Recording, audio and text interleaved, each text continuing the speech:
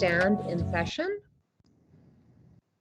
The first item is our COVID-19 update. Time has been set aside for an update on COVID-19 emergency.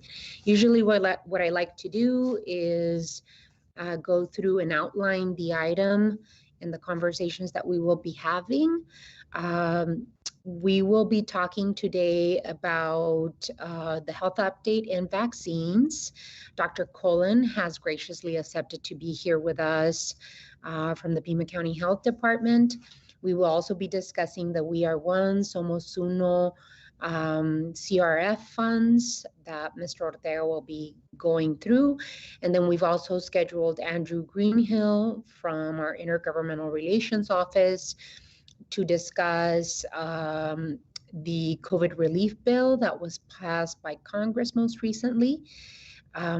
What I would like to open up the item with is to extend my support as a mayor of the city of Tucson to the Pima County and the Pima County Health Department to offer our assistance in any way in terms of our locations and resources to be able to distribute the vaccine to the residents of the city of Tucson. So I want to make sure, Dr. Cullen, that you take with you, take to the Board of Supervisors and to Mr. Huckleberry that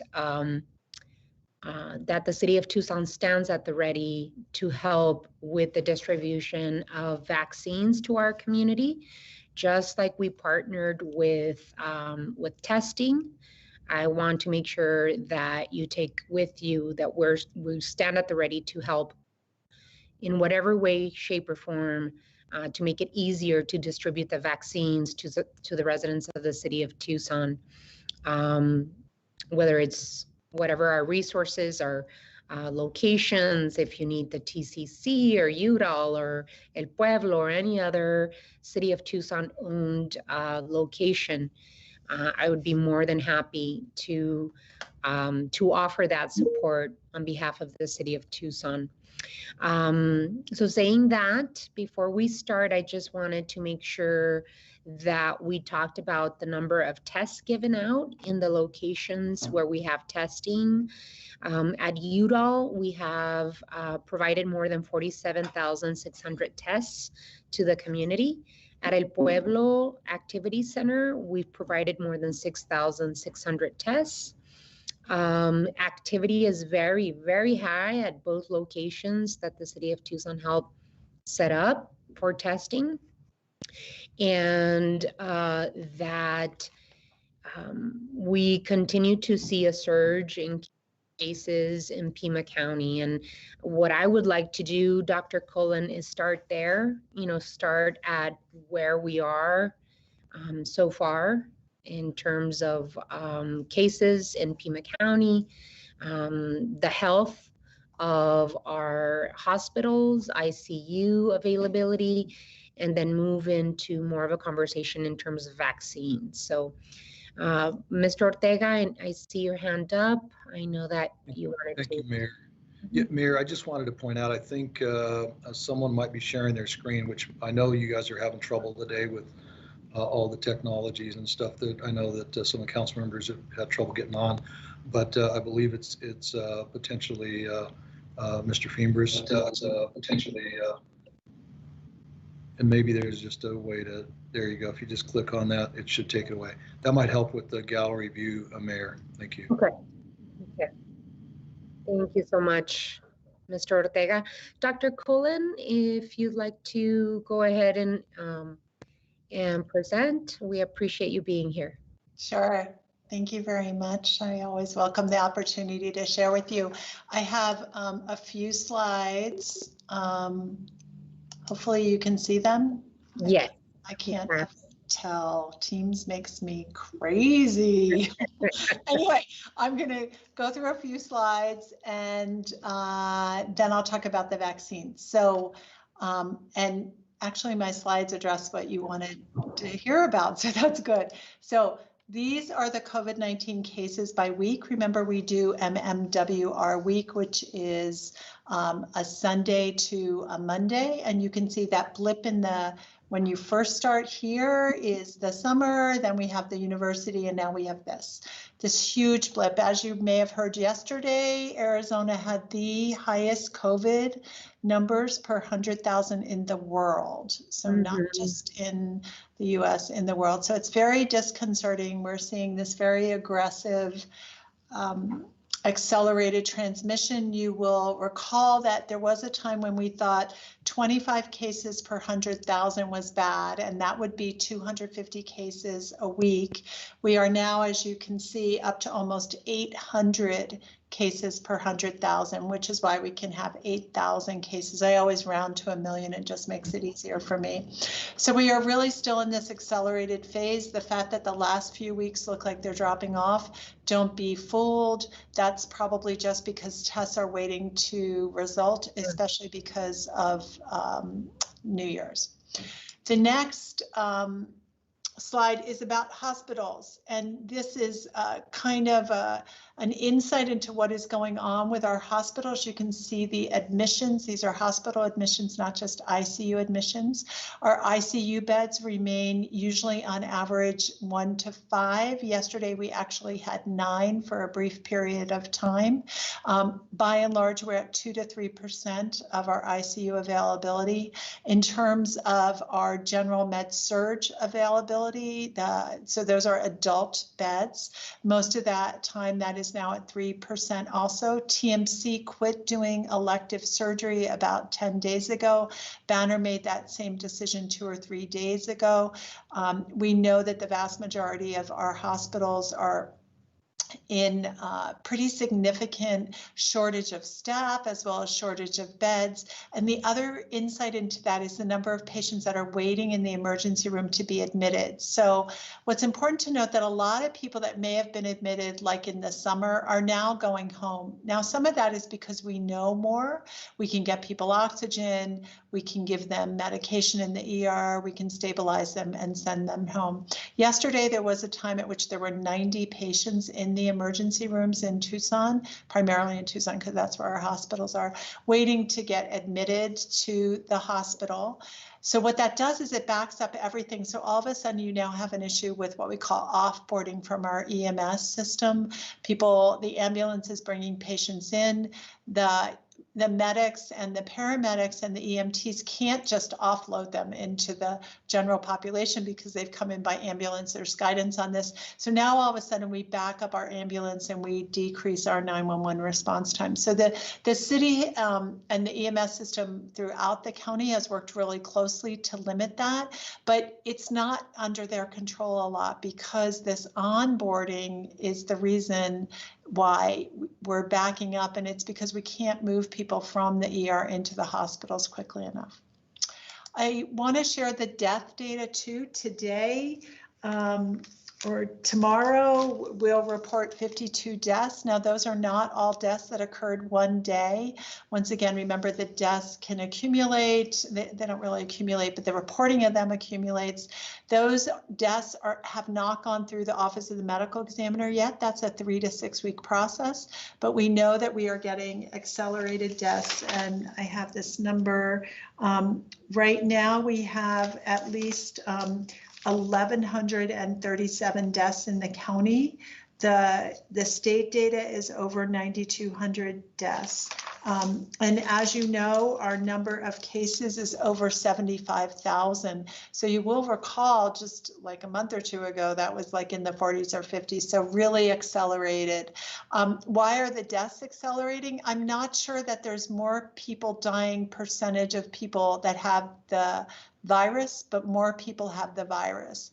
We do know that some people are delaying seeking care, or it would appear they are coming to the ER or urgent care later than they have been. One very positive thing for the community is starting tomorrow. Health and Human Services and the Assistant Secretary for Preparedness and Response, ASPR, and the state selected Tucson to be the second site in the country to do an IV infusion area specific to the monoclonal antibody. That's what the president got and other people have gotten. It's what we call it BAM for short. It has a really long name, so we just call it BAM. The state, the feds are sending in, they're here now, a team to set that up. They will be in the county for 14 days. That is so people can get access to the monoclonal antibody. We have had it. We have had a very limited supply. Part of the deal with the feds is because we agreed to do this and it's going to be at TMC in their GI lab, is that they will continue to provide us with the monoclonal antibody. And we had a very direct question to them. What does that mean? Is there a limit? And they said, no, there's not a limit. So El Centro was the first site in the country. We're the second site, and they're also opening up Las Vegas. So some of this is the feds are trying to learn how to get more effective utilization of monoclonal antibody. And we are really privileged and grateful that we are going to be the ones to do that. So let me go now to the vaccination update, and that should say 12/17, not 11/17. This, and you guys will get these slides. This is our website. Our website has a lot of information on it, and I would encourage you to go there. We are updating on a daily basis, well, not over the weekend, but primarily a daily basis, the number of immunizations that we have given. As of this morning, we had given over 18,000, over 20,000 shots.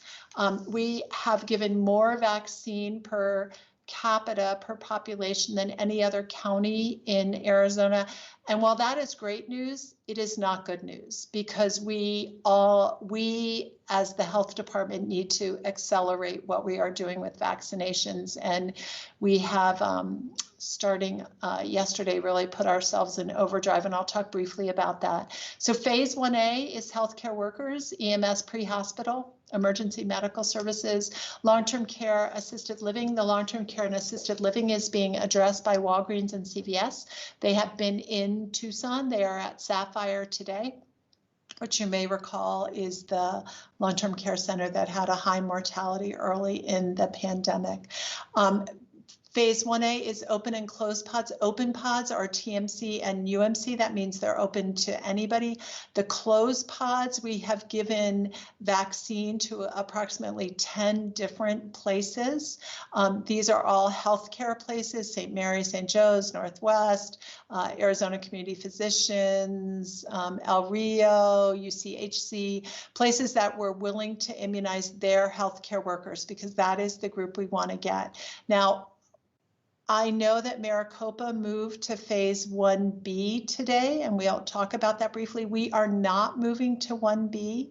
We still have people to immunize. We still think there's another 10 to 15,000 people, and our pods are full. We did have one day last week where our appointments were not all taken, but they are all taken again. We onboarded, which means we picked up another 800 healthcare providers over the weekend, and all of them are now in the queue to get immunized. We believe and we hope that we will go to 1B around 118. We may go earlier than that, depending upon how many vaccines we're able to give on any day. TMC right now is giving over 1,000 vaccines a day. UMC is on average giving, or wants to be giving, about 700 a day. TMC thinks they can ramp to 2,000. So that would be about 2,700 a day. And I always want to call out our tribal partner, the Tonatham Nation, which is doing an amazing job. They have given 60% of the vaccine that they've been given already. They've been able to immunize with it. 1B, and these are all on the website with much more detail, and I would encourage you to go there. 1B, seniors 75 and older, essential protective services, think fire and police, education and childcare workers. Those are not in any order All three of them are part of 1B. We have not started 1B as we've talked to you about, though we are working with a lot of the different parts of this. We're working with Pima Council on Aging. We're working with Fire and Police. We're working with the school superintendent as well as the universities to get education and child care workers. Right now, before you move on to the rest of your presentation on phase 1B, I know that that's opening up to first responders and frontline workers, as well as teachers, etc.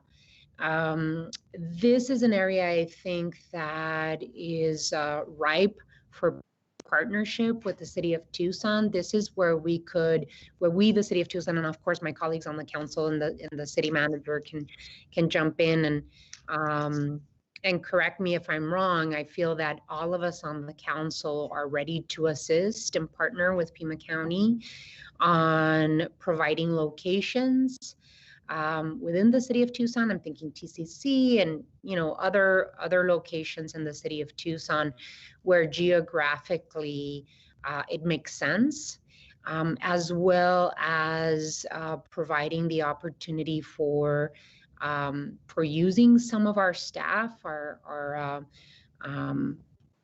EMTs and paramedics.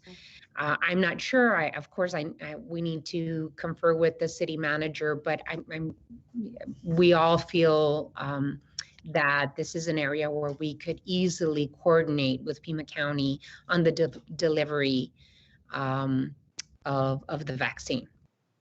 Yeah, and we had Mr. Huckleberry has talked with, I think, Mr. Ortega, and there was another meeting today specifically about TCC, though I wasn't involved in it, but Spencer Graves, who's leading one of the responses here, was involved.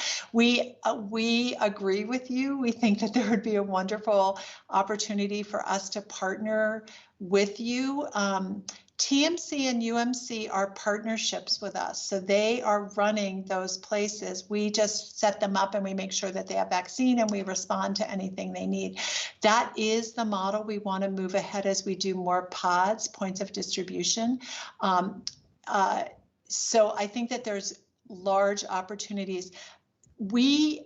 So you can see the dosing right now. So we've vaccinated 20,000 people. We have 65,000 doses allotted. We have 47,000 in the community. Those have all been distributed either to UMC or TMC or these other 10 other areas. However, to comment on what you just said, it's actually a critical partnership. We have to accelerate what we are doing. I told my staff yesterday, this is an emergency. Mm-hmm. Vaccination needs to get out as quickly as it can, and it requires us to not to minimize vaccinating 100 people at one facility, because that's really important. But right now, we need to figure out how we can vaccinate thousands of people every day, and that requires us to have these points of distribution like the potential one at TCC, which I know that I talked to Mr. Huckleberry today, and I know he has talked with the city, and Spencer talked again today with them. So we do anticipate the need for more of these pods. Now, the challenge we've given ourselves, and we haven't done like media around this, but basically what I've said is we need to give 300,000 shots in 3 months. Right. So if we have 1 million people, 220,000 aren't eligible because they're 16 or 17 and lower and they can't get the shot yet, but it probably will be approved for them, but right now they can't. Probably 20% are not going to want the shot, maybe a little more, but that leaves us with about 640,000 people that we need to immunize, and the quicker we immunize, the better. I'm sure you're aware that there's a new variant of the vaccine, and it is sensitive of the virus. It is sensitive to this vaccine. So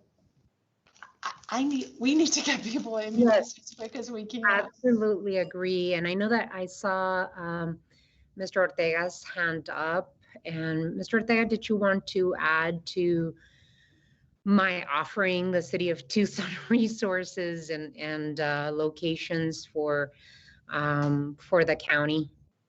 Sure, Mayor. And what I can do is, if you like, we'll finish or let Dr. Cullen's presentation be completed, and then we can talk a little bit about some of the things that you mentioned, because I think there is an opportunity to demonstrate a strong partnership with Pima County and really the delivery of these vaccines. And so we've got some ideas. I didn't mean to interrupt. I apologize. I thought you wanted me to weigh in on that particular point, but I'm happy to weigh in. But I thought maybe after Dr. Cullen finished, we could chat a little bit more about some of the logistics and protocols internal. Yeah, I think I'm close to done, and it might be better just to dialogue. I've challenged our staff to recognize that we are now in a new phase, and these number of cases that we're seeing reflects that new phase. And we are not in crisis standards of care yet at the hospital. And I know, for instance, Ms. Rich and the people at Banner are doing everything they can to prevent us from getting crisis standards of care. But we are in an emergency again. And I think there was this little lull in the fall where we were doing okay. We weren't great, but we were okay, and it seemed so much better. And now we have a vaccine, and it first came to the county on the 15th. We gave our first shots based on what the governor said we could do on the 17th, but some people got their shot on the 15th. And so a very few people already have had 2 shots. But our goal is to get as many people immunized as we can. So. Yep, absolutely. And we want to make sure that we're good partners with the county on this.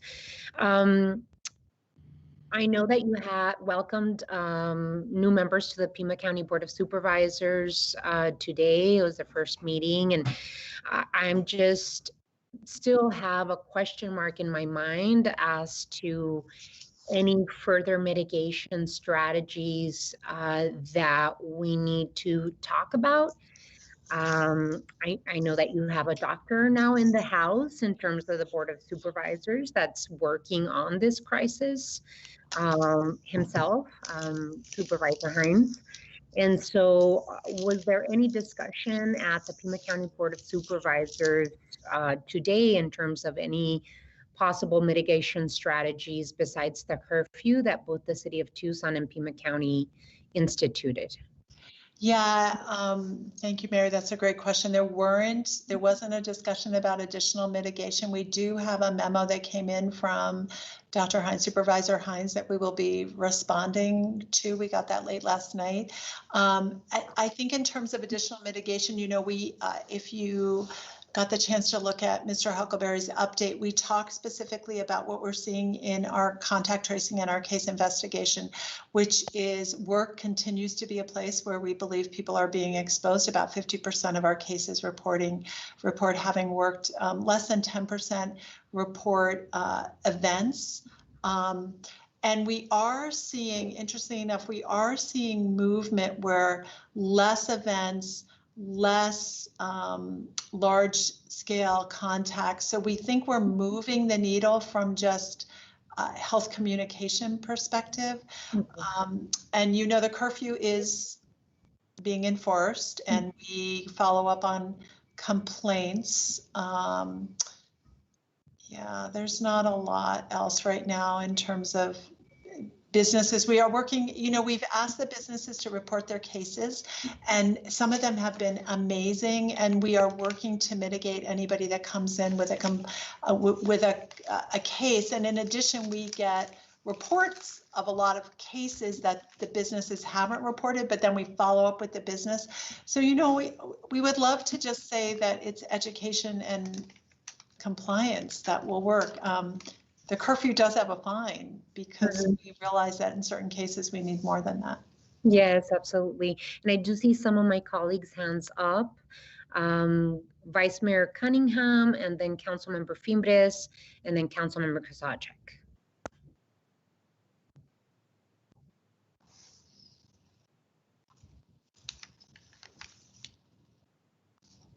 Vice Mayor? I always do that with the mute button. Dr. Cullen, I want to thank you for your leadership. I also want to thank you for coming to see us, because I know you don't have to. And I also want to be thankful today and give some gratitude that you're on the other side. It looks like you're on the other side of it. So that's a good thing. I've got a few questions and they're technical. And again, they're probably stuff that we don't know. According to the, and I'm looking at the Washington Post website. That's the vaccine tracker that I'm looking at. It says that Arizona has distributed 419,000 doses. We're about 1/7 of the state's population. That makes the math easy for me, which would mean that we'd be right around 60,000 doses, and we've only gotten 47. And is there anything we do to go to the governor's office and say, hey, look, where's our other 13,000 doses? Because fair is fair. So that's one thing I wanted to mention. I've got like 4 questions. Should I go through all of them or should I do them one at a time? No, because I won't remember all of them. So let's do them easy.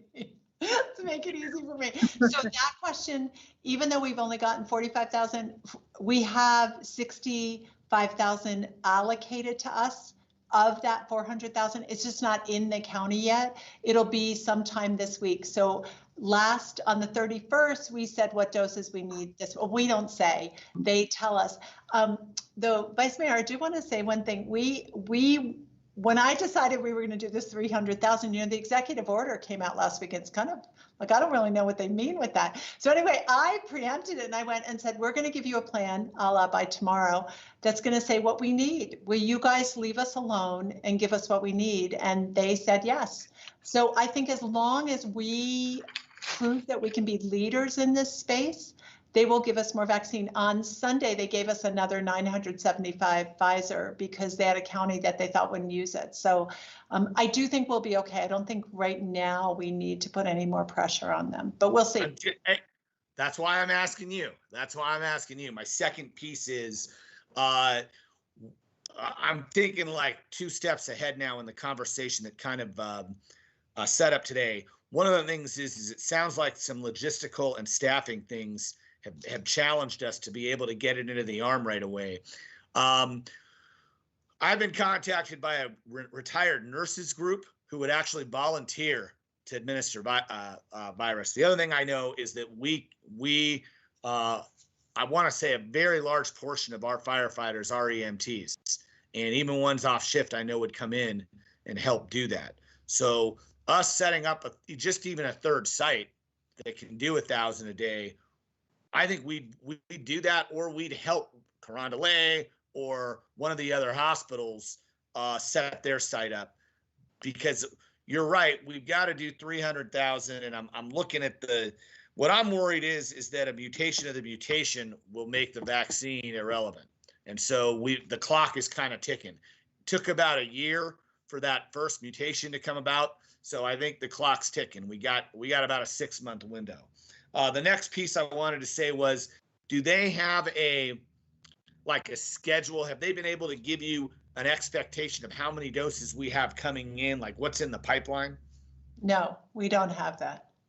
So again, going back to this website, the Washington Post is reporting that Arizona should receive another 480,000 doses by the end of the week.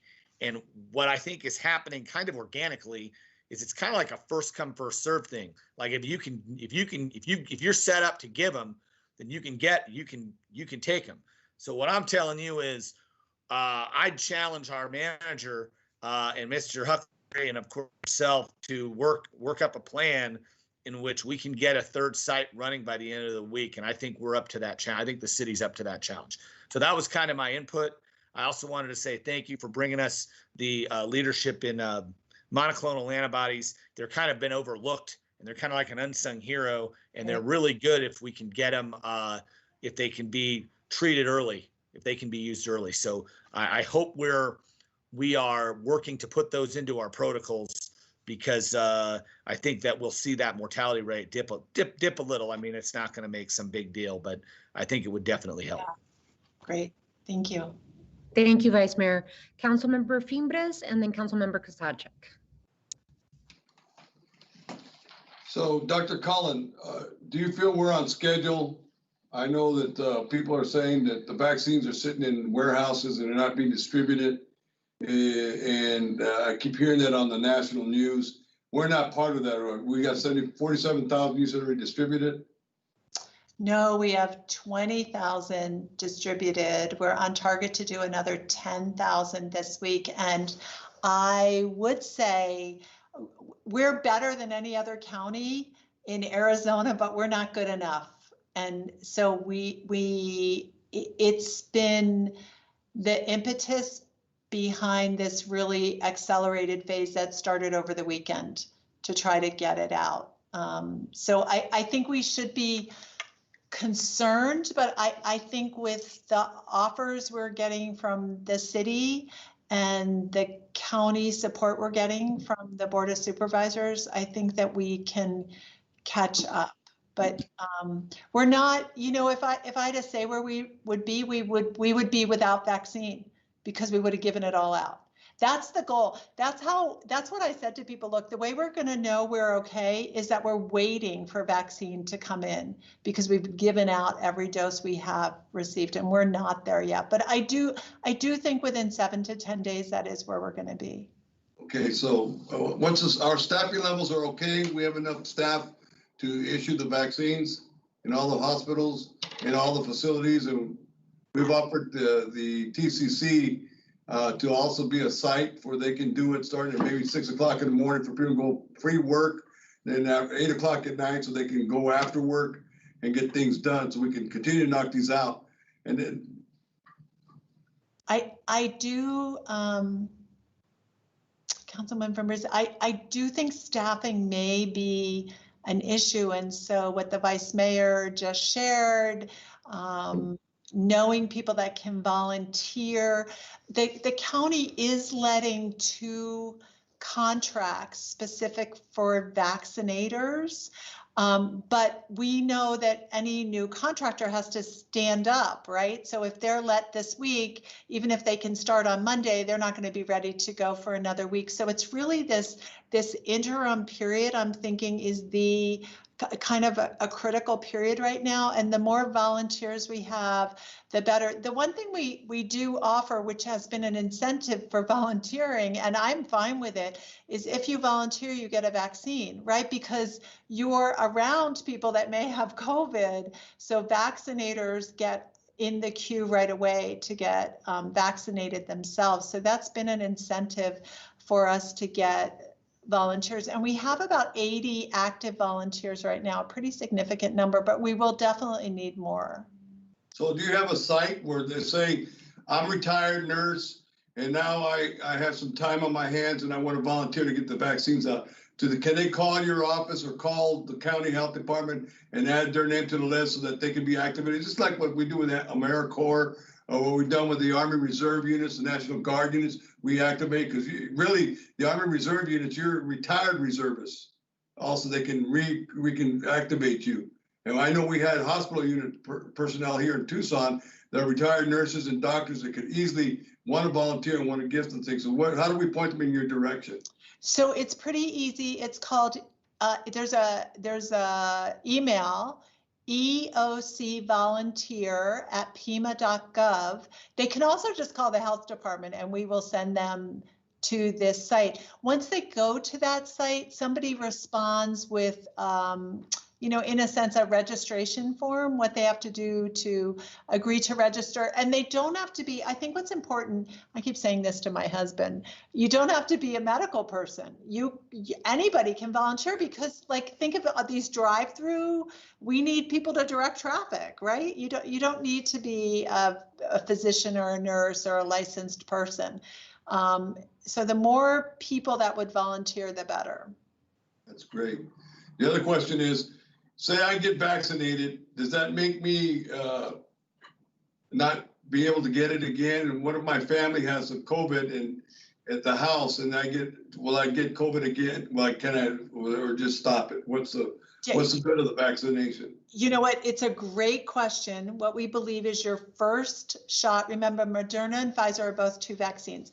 We believe your first shot gives you about 80% protection. And if you got COVID, it would be not as severe. The second shot is needed to get to around 95%. So you could still get COVID, just like you could if you had the flu shot, right? So the goal is to get most people vaccinated so that your risk of being exposed to it is pretty low, and then you've been vaccinated. Right now, if people are vaccinating, we are telling them they still have to wear, wash, wait. They still have to wear a mask. They still need to wash their hands. They still need to make sure that they're not around people that have COVID, protect themselves as much as they can until we have remember that concept of herd immunity.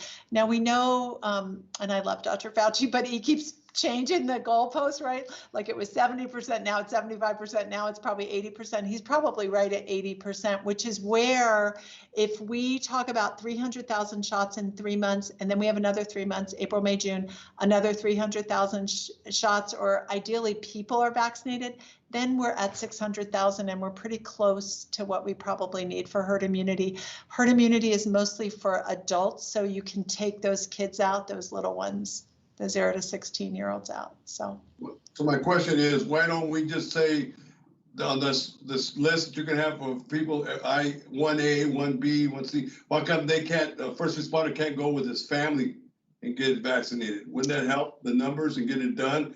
And then when you're a shooter of a household that's completely is protected more than individuals still working. Yeah, Councilman, this is a great question. It gets asked a lot. Right now, we're not doing that, and it's a prioritization that came to us from the CDC and the state, and it's related to risk factors. So if, for instance, your people you live with are over 65 and they have risk factors, or they're younger and they have a lot of risk factors, they will then be in the second group of 1B. So 1B has a prioritization group, which are the 3 I showed you, and then a non-prioritization group. But right now we're not doing that. This question has really come up with elders, right? People that are over 75 that have a caregiver.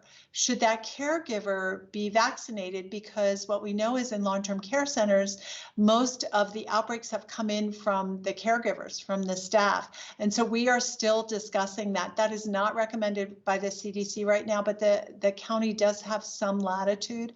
And we've also looked at our populations that are more at risk, based on social vulnerability index as well as racial classification. And we're trying to ensure that we get equity in the delivery of the vaccine. It turns out it's pretty difficult to do that because of the way the groups are defined, but that is our goal. Okay, my last question is about assisted living facilities. I know you touched a lot, like Sapphire. We had 28 deaths over there at Sapphire. Raised our numbers and our zip codes here, raised it really high. Are they going to be on the list to be getting this prioritized?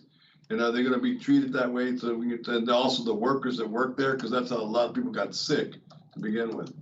So Sapphire got immunized today, the workers and the residents. At least they were supposed to. I should double check, but Walgreens told me they were going out there today.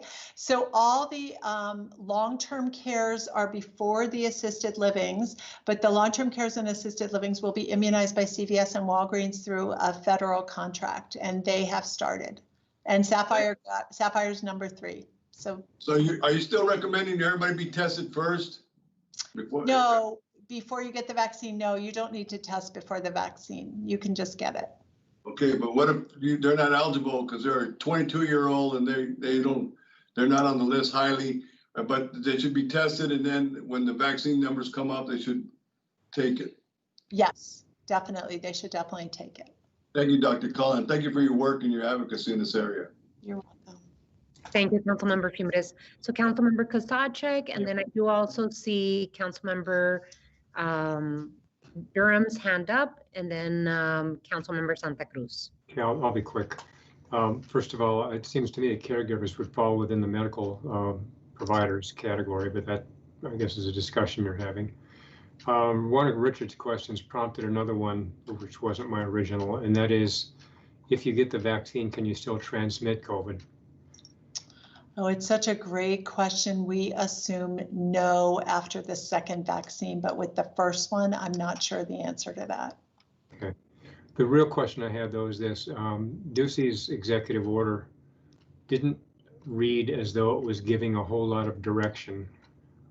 Can you give us your read on what it actually did, or if it put any hamstrings on you?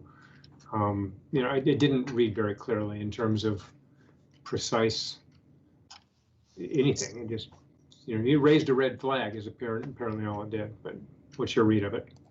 So Councilman Kozachik, that's a great thing. We have the same read that you did. It's actually why we decided to bump ahead and be proactive and go to the state and say, hey, this is what we want to do. Will you leave us alone?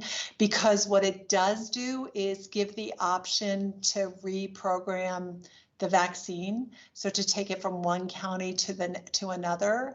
And I think some of this was obviously in response to the criticism that was happening, that it wasn't being dispersed quickly enough. But we don't want to be in a situation, you know, with our county to the north who says, well, oh, we need more immunizations, so we're taking it from PEMA. So that's why we reached out yesterday to the Deputy Director of Health Services and said, if we get you a plan, will you leave? Basically, we want to be left alone. We want to exploit the good things they're doing, like the CVS and Walgreens for long-term care, but we don't want them to tell us how we should be doing this, because the concern with that is that they'll limit the vaccine flow. I think we're okay right now. I think the vagaries of the executive order actually are what scare me the most, because I feel like he could do whatever he wanted to do. Not to be critical, but. Yes. Councilmember Durham and then Councilmember Santa Cruz.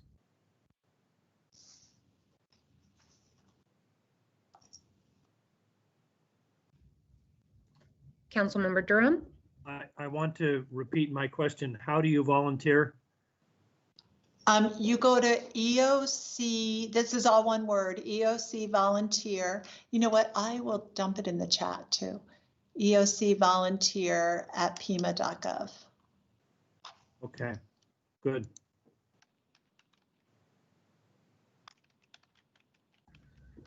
Any other questions, Councilmember Durham? No. Okay, Councilmember Santa Cruz? Thank you, Mayor. Dr. Cullen, thank you for the thorough information. My question is if the county had a little more autonomy to maybe target, you know, the communities of color that have been, you know, most negatively impacted by COVID. If that is going to play a role, you know, at all as far as like the priority after we get through the phase 1 as we're going into phase 2. And then also even thinking about just the age range of who is actually getting it and passing it. Like, is that going to be taken into consideration as like, as far as like a group that we need to target for the vaccine? Yeah, so the age range, interestingly enough, first off, thank you for that question, Councilman Santa Cruz. We actually looked at some work that Israel has done related to aging and death, and 5-year categorization of the death rate in Pima County. We're trying to get the survival rate from the ICU to see if that gives us any more information, but we have paid attention to that. It turns out that we're pretty consistent with this 75 and then 65-year cutoffs, which is what the state's doing. So we're okay with that. As far as the young kids, we're actually doing some additional evaluation because we're trying to work with the schools to get K-5 back if we can, or at least recommend that they can probably more safely get back. So the age we're doing that, I'm gonna paste in here the tentative link. Oh, it's a horrible looking link. I think it'll work, to the 1B group. And at the bottom of it is information related to more vulnerable populations that we want to try to identify and prioritize within the subgroup. I will tell you, even though that's our goal, haven't quite figured out the best way to do that. We do have an ethics group, and we also have a community engagement group. But if you or your staff or anyone else had ideas of what they think would be the best way to do that, we would welcome that. It's important to almost everybody on our staff to make sure that we do this equity lens on this. And it is true in terms of the healthcare workers in 1A, we haven't paid attention to that. We've just said, if you're a healthcare worker, let's get you through. We have worked, for instance, though, with the home health care and behavioral health groups to make sure that they're in that group. We just talked to Job Corps and said your healthcare workers should get in line right now and get immunized. So we're trying to do that, but any insights would be really welcome. Yeah, we'll follow up with you then. Thank you. Cool. Thank you.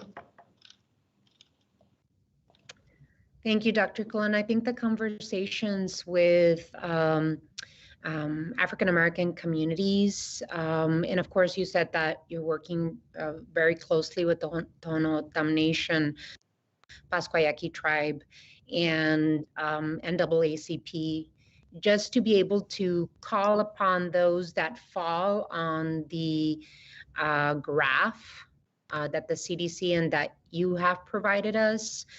So if they are healthcare workers of color, if they're frontline workers of color, you know, those types of groups I think could help, as well as the city of Tucson, and of course all of us individually can help spread the word in terms of that equity lens that you want to add to the vaccine distribution. Well, thank you so much. I don't have any additional questions. Thank you. It's wonderful to see you feeling better and back at work. I hope you took the vaccine. Well, no, actually the recommendation in a time of scarcity, which is what we're in, is if you have proven COVID, I definitely had proven COVID, that you wait 90 days because you probably are immune. So I'm waiting until there's more vaccine and then I'm going to get. Thank you so much. I really appreciate you being here with us. And again, the offer of help stands for whatever resources that we might partner with Pima County to open another location, or what did you call it? A point of distribution in the city of Tucson, to make it easier to put those vaccines in the arms of the community. Yeah, good. Okay, well, thank you so much. I will be back when you invite me, and I appreciate your time. You're always welcome here. Thank you for joining us. Thanks, you guys. Bye. Mr. Manager, I just wanted to follow up the conversation with you on this, on how we can help Pima County and the vaccine distribution. So do you need any additional authority from mayor and council to execute any intergovernmental agreement or memorandum of understanding with Pima County to be able to, you know, so that you can move forward without having to come back to mayor and council for any type of approval for this type of partnership with Pima County? Yes, Mayor, I would like that authority to establish agreements. And let me just tell you a few of the thoughts that are running through my head, at least at this point. I've had several conversations with the county administrator, with Mr. Huckleberry, about how, and you heard Dr. Cullen, the focus is how do we make sure that we've got adequate infrastructure in place where we are not the holdup as a community. And so in essence, we've mobilized and partnered to drive that home. It's very clear their commitment is to getting the resources on their end. On our end, they have asked for us to consider the TCC as a location that inside, because of the size. We haven't worked out any of the detail. This is brand new information as of this morning. So I don't have a lot of detail to share with you, but I will share with you what I have. They are in need, it looks like, of, as you heard from Dr. Cullen, certified EMT folks that can actually administer the vaccine. So that that's an opportunity for us to partner with them. I've already had some conversation with our fire folks, and we think there's an opportunity there. Their magnitude in terms of what they need is somewhere between 50 and 60 staff. So we're working through that in terms of what that might look like internally. The other thing is, you heard from Dr. Cullen that they'll need are non-certified folks, processing and greeters and that kind of thing. So what I'm planning to do is offer some of our employees to redeploy to assist them in not only at the TCC but other locations and we'll be talking through what that looks like. I know there was some interest in the east side as well. So I would be looking for two pieces of authority, if you will. One is to establish the agreement with the county or other agencies. It could be we have some relationship with the state here. I don't know. The second would be if I need to solidify an agreement with a private party for the use of a parking lot, for example. I know that there are some large parking lots that are privately held. I'd like the authority to go and negotiate with them, assuming that we would do it as opposed to the county. Again, I'm just trying to think ahead so I don't have to come back, and we'll certainly keep you up to date on what that might look like, but that would be very helpful. I'll keep you in real time in terms of information as it evolves. As you heard from Dr. Cullen, it changes by the hour. But I do think, Mayor, your comments early on are right on point. I think it can demonstrate a strong partnership working with the Pima County Health Department and the Pima County government to make sure that we are getting the vaccines out as quickly as we possibly can. And we're absolutely committed to doing our part to make sure that those vaccines get out. May I entertain a motion to give the city manager any authority to execute any required IGAs or memorandums of understanding for my colleagues on the council, please? So move. Second. There's a motion. Give the city manager any and all authority he needs to execute IGAs with the county to get vaccination sites up and going. So there's a motion and a second. Thank you, Steve. All those in favor indicate by saying aye. Aye. I would just ask to be clear that that includes not just IGAs, because that's only with governmental agencies, but other private parties as may be required as well. Right, does that include I MOUs? include that in my motion. Thank you. Those are MOUs, right, Mike? Correct. Mike Rankin? Yes, correct, Mayor. Okay. Thank you for Okay. adding that. I Good. think the quickest we get that rest of those vaccines out into people's arms is the best way we need to do this. And that's the best, we need to move on that. Absolutely agree. There's a motion and a second. I think we went to those in favor indicate by saying aye. I believe we said aye. Any opposed? Alrighty, so you've got your authority, Mr. Manager. We want to be as good partner as we possibly can for this vaccine distribution, and we can talk about cost later. I think the most important, as we heard from Dr. Cullen, the most important thing is that we act now. This is an emergency, and it's what's best for our community. So thank you all. Before we move on to the We Are One Somos Uno CRF funds and how it was distributed, it's spent, may I also add that the surge that is happening now started back in, with Halloween and then Thanksgiving. And most recently we saw Christmas, people maybe gathering, and New Year's. And so I would suggest, Mr. Manager, that we highly ask our city staff, and especially those that are coming back to work in person, that they get tested, that we encourage continued testing of employees that are coming back to work that have, to congregate in city buildings or have to show up to work to provide the services that the community needs. Also that that we encourage the mask wearing, the CDC guidelines. There have been some people in residents of the city of Tucson that have complained about maybe some city of Tucson workers not wearing face covering. And so if there's any way that you can communicate that either through a mass email to all city workers, encouraging them that if they did gather with family, if they did travel throughout the state or by plane, that they get tested in order to protect their coworkers if they're back at work. I do see Councilmember Santa Cruz's hand up.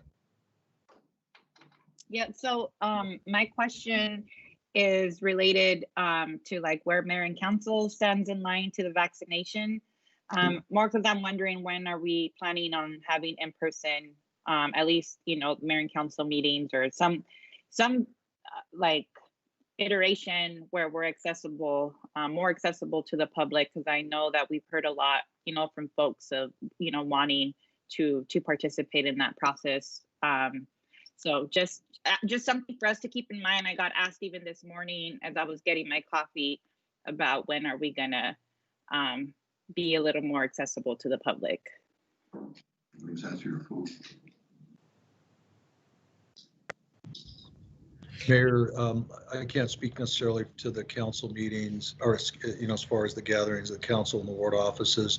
What I can speak to is the city government as a whole.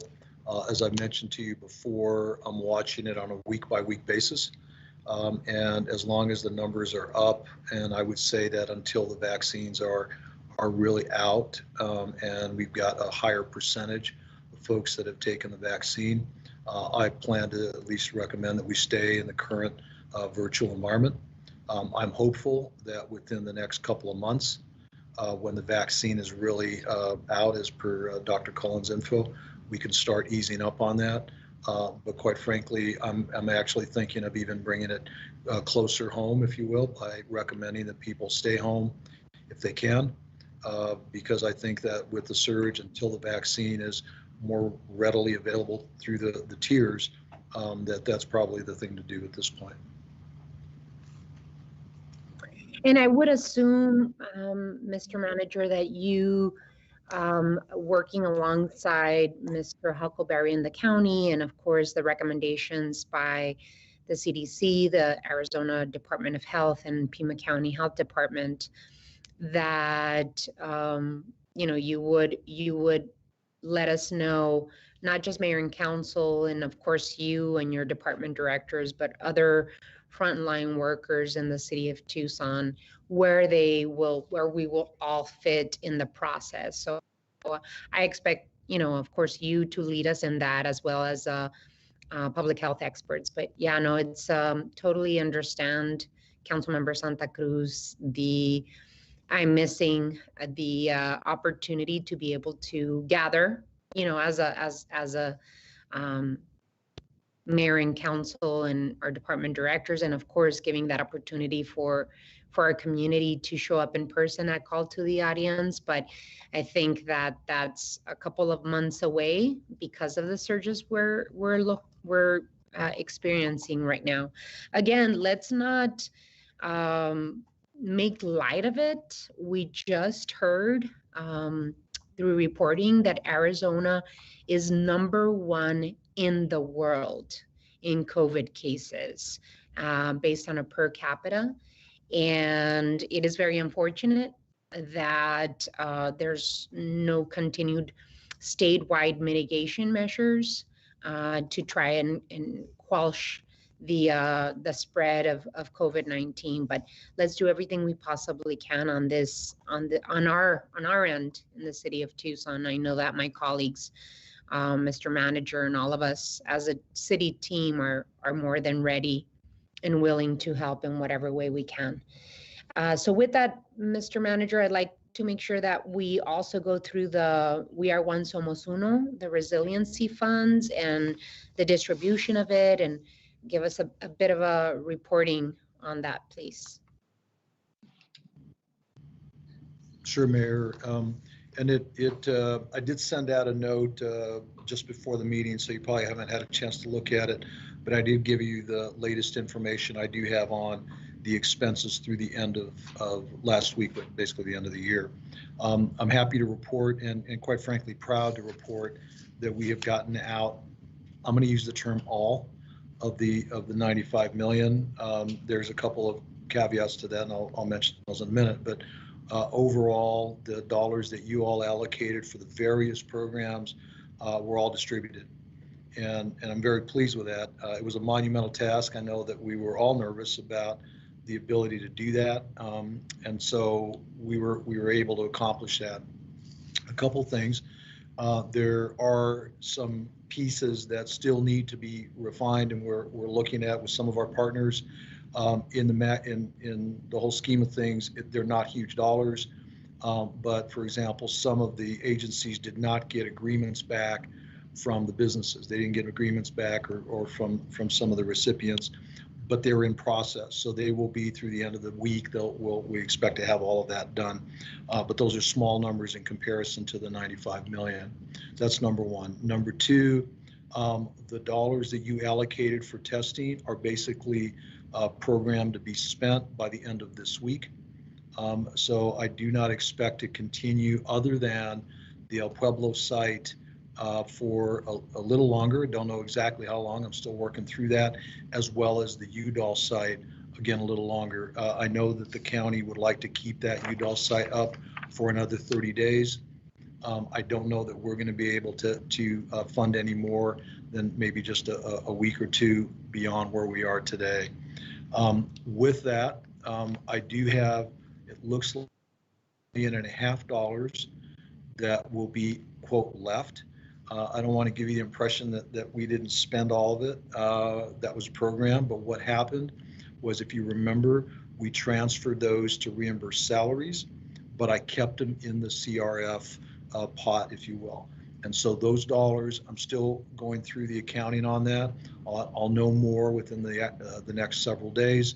You know, they're basically finishing up through the end of the calendar year.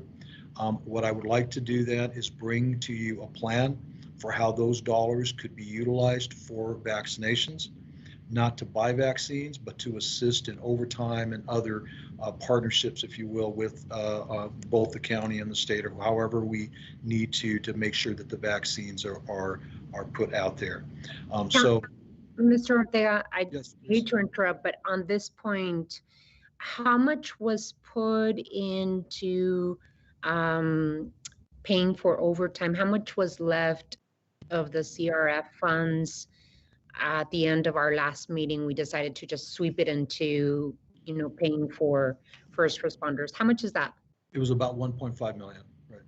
And that is still there? So there is a piece of that that's still there. Okay. So what we did, Mayor, is we're going through all of the accounting. If you remember, we allocated certain dollars for facility improvements, for example. In some areas, we didn't expend all of that. We didn't need all of it. But I've kept it there so that it gives you flexibility to do other things, if you will, to move forward with the vaccinations or other expenses related to the virus. And it could very well be that when we come back to you in 2 weeks, you may want to consider additional dollars for, and then pick it, businesses, utility assistance, et cetera. So there is still some opportunity. It's not a lot of money, but it is a little tiny bit of money that we think we're going to have left, if you will, available for mayor and council to give us direction on. Just to give you my input and my opinion on this, I think that we have to continue with our hand on the target, and testing is a big component of finding out how the spread is continuing in the city of Tucson. So my personal preference, Mr. Ortega, would be that we continue investing in testing. I know that Pima County is struggling in terms of testing. They're going into their general fund until they get the relief just passed by Congress. So at this point in time, I think it would be really important that you compare notes with Pima County and the Pima County Health Department in terms of what the needs are, because we're down to the stretch, right? You know, according to Dr. Cullen, we already have a plan in terms of the vaccinations, but the testing still remains an important piece of this emergency puzzle. So just keep in mind that I would say the next 3 to 4 weeks is when we start seeing the dollars coming in from the federal government for continued testing. And so there's that need there. I would say, you know, continue coordinating with Pima County as to where the needs, where the gaps are. Happy to do that, Mayor, and I'm fine with that. I will have to make a call on that because we are scheduled to be done, if you will, by Friday. So with your okay as mayor and council, then I will continue this at least until the 20th.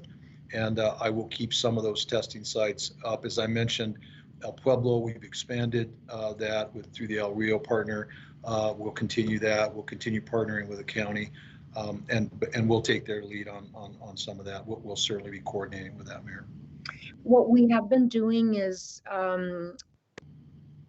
we've been helping to fund the El Pueblo Activity Center, as well as UDAL, as well as those pop-up locations that have been highly used by the community. So I would say, and I mean, I'll open it up for my colleagues on the council to jump in and give their input, but I would say, including pop-ups and El Pueblo and UDAL, at least for the next three to 4 weeks, to be able to, stretch the services in terms of testing. I do see Vice Mayor Cunningham's hand up. Right, Mayor? Yes, Your Honor. So I watched the Board of Supervisors meeting this morning, and one of the things they talked about was they're probably gonna work to continue testing, and there's gonna be some secondary CRF money available for reimbursement. So if we're partnering on that, let's just make sure that we're not putting into the till what we may get back, if you will. I don't care how it's done. I don't mind us fronting money for that, but I want to make sure that our share gets paid back and the county doesn't get all the payback money. You see where I'm going with that, Mike? I think I don't, and by the way, I'm not accusing I don't think the county would do that to us anyway. I think the county's totally our partner and it'll be fine.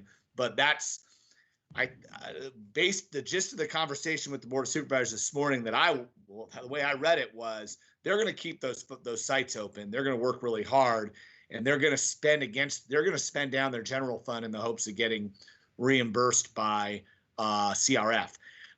Whether or not they want to spend down their general fund on our portion or not makes no difference to me. I'm happy to help them front the cash, but I would like us to make best efforts to be reimbursed in the same manner. That's all. Right. That's a great point, Vice Mayor. I agree. Councilmember Fimbres? Madam Mayor, Ms. Ortega, you said we have about 1.5 million left, and that's in the testing pot? Mayor, Councilmember Fimbres, there's about 1.52 collectively. That's all pots. Okay. And then I know that the second stimulus package, do we know what's earmarked? I know somebody was talking about it on CNN this morning, what's going to cities and counties for the testing and vaccine. Do we have an earmark or version? Does Andy Greenhill know anything about what's going on up there? Mayor, Councilmember Fimbres, here in a bit, Mr. Greenhill will provide some information on that, and he'll get into a fair amount of detail. I think the point is making sure that we leave ourselves an opportunity to be reimbursed, as Vice Mayor Cunningham mentioned, so that we're going down the path with the county, with our partners, to make sure that we are getting reimbursed where we can. I know there was money also for moratoriums on evictions, also was part of that, and also some things that were going on in the stimulus package that just passed recently in the White House. So are we got to pay attention to that too, because ours ends the 31st of January, correct? Our moratorium on evictions? Mayor, Councilmember Fembris, that is my understanding, but I also understand that Mr. Greenhill has some information on that as well. Okay, and then the curfews times is still till the 31st, the counties? Mayor, Councilmember Fembris, no, sir, I believe that is until the rates drop. I don't remember the exact metric on that. Okay, good, so it's until the rates start falling again. All right, good. I appreciate that. Now, the other thing, is there a mandatory mask for all city employees to be wearing while they're working employed by the city government? Does the county have one too, mandatory? Mayor, I do not know about the county specifically. I know that the cities is. There are guidelines for that when you're in a public space, public area, when you're outside of your room, or when you're within the 6 feet of separation. So we do have that as a requirement. And one of the things, if someone is in their private vehicle or in a city vehicle, they aren't necessarily, if they're by themselves, they're not necessarily required to wear a mask. And that could be some of the complaints, I think, or observations that some folks have seen. If, again, that we're following the CDC guidelines for masking and making sure that there's adequate separation between the employees. Okay, good. Because yeah, we keep getting all these complaints that people aren't masking and you're requiring them to wear masks and they're not, our city employees aren't wearing masks. And I doubt that. But again, that's the complaint. So I appreciate your work on this too, Mike. Thank you, Madam Mayor. Mayor, Councilmember Fembris, during my town hall tomorrow with the employees, I'll definitely drive home the points about testing, Mayor, as you mentioned earlier, and also reminding them the masking is part of their required uniform, if you will, when they are within the 6 feet or outside in the public areas. I agree, because I think you reported that people have been tested positive from a family gathering, not because they were work related, but the majority of the. So we need to encourage that. Maybe they've been on leave and they came back and now they should be tested before they come back to work. Sometimes people are saying that to us. Right, Mr. Ortega, you might want to also, besides sharing the information and encouraging, the mask wearing and the testing for those that are coming back from vacation, to also maybe put an email out. You usually send out emails to all city employees, just reiterating the policies and encouraging the testing to continue in order to protect other co-workers and their families. I do see the hand of Councilmember Kozaczek up.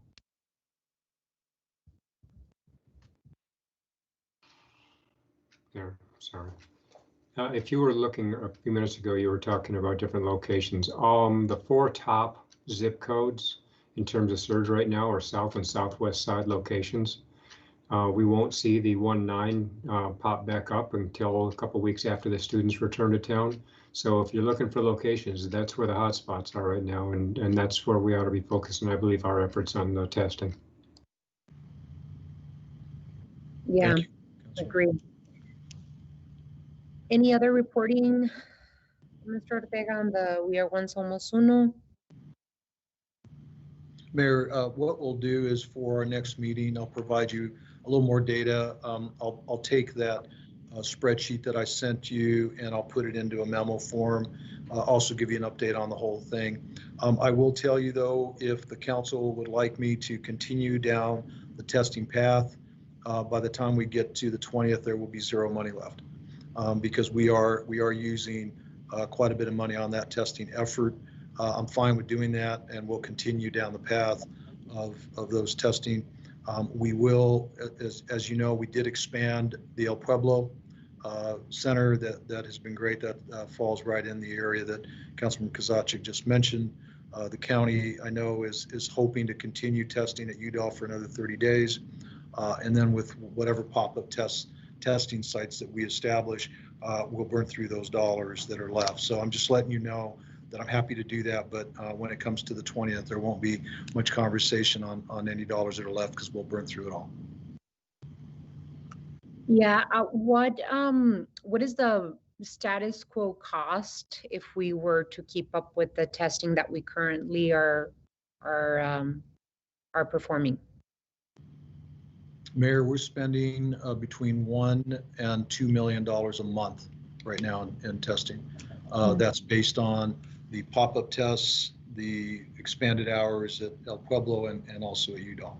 Okay. So that's why I'm saying by the time we get together again, if we continue down the same path, we'll have very little left in the allocation.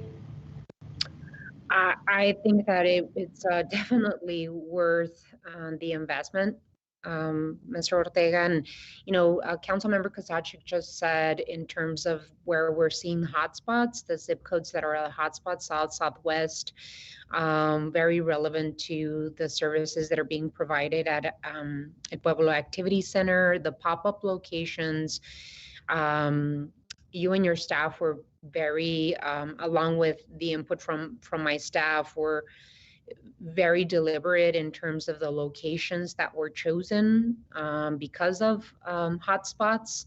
And so I think it's absolutely worth continuing that until we hear any further movement on the federal funds that are coming in for additional testing from the federal government. So I that's where I see it, but wanted to talk about the moratoriums that the federal government, the Congress just passed, but I'll talk about that, when Andrew does his presentation. But what I did want to talk a bit about, maybe you might have more information, what I'm aware in terms of utility assistance, the conversation that we've been having with Southwest Gas and TEP, Tucson Water, Pima County Sewer.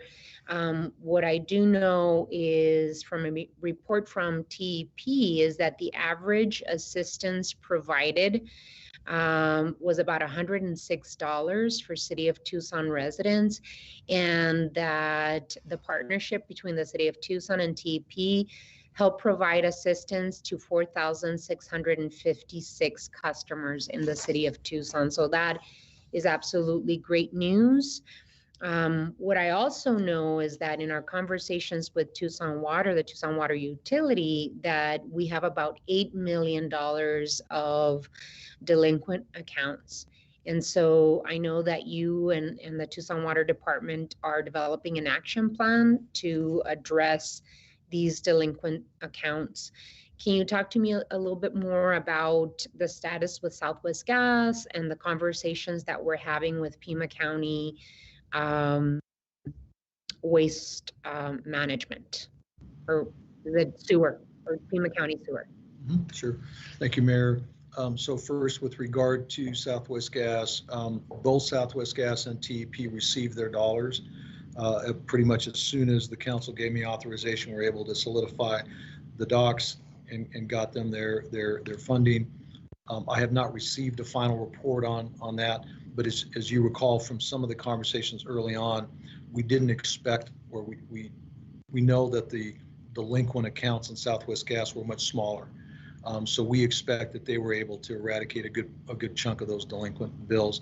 I've not received anything more on that. With regard to the county, we have had conversations with them. In essence, the working through the delinquencies within water and ES and wastewater, we have given them credit, if you will, much like what we did for Southwest Gas and TEP for late fees and those kinds of things. So we've basically developed a plan, or developing a plan that looks very similar to the TEP and to the Southwest Gas folks. I know that Joyce is on the line, and she might have a little more info, Mayor. If you don't mind, I can call on her to help with some of that information. Joyce? Thank you, Mr. Ortega, Madam Mayor, and Council. I just wanted to let you know that I have some information on the low-income utility application process for Tucson Water, which would include the sewer and the sanitation fees. So we've had, this was as of December 28th, we had over 890 applications. Of that, $513,000 was actually reported as past due amounts. So of that, 23 were not qualified, which means they lived outside of the city limits or South Tucson. So we have 97% of those applications are qualified, and we are working diligently to get those bills taken care of. That's great news. Thank you so Mayor, much. Go ahead, Mayor. Mr. Ortega. So along those lines, at the last meeting, or actually a little before that, you all had given me direction to hold off on shutoffs, moratorium on shutoffs for water, sewer, and ES.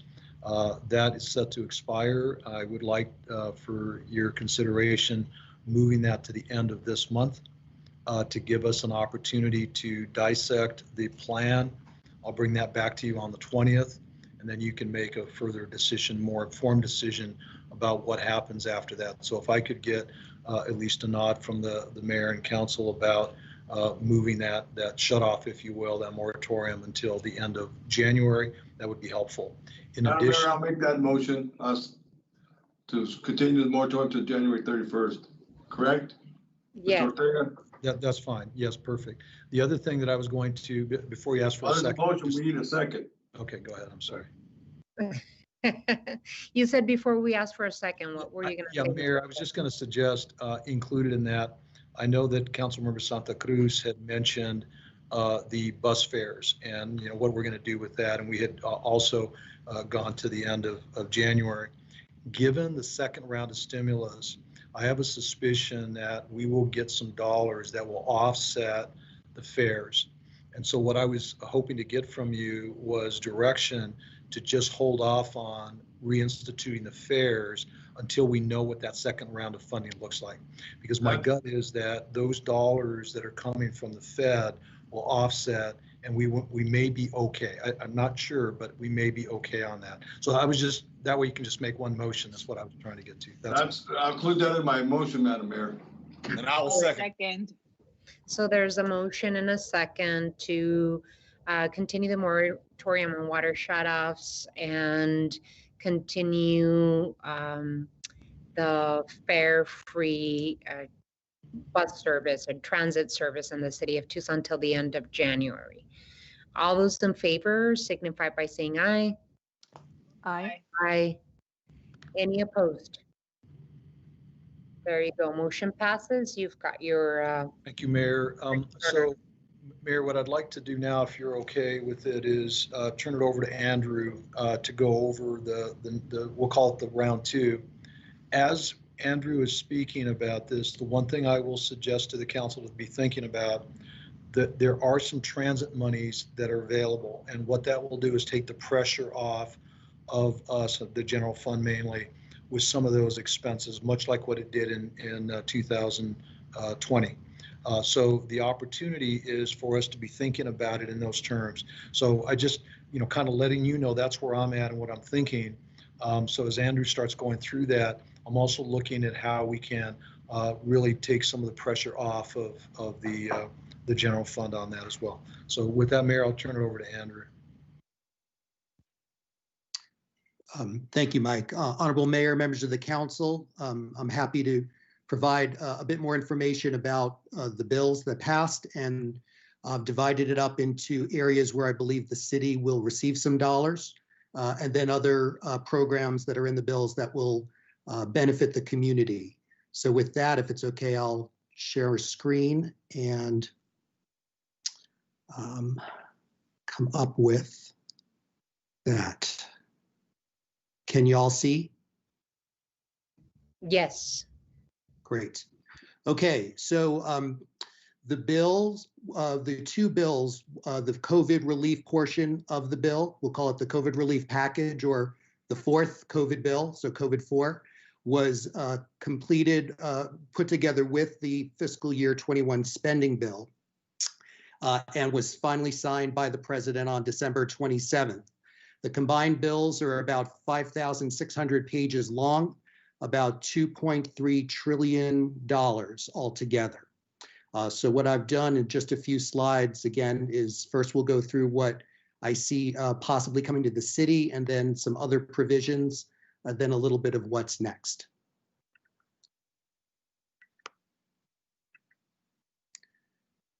So the first, and I think the most central provisions for the city of Tucson, the CRF deadline to spend dollars was moved another year to December 31st, 2021.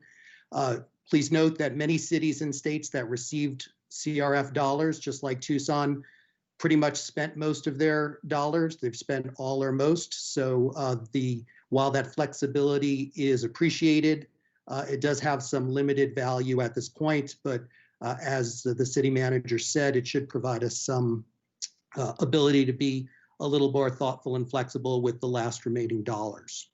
As Councilmember Fimbres said, the CDC eviction moratorium was extended another month to January 31st of this year. So we have about a month extra there that will allow the new Biden administration to decide what it wants to do going forward. It will also allow us to see how those rental assistance dollars will come in, and hopefully that will come in right and be available at about the same time. So as you can see, one of the big wins in the bill, $25 billion for rental and utility assistance. We know at this point that $485 million will be available for Arizona. Like the CRF, some of those dollars will go to the state, and then some will go to cities above 200,000 in population, including Tucson. How much exactly the city of Tucson will get, when we will get it, what the exact requirements are for how we can dole it out, we expect to get that guidance from the Treasury Department soon. We do have some information about what the funds can be used for, and just to be clear about it, rental backlog, utilities and home energy costs, as well as unpaid or delinquent bills, and then other housing costs due to COVID-19. The next item is low-income water and wastewater emergency assistance. So for those of you who are with the program, LIHEAP provides. Hold on, Andrew. Someone that is in the meeting does not have their microphone muted. Can you please make sure that your microphone is muted? Thank you. Go ahead, Andrew. So, okay, thank you, Mayor. So in the spending bill, there is the introduction of a new program similar to LIHEAP. LIHEAP is the low-income heating and energy assistance program, which helps low-income people nationwide with their power bills. Now there's a new program to help similarly, but with water and wastewater bills. This is a new program. It's only authorized for 1 year. It provides $638 million nationwide. To be honest, that is not a lot of money for the entire nation, but it's a new program, and there should be dollars that come to Arizona. At that point, Arizona will decide how to allocate those dollars to public utilities. So there too, we'll know more soon. As the city manager mentioned, there are FTA grants in the bill, 14 billion total nationwide. Those are divided up by urbanized area. So just like in the CARES Act, Tucson should receive some dollars. We don't know exactly how much yet. We're hoping to hear from FTA soon. And then there was also $10 billion nationwide for surface transportation that will go to state departments of transportation and possibly from there suballocated to the MPOs such as MAG and PAG. Of the 10 billion, we expect $182 million for Arizona. But again, how that money gets distributed, we don't know yet. So those are the dollars that we believe will come either directly or to the city at some point. Other provisions of the bill that are important to the community and that Mayor and Council have discussed in other ways so far at this meeting. As far as COVID testing, tracing, and mitigation, there's $22 billion nationwide, including an additional $2.5 billion for underserved areas. Those dollars will go to states and ultimately suballocated to public health authorities. So how much will actually go to Arizona and then from there to the counties, we don't know yet. Then we have vaccine purchase and distribution. The 20 billion for purchase will be, from the federal government to the vaccine manufacturers, but then there's an additional 8.75 billion that will go towards the vaccine distribution. Some of those dollars should find their way to Arizona and Pima County as well. Other areas of importance to mayor and council: broadband assistance. There's $7 billion. I do not believe any of these dollars would be available to us for either reimbursement of the expansions of Wi-Fi access that we've already provided. Most of these dollars, or a lot of these dollars, will go to low-income programs where the service providers will provide monthly discounts to low-income customers. And then there's also money for rural and tribal broadband expansion. Then there's the direct payments. I know there's been a lot of news coverage about this. In the end, at this point, it'll be $600 per person for people who make up to $75,000 a year. People who make more than that could still qualify for some dollars, although it starts getting phased out up to $99,000 a year. Also, people who are qualified could receive up to $600 per dependent child aged 17 or under. Unemployment insurance, there's an extension of the federal assistance in a number of areas, but for most who are collecting state unemployment insurance, they'll receive an additional $300 a week through this federal program. And again, that's on top of the state maximum of $245 a week. And that funding is now available through March 13th. As far as SNAP and nutrition assistance, there's a 15% benefit increase for those who already qualified. All of that is handled federally. And then small business assistance, $284 billion through the PPP program. This is additional new money. There's still an opportunity for those who didn't get loans in the first round to get them. There's also the ability for firms who did get in the first round to get a second round of loans. And also, I know some members of mayor and council have asked about whether 501c6 organizations, such as the Metro Chamber, or organizations like Destination Marketing, like Visit Tucson, could they be eligible? They are absolutely eligible under the new program. So that means more entities in and around Tucson, not just small businesses, will be eligible. Then there's the economic injury disaster loans. Even though it's under a loan program, there is $20 billion in grants for small businesses and 501c3s in low-income and underserved communities. Another program, this one is absolutely new, and I know members of the mayor and council have been advocating on behalf of local live performance venues for this. There is $15 billion in the bill for what we're calling the Save Our Stages program. There's still some guidance that we expect from the Small Business Administration on this, but I've been part of some webinars already, and there's quite a bit of interest in this program, but we're still looking to see which venues are eligible. The goal, though, or at least the focus, is to help those venues that have had to close or have lost even as much as 90% of their revenues over the last year due to COVID. And then education, there's $54 billion for K-12 nationwide, $22.7 billion for higher ed. Though it's not from these dollars, perhaps some of you heard last week that Governor Ducey allocated about $46 billion to each of the U of A and ASU and $23 billion to NAU. These new dollars, I think, will make up for those dollars and provide some assistance to our state universities. There's also another $4 billion that will go out to governors for them to distribute at their discretion, but for educational institutions. And then finally, the Postal Service, there's $10 billion in loan forgiveness. So in the CARES Act, there was $10 billion for the Postal Service as a loan. And this new COVID-4 bill wipes out that loan and makes it a grant. So the USPS will not have to pay the United States Treasury back for that money. So that's a very quick overview, again, of a very long bill with a lot of different programs in it, but I wanted to just highlight for you what are the main provisions in the bill that I think will be most important to the city, to our local partners, and to our community. So what's next? First off, I do want to be Thankful, express our gratitude to our federal delegation, Senators Sinema and Kelly, Representatives Grijalva and Kirkpatrick and O'Halloran.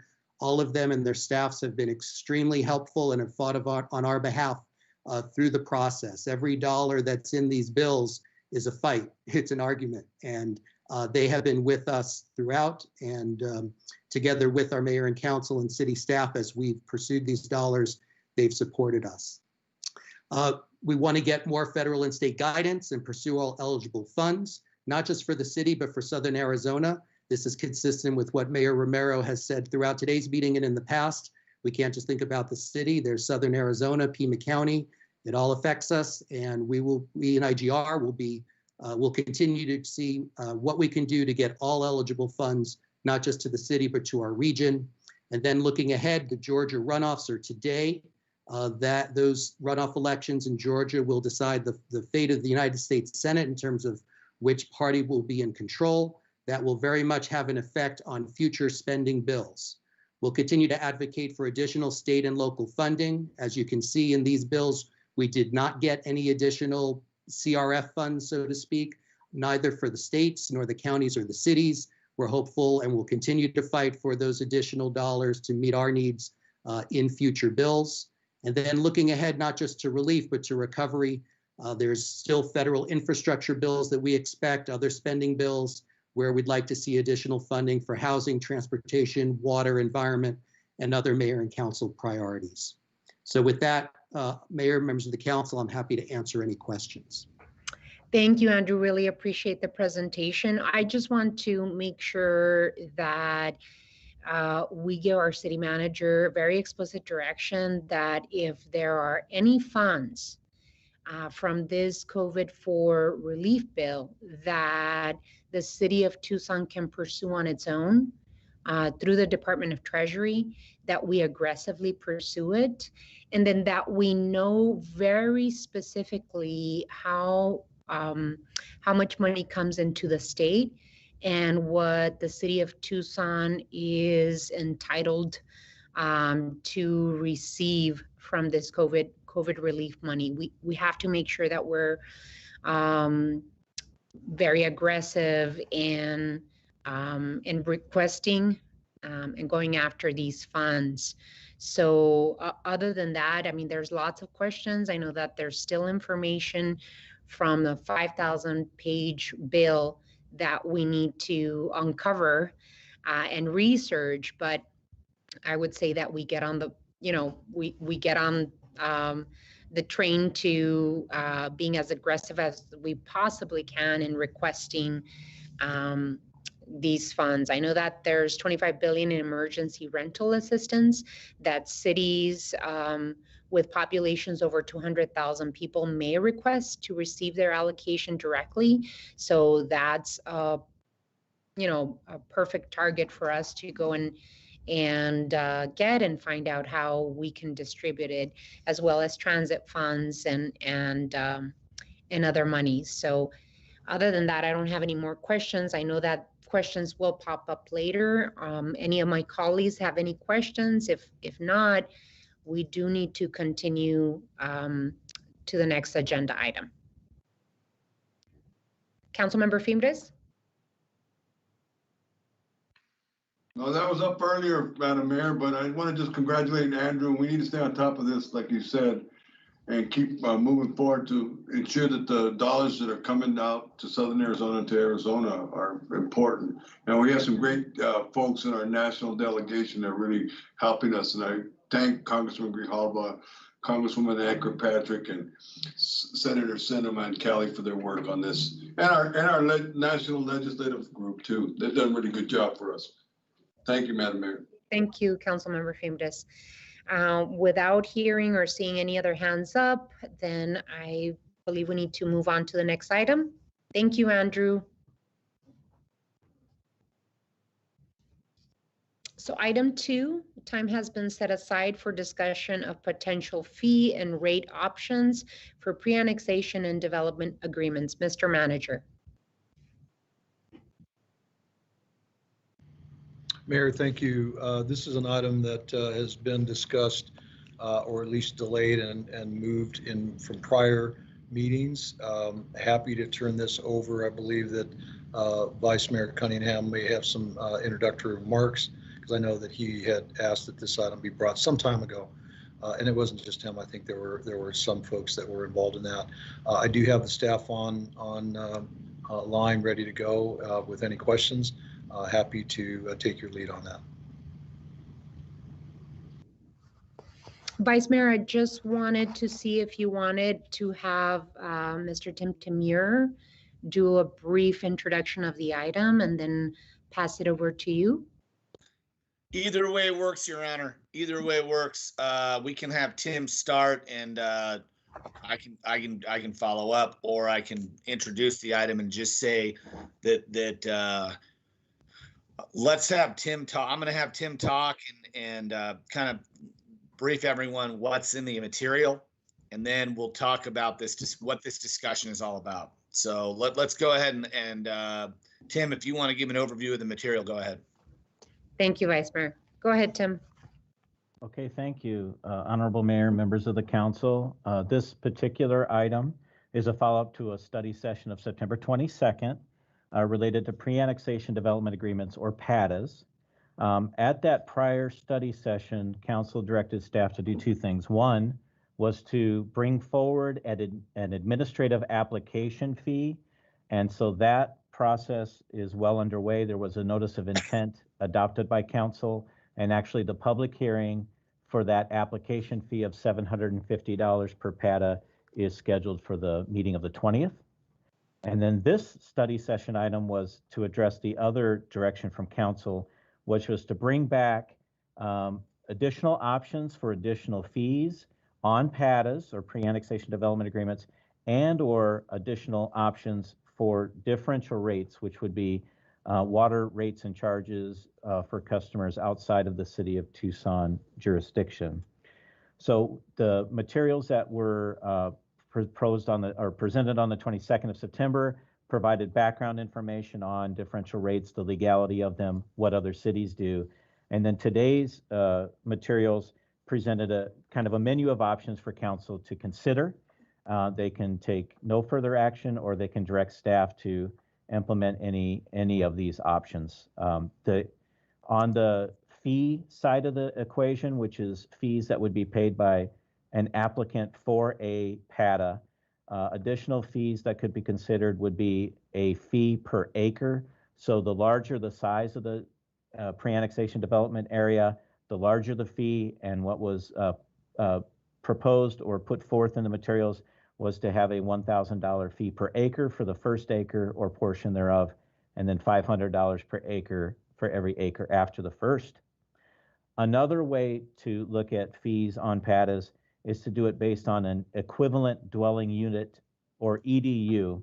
So an EDU is a unit of measure used by water utilities, and it's related to essentially a single-family residential water service of a 5/8 inch meter. But not every development is just single-family residence. So it's a way to kind of normalize water use in terms of the number of meters that are issued.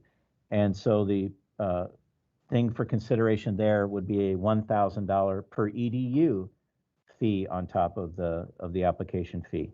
So that's one set of options to discuss. And then with regards to the differential rates, one option that was put forth in the materials was to add a differential water rate for customers that come in through new PADAs approved by the council. And the differential rate could range, could be 10%, could be 20%, could be 30%. And there's instances for other jurisdictions where differential rates even up to 50% are currently charged by cities. The other option is, instead of just looking at customers who come in through new PADAs, would be to look at a differential rate for all current and future customers who live in unincorporated areas. So these would be customers of Tucson Water who live in unincorporated areas. Again, information was provided at the 10%, 20%, and 30% levels. As far as the financial side of it goes, with regard to the acreage fee, if we looked at trying to forecast how much revenue or cost that would be, And if we used the recent history of PATA approvals of what would that look like on an annual basis moving forward, the acreage fee would generate about $110,000 per year. The per EDU fee would generate a little over $27,000 per year.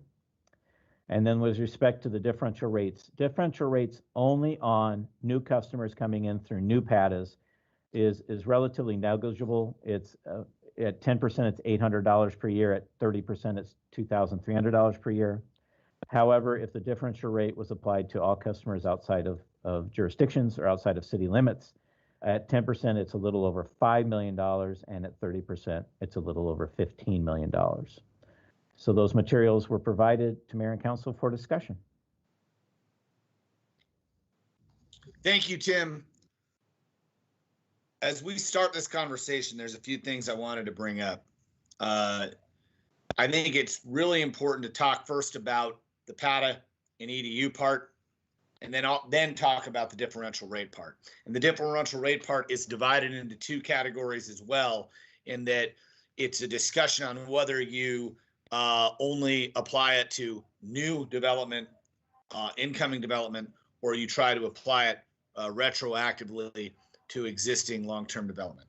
So we're going to leave that one second. I'm going to talk about that part second. I'm going to talk about the EDU and PATA development first. The bottom line right now is that we are facing a potential water crisis like no one's ever seen. We had 4 inches of water in Pima County last year. In the Tucson Basin, we usually get 12.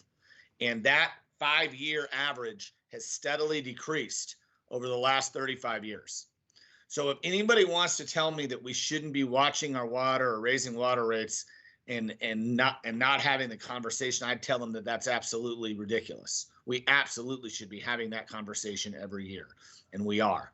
And we try to keep it equitable and we try to keep it fair, but at every single year, the bottom line is that Tucson's future is compromised because there's a natural resource that we're missing. Second thing before I forget, I want to thank Paul Durham for partnering with me on this item. I wanted to acknowledge the work of Paul and his office. They've done a great job in helping us prepare. The second thing I want to talk about is when new construction outside the city limits occurs, we get 0 construction sales tax. We get 0 city sales tax.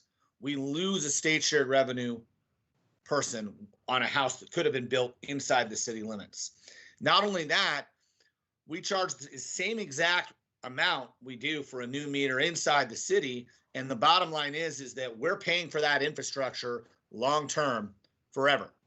So the idea that we're getting an equitable ROI between developments inside the city and outside the city is ludicrous. And that's why, from a water perspective, we should absolutely be having that conversation. The EDU rate is interesting in that, we kind of wrestled around this. What do you do it? Do you do it by acres? Do you do it by meters? I think that EDU is the most equitable way to do it. It's the most fair way to do it. Also, if you've got those big areas that's a large 1-acre area, they're going to have different water needs, and they may or may not want to dig a well depending on what area they are. And so when we talk about all these fees, as we move this process forward, I hope that discussions are had with stakeholders about well credits and about programs and where if a person can be incentivized not to dig a well. I don't want to be in a situation where we price ourselves out of the market to the point that new and more wells are built. And so I think that's why we found a nice little piece with the EDUs. That way, the large acre projects aren't applied. I think that's a better way to do it. Moreover, I want to say that just on the EDU side, every single jurisdiction in the state has a differential rate on their development fees for their water service. So I think it's kind of interesting that we totally missed the boat on that for like 50 years. I feel it's kind of not even, I think it doesn't really want, I think it's a no-brainer that we add that application fee, which we've already approved. And I will probably make a motion. I'm going to listen to what my colleagues say, but I'll probably make some type of motion later on in the discussion about adding the $1,000 per EDU unit. So that brings us to our differential rates discussion. And the question is, the first question is, should we apply differential rates to new incoming customers and grandfather everybody in, or should we apply a rate to all customers who live in unincorporated Pima County? Well, the elephant in the room is about state share revenue. The elephant in the room is about a formula on a tax inequity bill that was passed in the legislature sometime around 2002 that undid all the work that our Senate and legislative delegation did in the 90s to ensure that Pima County got its fair share of taxes.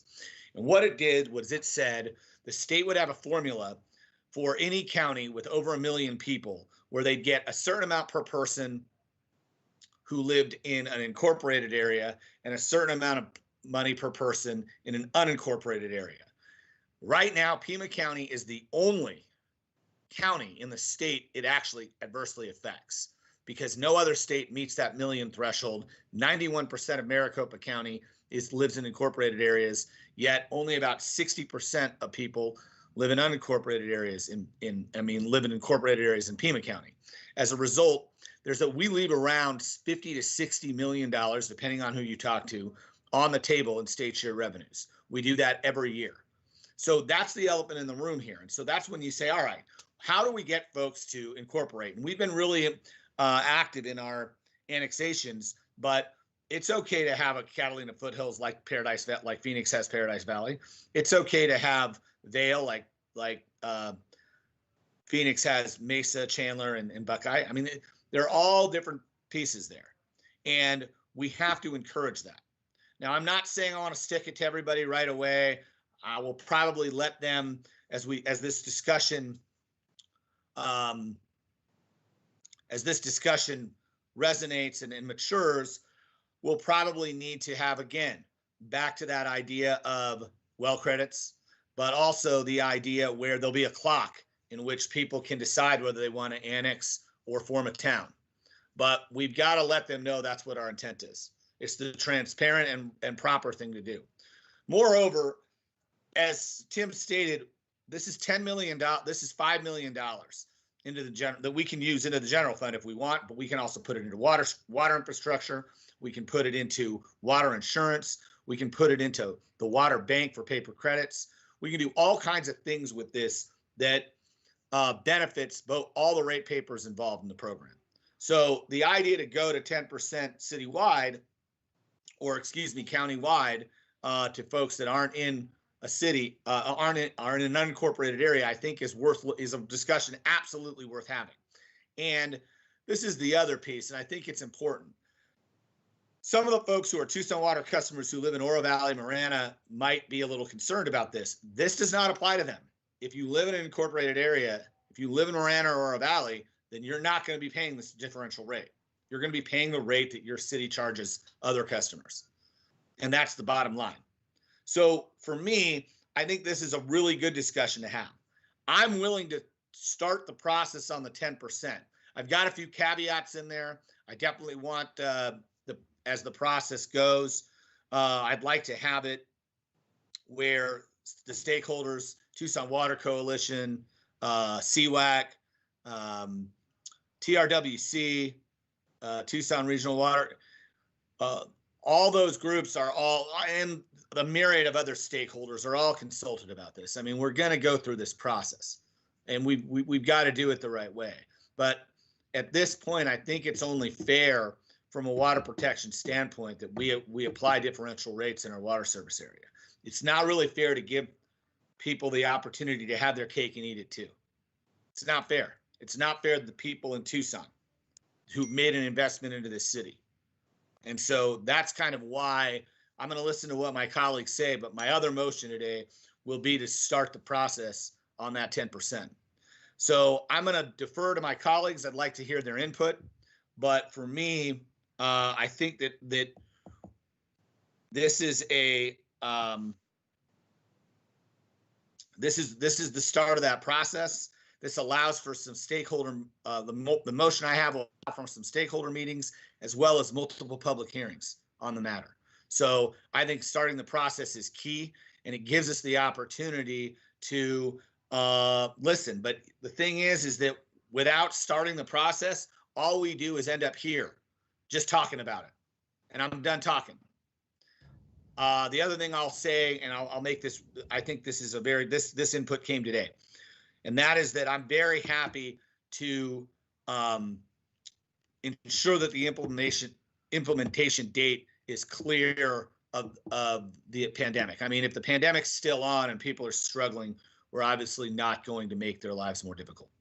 So those are my pieces. I think I've outlined kind of where my brain is headed on this. I'd love to hear from my colleagues, and I'll yield at this point, Your Honor, hopefully to come back to me.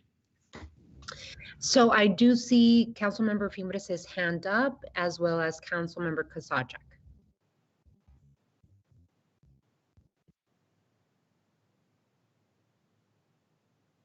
Can you hear me now?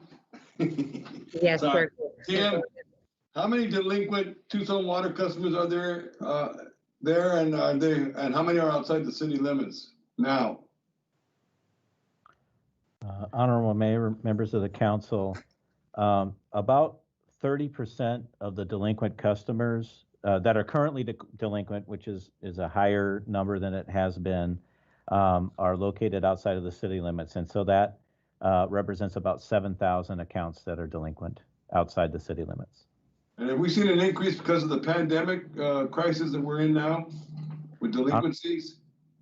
Yes, Honorable Mayor, Councilmember Fimbres, we've seen a significant increase in delinquencies, both the number of accounts that are delinquent and the total amount of money that's in arrears. In a typical period pre-pandemic, the water utility would have somewhere around $3 million at some stage of delinquency, and just today we reached 8.5 million.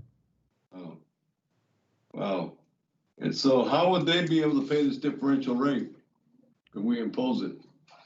Councilmember Fimbres, so the utility has a number of assistance programs. We have our low-income assistance program that is beneficial to all. It's available to all customers, whether inside or outside the city.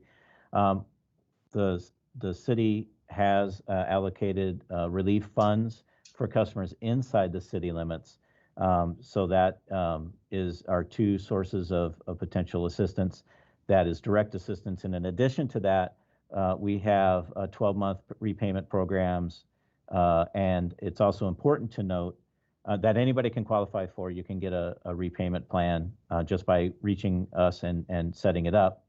But you also, for the last, effectively since March, and as you heard today, at least through the end of January, we are not locking anybody for non-payment, nor are we assessing any additional fees like delinquency fees or reconnection fees. We're just keeping track of the actual water charges. So throughout the pandemic, we've been very protective of water service and not allowing customers to dig too deep of a hole.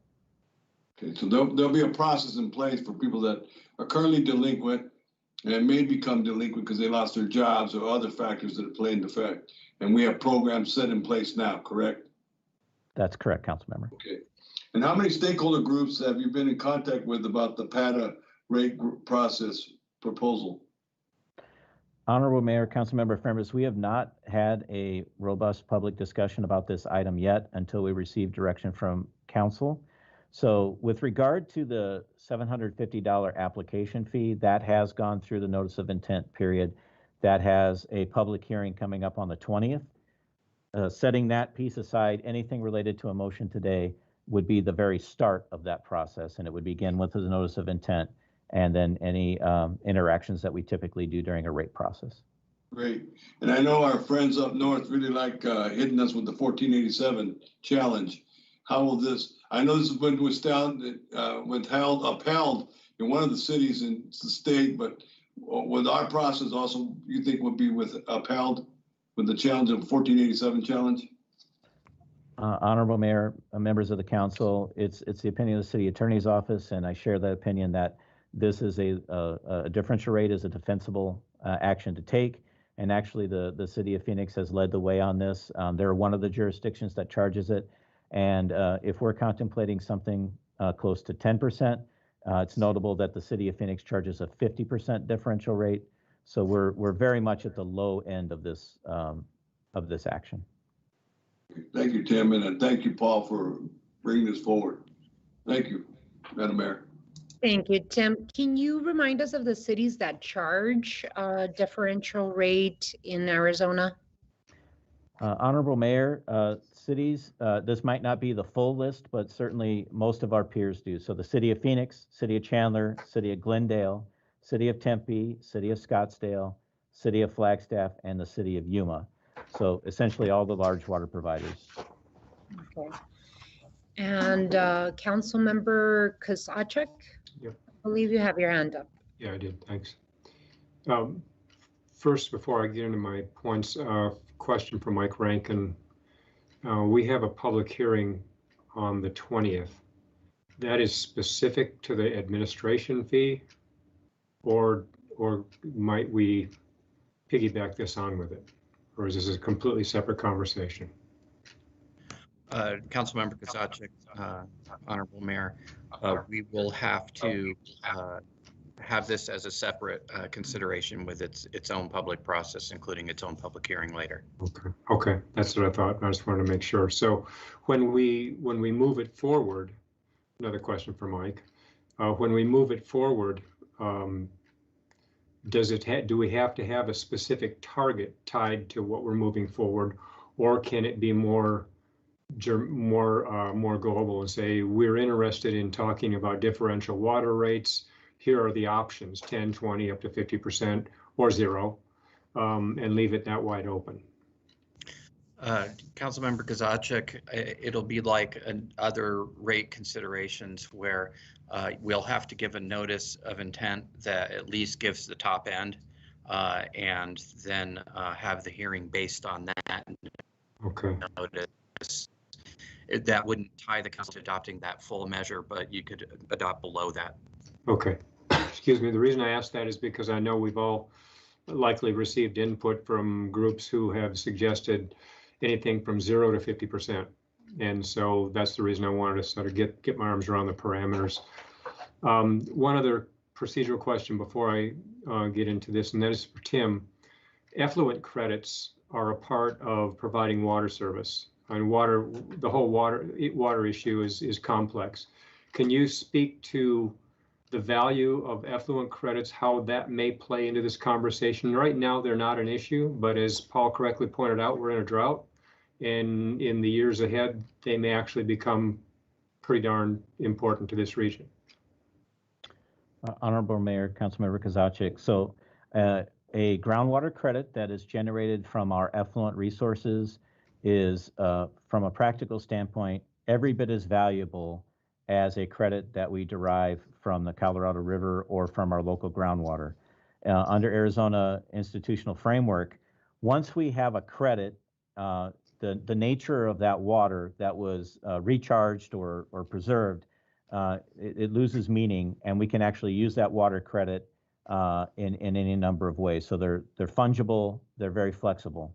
In our case, our effluent that we use in the form of reclaimed water meets about 10 to 15% of our annual demand currently, and about half of the effluent that we have rights to is either unused or predominantly recharged and generates a credit. So the effluent is a major part of our water portfolio today, 10 to 15%, and it's a major part of what we're storing for the future through our various projects like the Sweetwater Recharge Facilities, the Heritage Project, and our newly developed Southeast Houghton Area Recharge Project, or SHARP. So we are doing our best to bank that water for the future and its value. If you were to use for context, the recent drought contingency plan priced water in this region anywhere from $250 to $350 per acre foot. So it's a major value to us. Are credits tied at all at any level to whether or not we provide water service to a given area? Honorable Mayor, Councilmember Kozaczek, at this time it is not. We have an intergovernmental agreement with Pima County, and even though Pima County owns and operates the sewage works and does the treatment, the primary and secondary treatment of the effluent, we retain a percentage ownership of that for all of the areas that are in the metropolitan area that we serve. Okay, so to the issue, I agree this is a necessary conversation. We've been approving PATAs for the 11, 12 years I've been doing this, that quite frankly, they will never annex into the city. And so they're pre-development agreements, not pre-annexation development agreements. We've recently had some that are out north of Skyline. Those properties are never going to be a part of the city of Tucson. But as Paul correctly points out, they might be in an incorporated area of their own, on their own right, and that can yield the same sorts of financial benefits to this region as if they had been annexed. So it's a critical conversation. It should not be considered, as it's being portrayed by some of the stakeholders, as being a punitive conversation, because if it works out correctly, and I think it can be a real financial benefit to all of us, whether you're inside or outside of the city limits.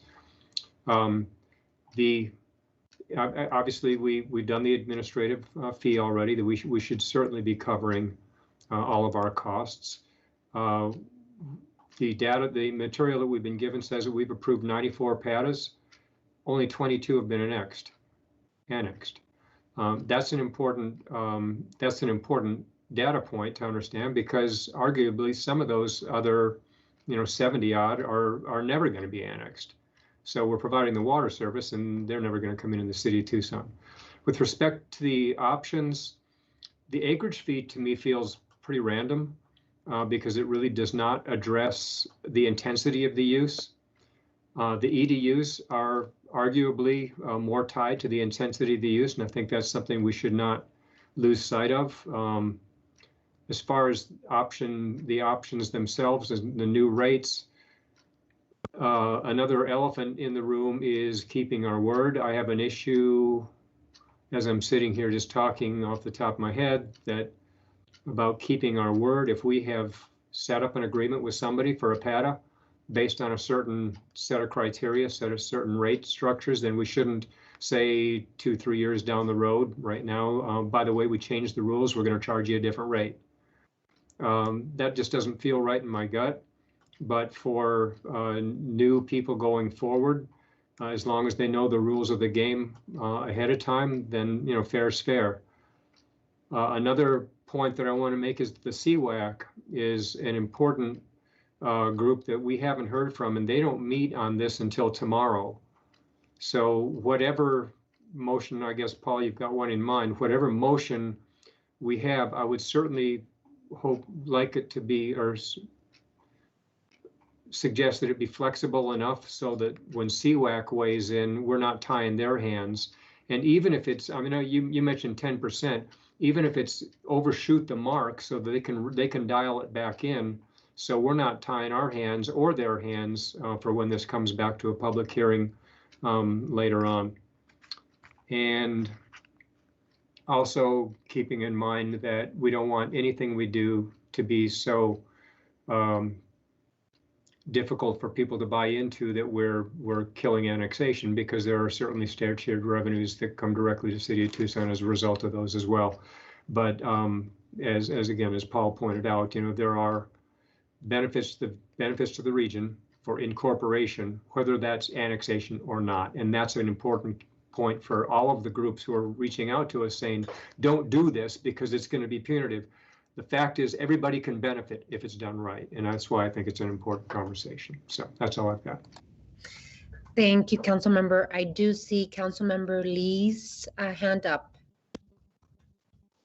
Thank you, Mayor. I think most of my colleagues touched on everything that I had written down for notes and what I was thinking about. I just really wanted to echo the need and criticality with including as many different stakeholder groups in this conversation and being very intentional in how we move forward. For example, the Amazon facility out here in Ward 4 was developed in the county and immediately annexed in. It just made more sense for them to build that with the county development code and then immediately came into the city. So I just want to make sure we understand as many use cases as possible and see as many different scenarios and can address those proactively as we move forward. So I just wanted to include that comment. Thank you, Mayor. Thank you, Councilwoman. Any others? Councilwoman Santa Cruz. Okay, the comment that I just wanted to make, because I agree with Councilmember or Vice Mayor Cunningham's, frustration. We haven't talked about this item since September. Nothing's really moved.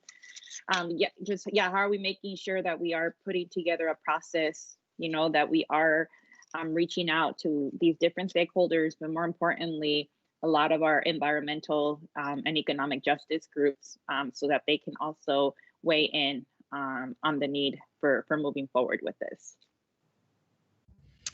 Yeah, I wanted to include as well I absolutely understand we've started this conversation. This conversation has been happening for many years, as a matter of fact, about there's two issues. There's the environmental components and the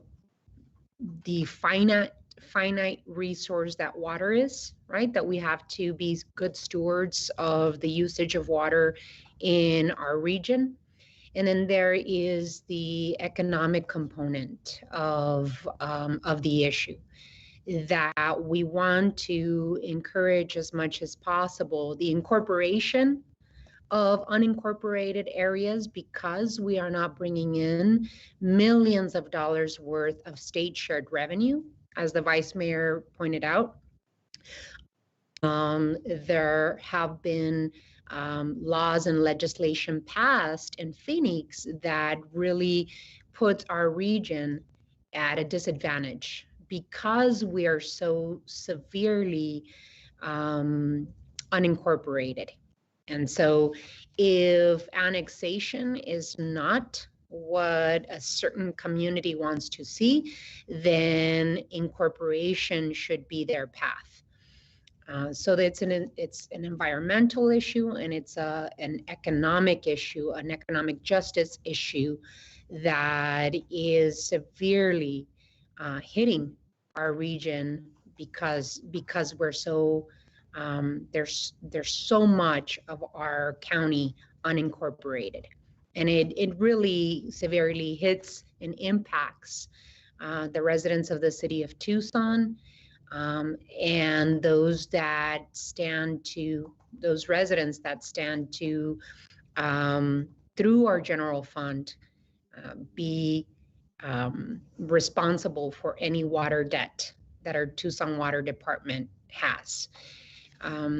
So I do believe, though, that before we decide on certain percentage moving forward, I believe strongly in stakeholder input, in having the community and different stakeholder groups give us input and feedback, having CWAC and others have this conversation, and have the Tucson Water Department put a timeline, an action plan on how we're going to engage the community so that we can enter well-informed into any decisions that we have to make as a council. Saying that, I think that we also need to take a look at the PATA process and the PATA applications. I agree with Councilmember Kozachik that says, we've been approving these PATAs, but very little are annexed into the city of Tucson. So by the time that these PATAs get to mayor and council, have we done environmental impact assessments? And I believe the answer to that question is no. Do we need to do environmental impact assessments of these PATA applications? And by the time they get to mayor and council, we know what the environmental impact of approving that PATA is.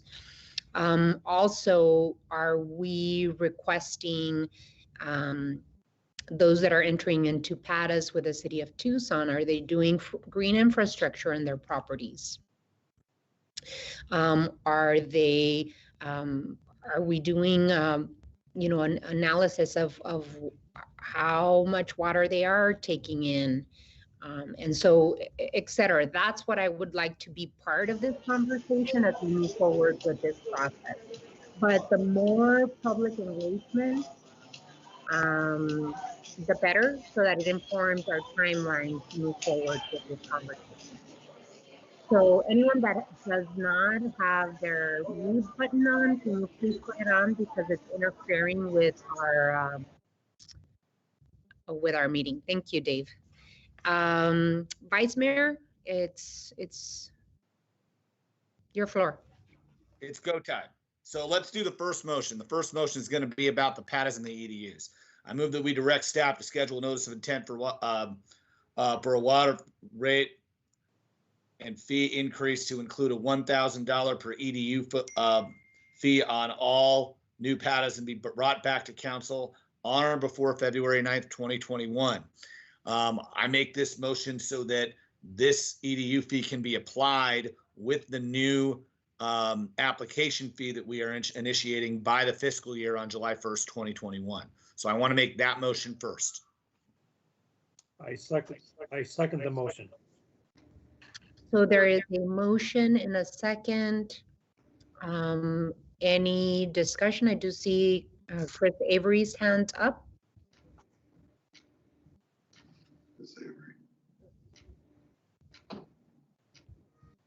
Alrighty. Councilmember Kozachik? Yeah, I'm just curious as to where that $1,000 fits in with the 10, 20, 30, 40%. This is a little bit different than the chart. Tim, where does that fall in that pecking order? And the reason I ask, again, is because I don't want to tie CWAC's or any stakeholders' hands when this comes back to us.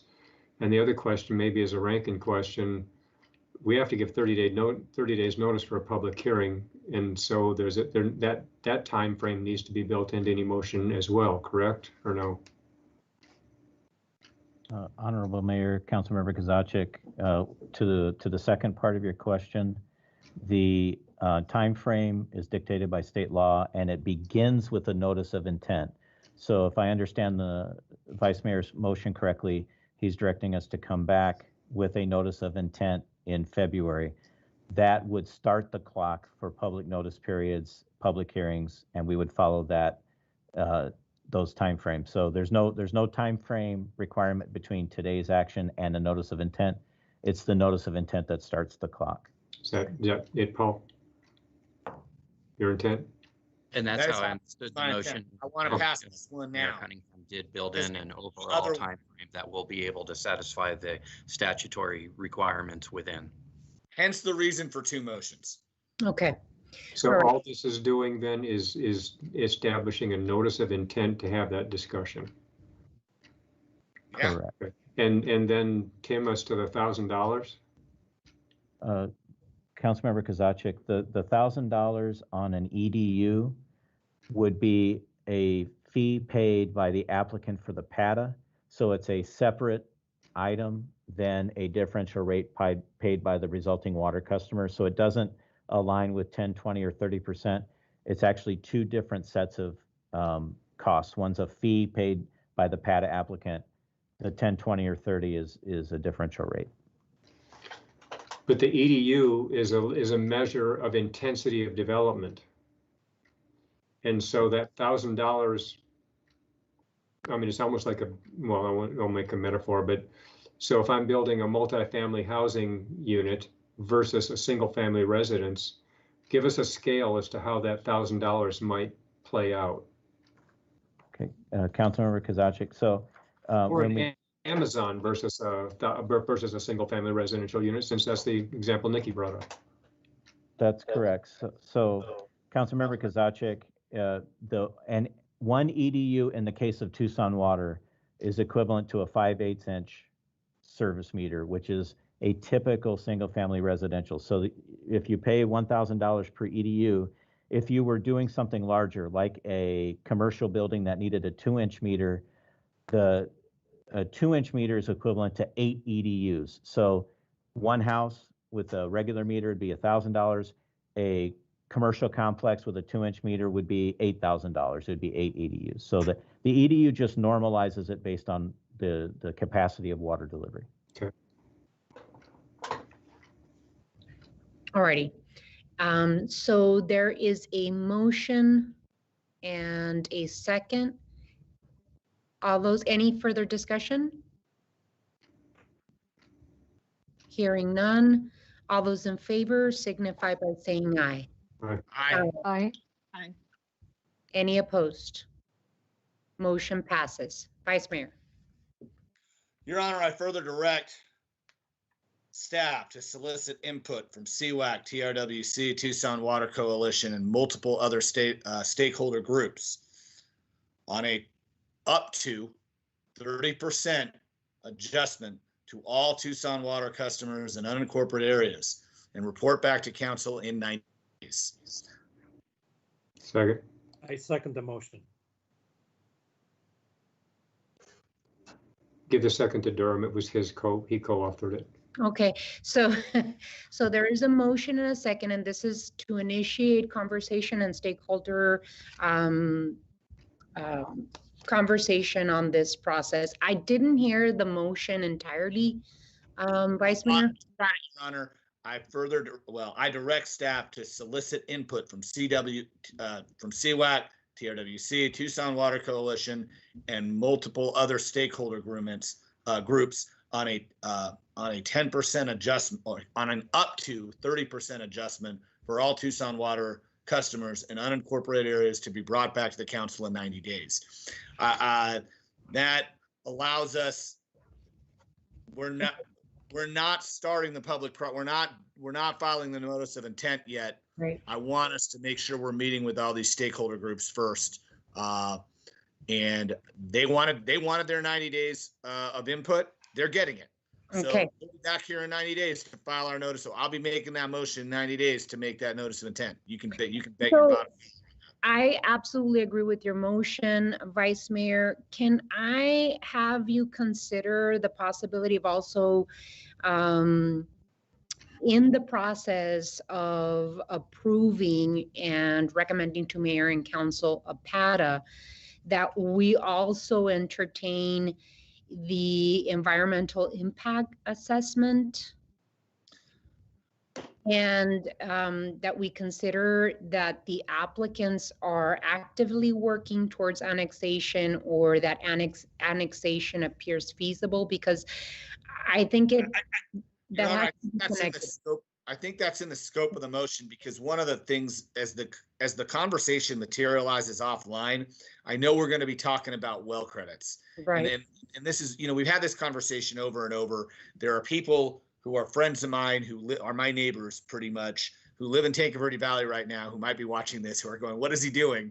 But one of the things I've thought ahead on this is Tanque Verde Valley has a lot of places with some high groundwater levels, and there may be and not only that, it's unique in that it's not as ripe for incorporation as some of the other areas in Pima County.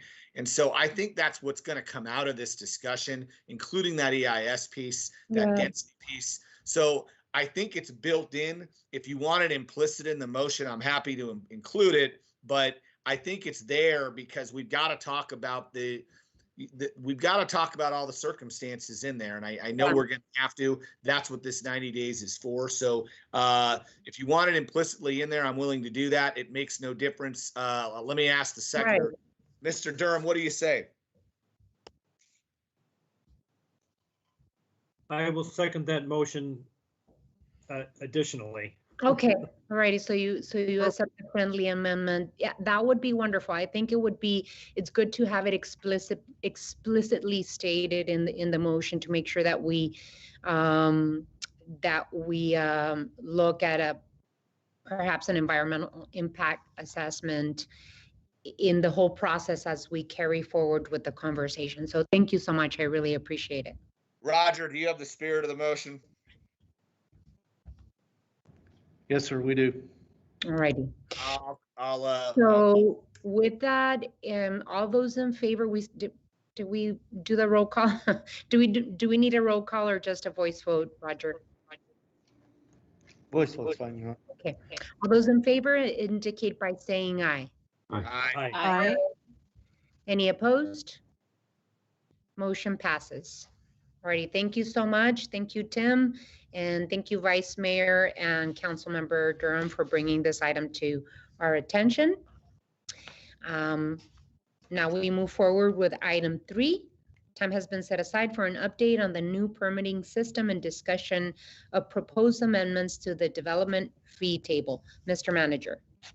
Mayor, I know we're running behind, so we're going to try to get caught up here by going fairly quick. I do have Corin Manning on the phone or on the meeting, and she'll go through this. Very simplistically for the council, this is a restructuring of the fees for plan and development services. They're really caused by the new permitting system called EnerGov.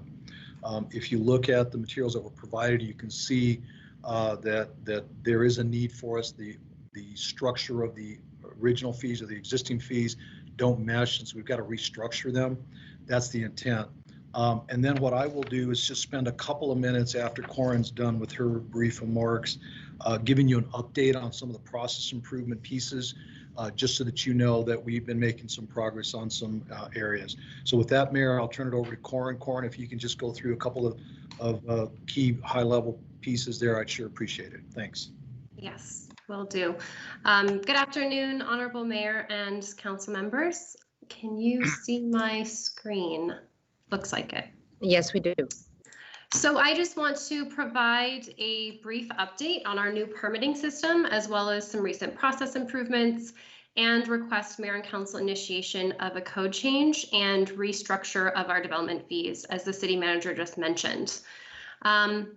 As you can imagine, the permit database is really kind of the core technology that we rely on at planning and development services, and has a huge impact on our overall efficiency, productivity, and ability to serve our community. This was made very clear this year as we moved to remote operations, and the limitations of our current system were made very obvious. This system was put in place over 20 years ago, is very antiquated, and does not support online submittals, and is just not built for our current more electronic online environment. So the good news is that we had already been working on a new system. We began working on a new permit database over 3 years ago. And I should say that this new system is actually for managing all permitting, planning, and licensing citywide. So while Planning and Development Services is the sponsor of this project and is one of the main clients, many other city departments will be using it as well, and have been very involved in the process of building this new system, including transportation, water, environmental services, parks, business licenses, and other departments. So what this will do is allow us to have an online customer service portal so that applicants can submit applications online. We're moving from the paper world to the online world. And this will really save a lot of staff time and improve efficiency, and provide the service that our citizens and the public expect from city government. So this will will enhance kind of the cross-department collaboration. As all departments will be using the same system, it will give us a more global view of development across the city. So where we are right now is we're actually getting to the later stages of developing this new permit system.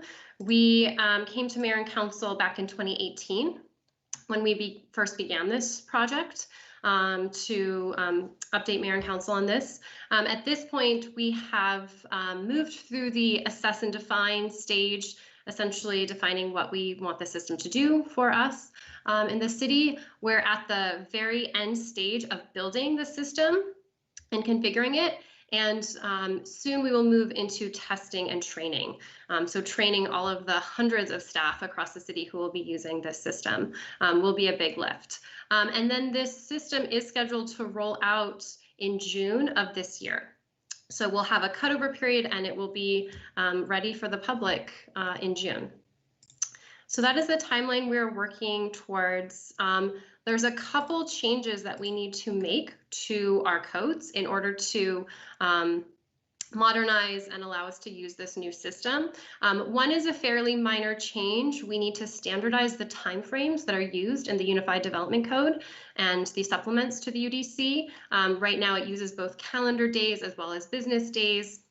That doesn't really mesh in a database. So we want to standardize everything to calendar days. Will be much simpler. Second, we want to restructure our fees. Currently, fees for all of the agencies that oversee development and regulate development are scattered in multiple places. So fire have fees in one place, PDSD have our fees in another place, water, et cetera. So this can be very difficult for applicants. Fees are not very predictable. So this restructure will bring all of those fees into one fee schedule, make it more predictable and transparent for applicants. And much simpler for staff as well. So again, this is not intended to be an increase in fees, but a restructuring. So we're restructuring these into 4 basic categories based on how we see different costs in the development process. So it would be staff review, inspection costs, public review, and a technology fee. So with authorization from Mayor and Council today, we will be vetting this with stakeholders for greater feedback and input from our stakeholders. And then we would be returning to Mayor and Council in May or by May for adoption so that we can roll this new system out in June. Thank you, Corin. And I'm going to go ahead and keep going, Mayor. And then what we'll do is when we're finished, we do need some direction, then we can go forward. So as you know, and I've shared with you some information, there is a Plan and Development Services Working Group, leadership by Councilmember Lee, Kozachik, and Durham, really asked for us to dissect what was going on in Plan and Development Services. By the way, Mayor, I'm going to take a quick pause here and offer my deepest condolences to Scott Clark. He had a loss in his family. And our thoughts and prayers are with he and his family as he goes through this process. So that's why he's not with us today. Getting back to this, the working group headed by Allison Solomon from MPA, thanks to Allison for her leadership, has really pushed us internally to think about how we do business. They were meeting weekly there for a bit to review the metrics and really brainstorm on strategies. Next slide there, Corin, please. There was broken down into 4 areas as we looked at, and they looked at the various processes within PDS. And I won't read them all, they're pretty self-explanatory. Some of them have already been implemented, others are in process, and others will be coming to you as a part of budget process or a part of other policy direction we might be needing. The biggest issue is the processing of permits and making sure that we're moving the entirety of the system forward in a productive way that's consistent with Mayor and Council policies and obviously with the codes. One of the challenges, as you often heard, was the processing of permits was delayed based on staffing levels, based on a variety of challenges from a resource standpoint. Through partnerships with Pima County, through partnerships with some of our local vendors, we've been able to put additional resource to processing those permits. The challenge has been during the pandemic, we've seen an incredible increase in the number of permit applications and number of folks wanting to come in and make improvements to their homes and so forth, as well as new construction. With interest rates at historic lows, there's been a lot of new construction. I'm pleased that we've made some progress. I can tell you that we haven't made enough progress. We will continue to push hard with the implementation of some of these efforts. But ultimately, I think it's a multi-pronged approach. You know, the technology, the processes, and making sure that we are challenging ourselves internally, as well as putting additional resources ultimately in personnel. I sent you a note a bit ago that I had authorized 8 additional staff.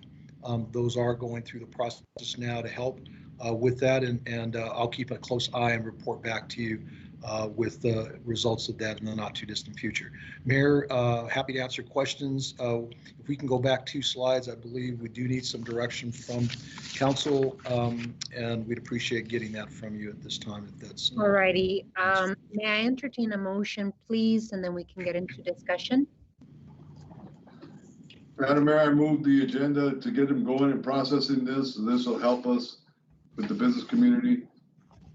That's my motion. All righty. I'll second that. Mayor, just a point of clarification, that will be the slide that's currently on the screen. I'm not sure what number it is, Corin, you'll have to help me with that. But that is the direction that we're looking for, and that is what Councilmember Febres' motion would consist of. So move city manager's recommendation. Is there a second? I don't know if I heard a second. Yeah, Councilmember. I second. Okay, so there's a motion and a second, and I do see Council Member Santa Cruz's hand up. I had seen Councilmember Kozachik's hand. I don't know if he's still interested, and then Councilwoman Lee. Thank you, Mayor. My questions are more around the advisory committee that's been helping review these changes, and I'm wondering about the makeup of this committee, and is it dominated by commercial developers, and how are we making sure that not only do we have, you know, diversity and representation, but also that we're representing, you know, environmental interests and community interests and housing, you know, advocates. If y'all could share some background on that. Sure, Mayor and Councilmember Santa Cruz. Currently, it's mostly business community. If you can go up 1 slide, I believe it's 1 slide. There's actually a list of the, I'm sorry, 2 slides. There we go, that one. It's mostly the business community because those are the folks that we had heard from early on about the challenges with the processing of permits. And so their focus has been predominantly on the processing, the logistics, the protocols for how plans are submitted, the internal workings of the system. We have not reached out beyond this group. Happy to do that, but so far it's been very focused on the technical aspects of processing permits. And the reason I bring it up, it's, you know, we do also have a lot of affordable, you know, housing projects and programs. So I think it would be helpful to hear from them on some of the challenges that they face as they're trying to go through the development process. Mayor, Councilor Santa Cruz, great point. Thank you. We'll certainly reach out and we'll ask that group be expanded to include some of our partners that are in that realm as well. Thank you. Councilwoman Lee. And then I do also see Vice Mayor Cunningham's hand up. Thank you, Mayor. I just want to thank the city manager and everyone for making this a priority. Just to kind of put a little bit of story behind it. I know that there's still a ways to go to get through some of these things, and what this translates to, where we have a lot of development happening. Because of COVID, there has been really strange things happening in the industry. The price of lumber has gone through the roof, which has driven up the cost of housing, which affects affordability. So it's really important that we overcome this hurdle, because I don't want people to get priced out of not being able to buy homes with these delays as the cost of materials continue to go up. So I just wanted to add that additional context into some of the reason why our office has been really pushing so hard, because we want to make sure people can get into homes and can afford homes with all of these other conditions and market changes happening. So I appreciate everyone's attention on this, and we're here to help, as always, in any way that we can. So thank you. Thank you, Councilwoman. Vice Mayor?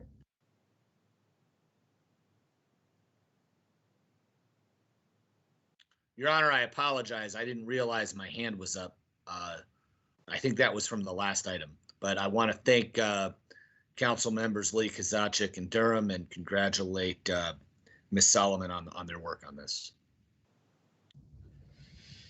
Thank you so much. I really appreciate the work that staff has been doing on this. I am very supportive of restructuring and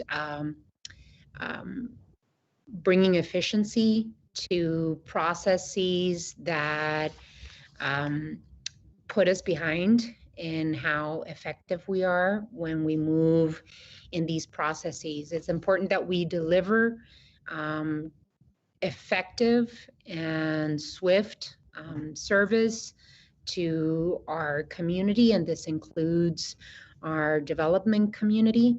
And so I appreciate all of the work that's being put into this. So I absolutely fully support this direction.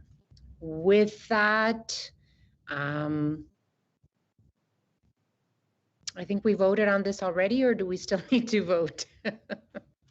I've been getting lost all day. Do we still need to vote, clerk? Okay, so all those in favor indicate by saying aye. Aye. Aye. Aye. Any opposed? Hearing none, motion passes.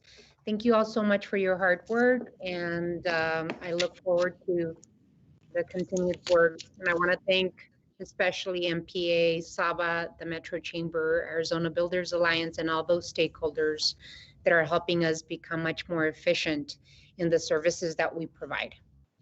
We are going to, yes, Mr. Thank you, Mayor. I just wanted to also thank Corin, one of our rock stars over at PDS. And Corin, you can stop sharing your screen now if you're okay with that. Yes. Thank you, Mayor and council members. Thanks, Corin. Thank you, Corin. So, Mr. Manager, I'm going to skip over to the two simple economic impact analysis and then come back over to item 4. So we're moving to item 5. Time has been set aside for an update on the primary jobs incentive economic impact analysis for Too Simple, and I will provide the opening remarks to Councilwoman Lee. Thank you, Mayor. Well, as you all probably remember before the holiday break, we had a presentation from Too Simple, and hopefully you all remember all of the good stuff that they're doing out here in Ward 4. So in the sake of time, I will just cut right to the chase. What we're looking at today with this proposal would create 65 new full-time positions and 10 part-time positions, bringing the total number of jobs at Too Simple to 275 here in Tucson. This project would create about 96 construction jobs, 58 jobs for suppliers, and 45 jobs for consumers. The projected revenue to the city of Tucson over a 5-year period of time would be $76,959 property tax and $152,100 in construction sales tax. The indirect revenue over 5 years is expected to be $4,992,045. And the value of the benefit to Too Simple is estimated at $117,000. So given all of that great stuff that this would offer us, I would like to motion that I'd like to move that we direct city staff to draft the development agreement with Too Simple and place the agreement on a future agenda for council consideration. Second. There's a motion and a second. Any further discussion? I just have a general question for maybe Mike Rankin. It's a real quick one. When we give and I'm totally supportive of Too Simple, this is not directed at them, this is generally. When we do these sales tax incentive, the construction sales tax incentive, do we reduce their taxes by 2% up front and claw back if the company fails to meet the incentive goals, or do they pay us up front and apply for a rebate later on? Councilmember Kozaczek, the tax has to be paid. So it is paid, but then reimbursed.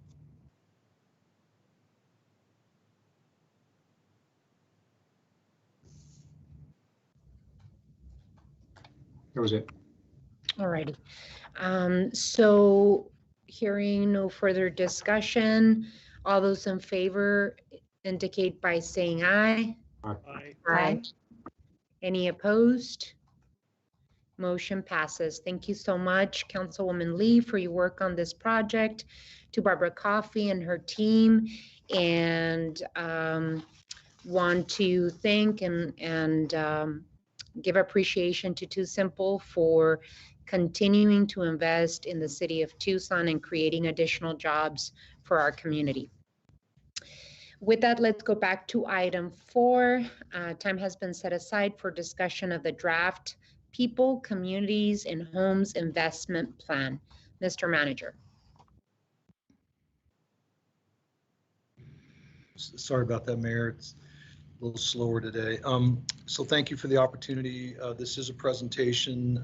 Liz Morales and Ann Chineca will lead the conversation. It is about P-CHIP, as you mentioned, out of the chute there.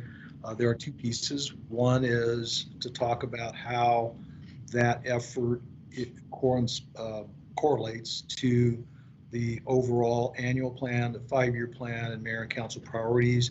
So that way the council has an understanding of how that works. In addition, there is a component that's called for projects that is driven by HUD deadlines. So I've asked Liz to touch on that. And so maybe there's some opportunity for some dialogue there. I don't know how much flexibility we have, but Liz can go over that and then open it up for conversation. So Mayor, with that, I would like to turn it over to Liz Morales.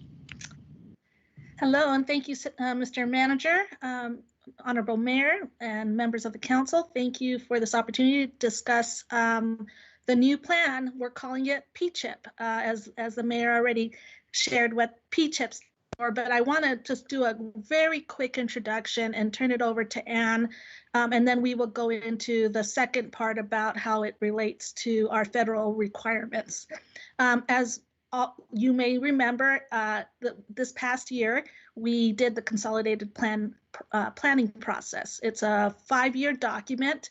It was approved in May of last year, and it is a requirement of HUD for our planning purposes and how we distribute the federal funds that we receive from the various grants that that are allocated to us. As you know, it's the consolidated plan is the planning document. The 5-year action plan provides the funding overall for the 5 years that we anticipate to receive, and also the annual action plan. So how are we using the funds for the next fiscal year? And so we did that in 2020. We implemented the funding allocations for starting July 1, and we received our HUD contract for that. So those funds are actively being utilized now. One of the drawbacks that we learned in working on the con plan is that it's a format that we could not alter. It had limitations in number of characters. And in talking with Mayor Romero during this process, Mayor, you'll remember we talked about how we wanted the con plan to better reflect the needs and the priorities of our community. And it was at that time I suggested maybe we should look at the Human Services Plan. The Human Services Plan is a local document. It has outlined our funding process and how that works. And I thought that we could really expand that to be a document that also reflects the needs and the priorities of our community.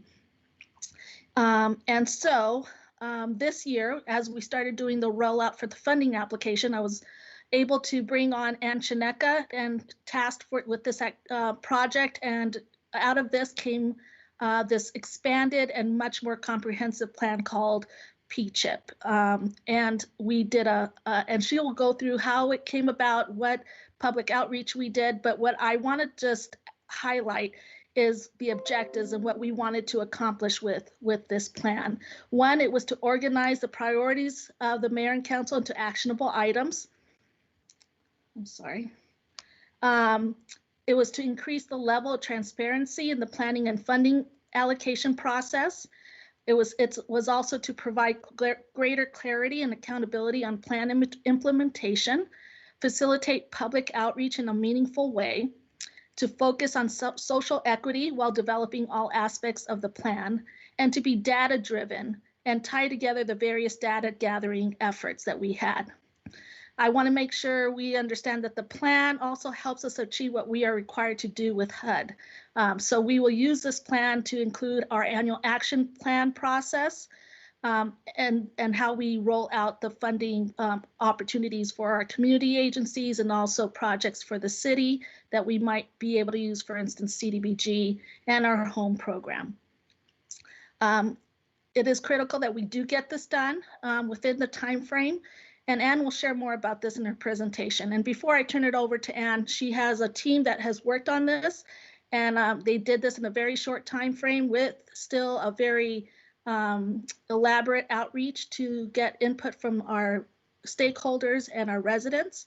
So I want to thank Ann and everyone who worked on that. So Ann, you can start your presentation.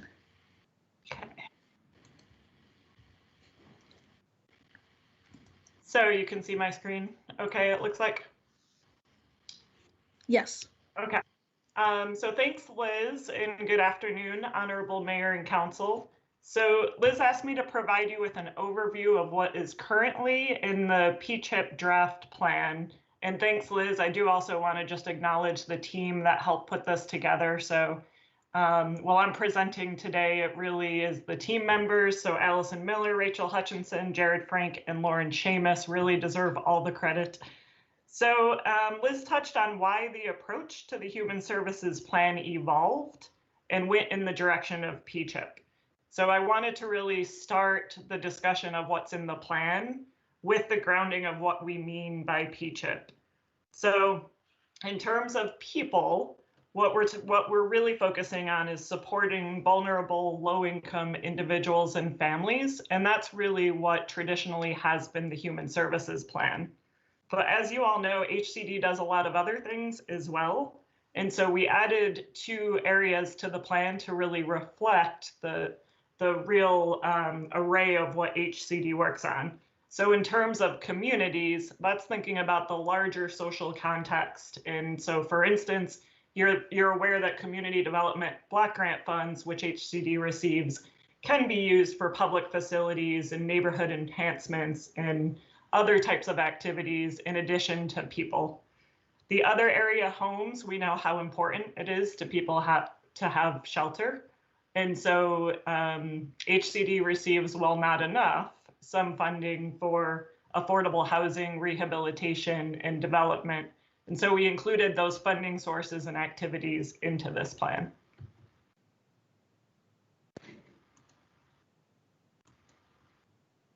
In terms of where we've been with this planning process, where we are and where we're hoping to go. So we kicked off the planning process in October. We launched a website. We started to hold public meetings, albeit virtually. And then we also launched both a survey and a budget tool, and I'll talk a little bit more about those. Over the last couple of months, collecting the responses to that and then doing a real deep data dive, really put all that together. And in mid-December, we put out a draft plan, starting to share what we found and really thinking about how to create this roadmap for HCD.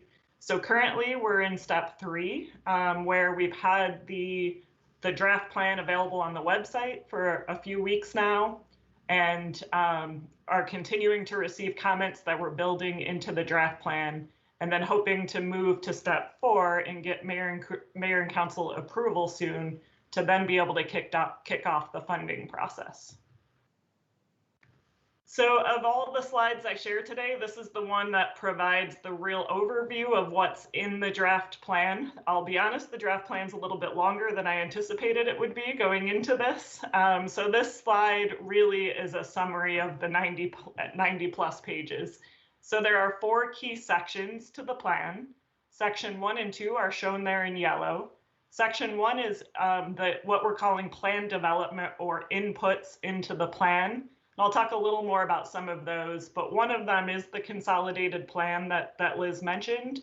So everything that's in the draft plan is consistent with the consolidated plan, and we really drew from that plan, but tried to package it in a way that might be more easily understood. The second area there is current conditions and challenges. And that is where we ended up doing a real extensive data analysis and thinking about what areas HCD covers and what the data is showing. And in that process, we identified those 6 key challenges that are shown up there on the screen. One thing I wanted to say, we really tied together as much data as we felt like related. So you all know we put out the Poverty and Urban Stress Report update this year. We've been working on the housing market study. Some of our community partners like Tucson Pima Collaboration to End Homelessness and Southwest Fair Housing collect and share really important data. And so we really tried to bring as much of that into this plan as we could that relates to what HCD does. The other thing about this section 2, in thinking about the key principle of advancing and centering racial and social equity, we would have conversations about what that means. And so for this section, we really tried to share data on demographics and really highlight where the data shows there are disparities. and really trying to set that baseline for future years. So sections 1 and 2 there feed into section 3, which is the PCHIP priorities and goals. That is a framework. It is not intended to be comprehensive, but really thinking about what is it that HCD works on and what are the activities that can really help address those challenges. Section 4 is implementation, and that is really about operationalizing the nice words in the other sections and how do we put that into action. In terms of the inputs, one I did want to talk about, we talk a lot about incorporating mayor and council priorities into PCHIP, and I wanted to say what we did was take the information that came out of the 2020 mayor and council retreat that really related to HCD, and these are the key priorities that we heard that we tried to incorporate and address in the plan. And since that is about a year ago now, if there are ones that you feel like need to be included, we would love to hear that feedback. But these are the ones that we heard a year ago and really felt like were important to address and include in the plan. In terms of community input, one thing I'll say is it's been a challenge given the timeline and given COVID to really do robust, good engagement. One of the things that we did was rely on a lot of the other community initiatives that happened before COVID and really try to use their data and their priorities and the information that came from the public in those efforts. But that said, we did do our own efforts as well. So the website has some updated features such as a story map and a short video where Liz explains what PCHIP is, really trying to get at different audiences. We've to date held 3 general public meetings about the plan. One of those was held in Spanish. We held in November, we did 2 different stakeholder meetings, one specific to human service agencies and particularly ones who have gone through our process over and over, and then also affordable housing developers. We have our survey, we had the survey and a separate budget tool in addition to the survey. I'll provide information on those. And then we've had the draft out for public comment. And then this week we're hosting 2 more meetings to be able to share what's in the draft plan and receive additional feedback. In terms of the survey and budget tool, one slide to just share what we heard. There's a section in the plan and there's actually an appendix that goes into more detail on this. But the top 5 categories of funding priorities, that was one of the key takeaway questions from the survey. It was open-ended. We received over 1,000 responses. Many of them were really thoughtful responses. We categorized them into these 5 areas. And one thing we did was we were so impressed with some of the responses that we took quotes and had put them into the draft plan to share what people in our community are saying about these activities.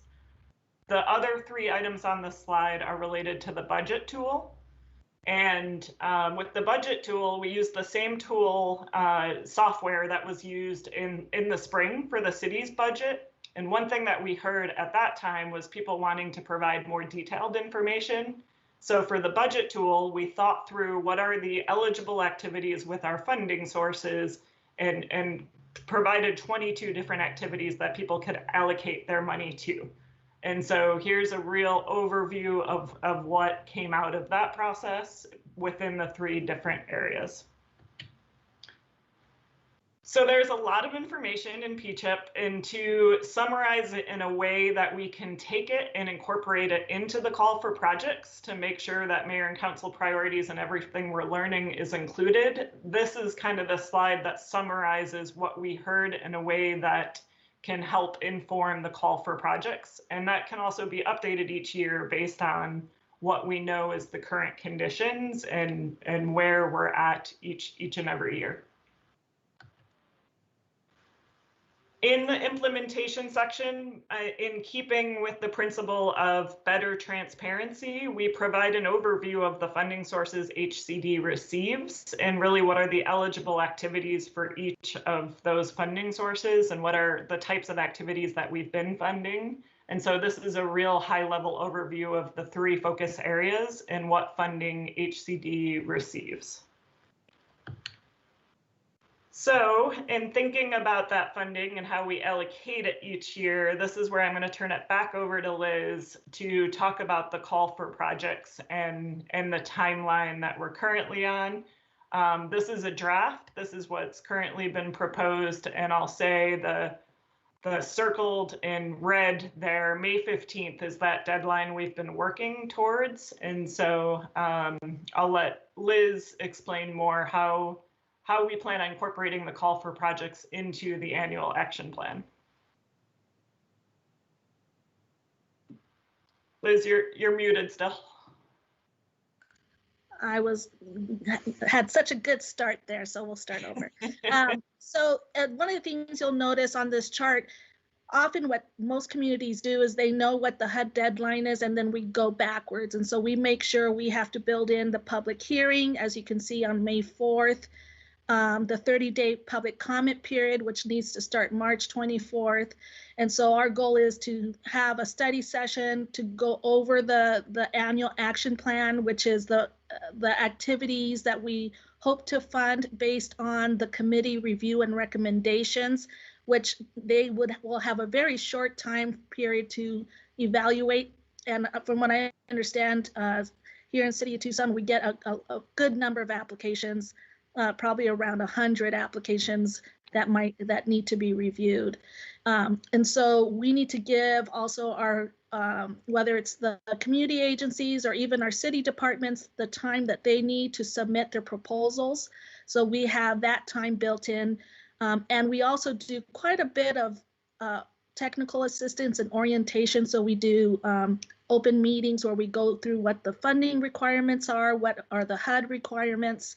And so we do a lot of training around that. So as you can see, it backs up into those dates. So we feel that we need to do a call for projects by late January in order to give all the applicants time to complete their applications, time for the reviewers to review and score the applications, and time to bring that to mayor and council and to do the public comment period. So that I just wanted to lay out why those dates are important, and just to make sure we all understood that May 15th, it's actually a statutory requirement so that HUD can do what they need to do on their review to accept the annual action plan and then send out contracts, and so that we could start for July 1.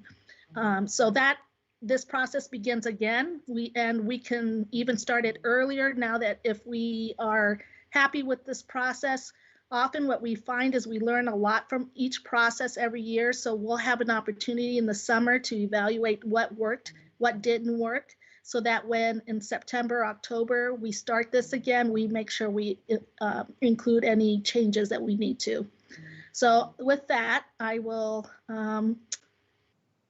ask for any questions on this. I know it's a lot of information, so I appreciate your attention. Thank you, Liz, and thank you, Anne, and all of the Housing Community Development team for putting this plan together.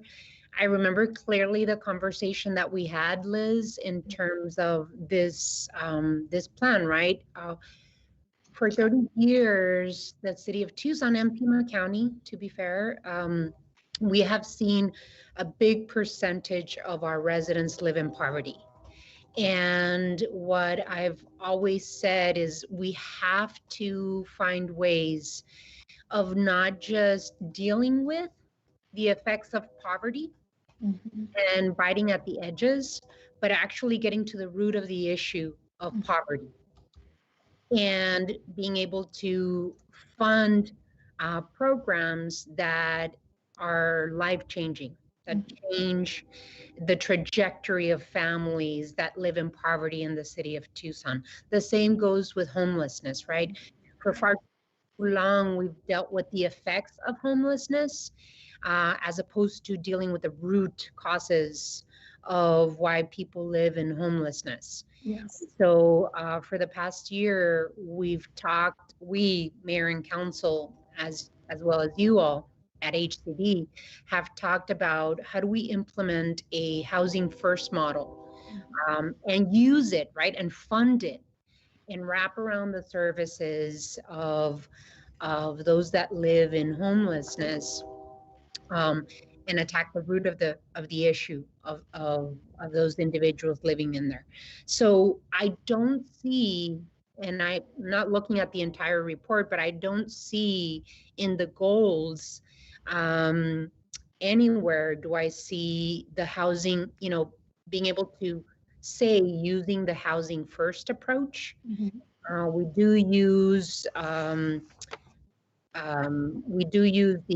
reducing homelessness, but I don't know if I see how do we reduce and prevent homelessness by you and being able to say in writing that we want to commit to a housing first approach for the city of Tucson. It's one thing to say we want to reduce homelessness, and another thing to say we want to use a housing first model so that we can end homelessness. So how do we make sure that this particular plan says that? Mayor, thank you for that. I definitely, if it's not clear, we want to make sure that's crystal clear in the document. So I do know that we do discuss housing first, but if we need to make the language stronger, I totally support that. And I'm going through the document. Let me just get to the goals and the strategies quickly. Yeah, and Liz, I'm happy to jump in if that's helpful too. Yes. Mayor Romero, thank you for the question. I agree with Liz. If it's not clear, we clearly need to make that front and center. So the first goal under reducing homelessness is to provide stable, accessible shelter with few barriers to entry for those experiencing homelessness. And one thing we do in that section is define the housing first. In the challenges section, we define what we mean by housing first to make that clear. But I think this type of feedback is great, and it's clear if you don't see it up front, someone else isn't going to. So we'll be sure to incorporate that feedback in and make sure that it's front and center. Thank you. Can you define the funds that we're going to be able to use for this particular effort in total? Yes, so if we can go back to the slide that has the funding, and so as you know, we get the different funding sources we get is CDBG, and the CDBG, 15% of that is going to be public services, which is how we do what we've been doing with our every 2-year funding along with the general funds. So that falls under the people category. So that comes out to about 840,000. And then Mayor and Council allocates, thank you, 1.4 million for the same purpose. ESG is very specific to homelessness. And so whether it's services, paying for shelter or rapid rehousing programs, that falls under the category 447,000. HOPWA is for persons who either have AIDS or HIV. We have funding to do housing and services for $727,000. Under the CDBG, what was approved by Mayor and Council last year, that we would do 1.84 million in community facilities and improvements.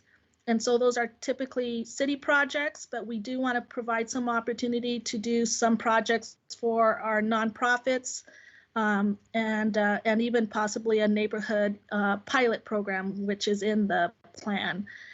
Finally, under homes, our home program has to be used only for the development of affordable housing, whether it be rental or home ownership. We use those funds not only for gap financing to developers, we also use it for down payment assistance for low-income home ownership, and we have 2.25 million there.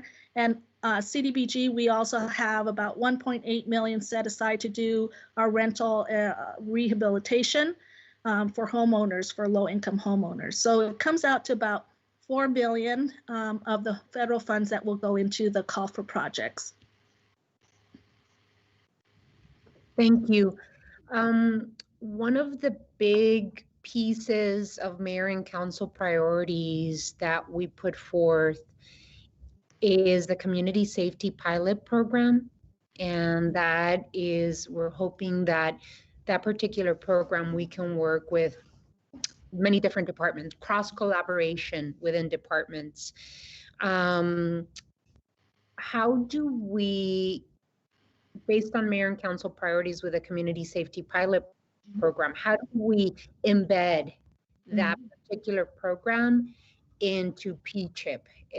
Are there opportunities for where we're taking that program to use either funds and implement those priorities by mayor and council into this particular process?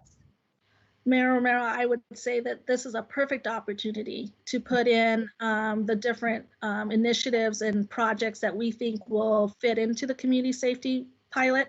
I think now is the time to start planning around what that might look like. So that way we can bring that forward with all the projects, and we can, again, it would score very highly because it is falling within the mayor and council priorities.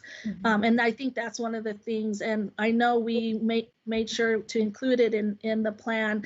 I'm not sure if we included it under mayor and council priorities, but if we did it, that's probably, we need to add that, even though it wasn't part of the January conversation, it was definitely still an initiative that was put forward by mayor and council. So we'll make sure it's also under the council priorities. But yes, I think this is a great opportunity to do that, and would love to talk about that again. As long as we can get that in, I think our deadline will be in February, sometime late February. By March, we can start evaluating those projects. So we have some time to develop those ideas. Okay. I'll open it up to my colleagues on the council. I know that Councilmember Fimbres has his hand up, and then Councilmember Santa Cruz. Thank you, Madam Mayor. In January of 2020, we voted and approved a Housing First Director. Now, how does this plan fit into the scheme of this P-CHIP program?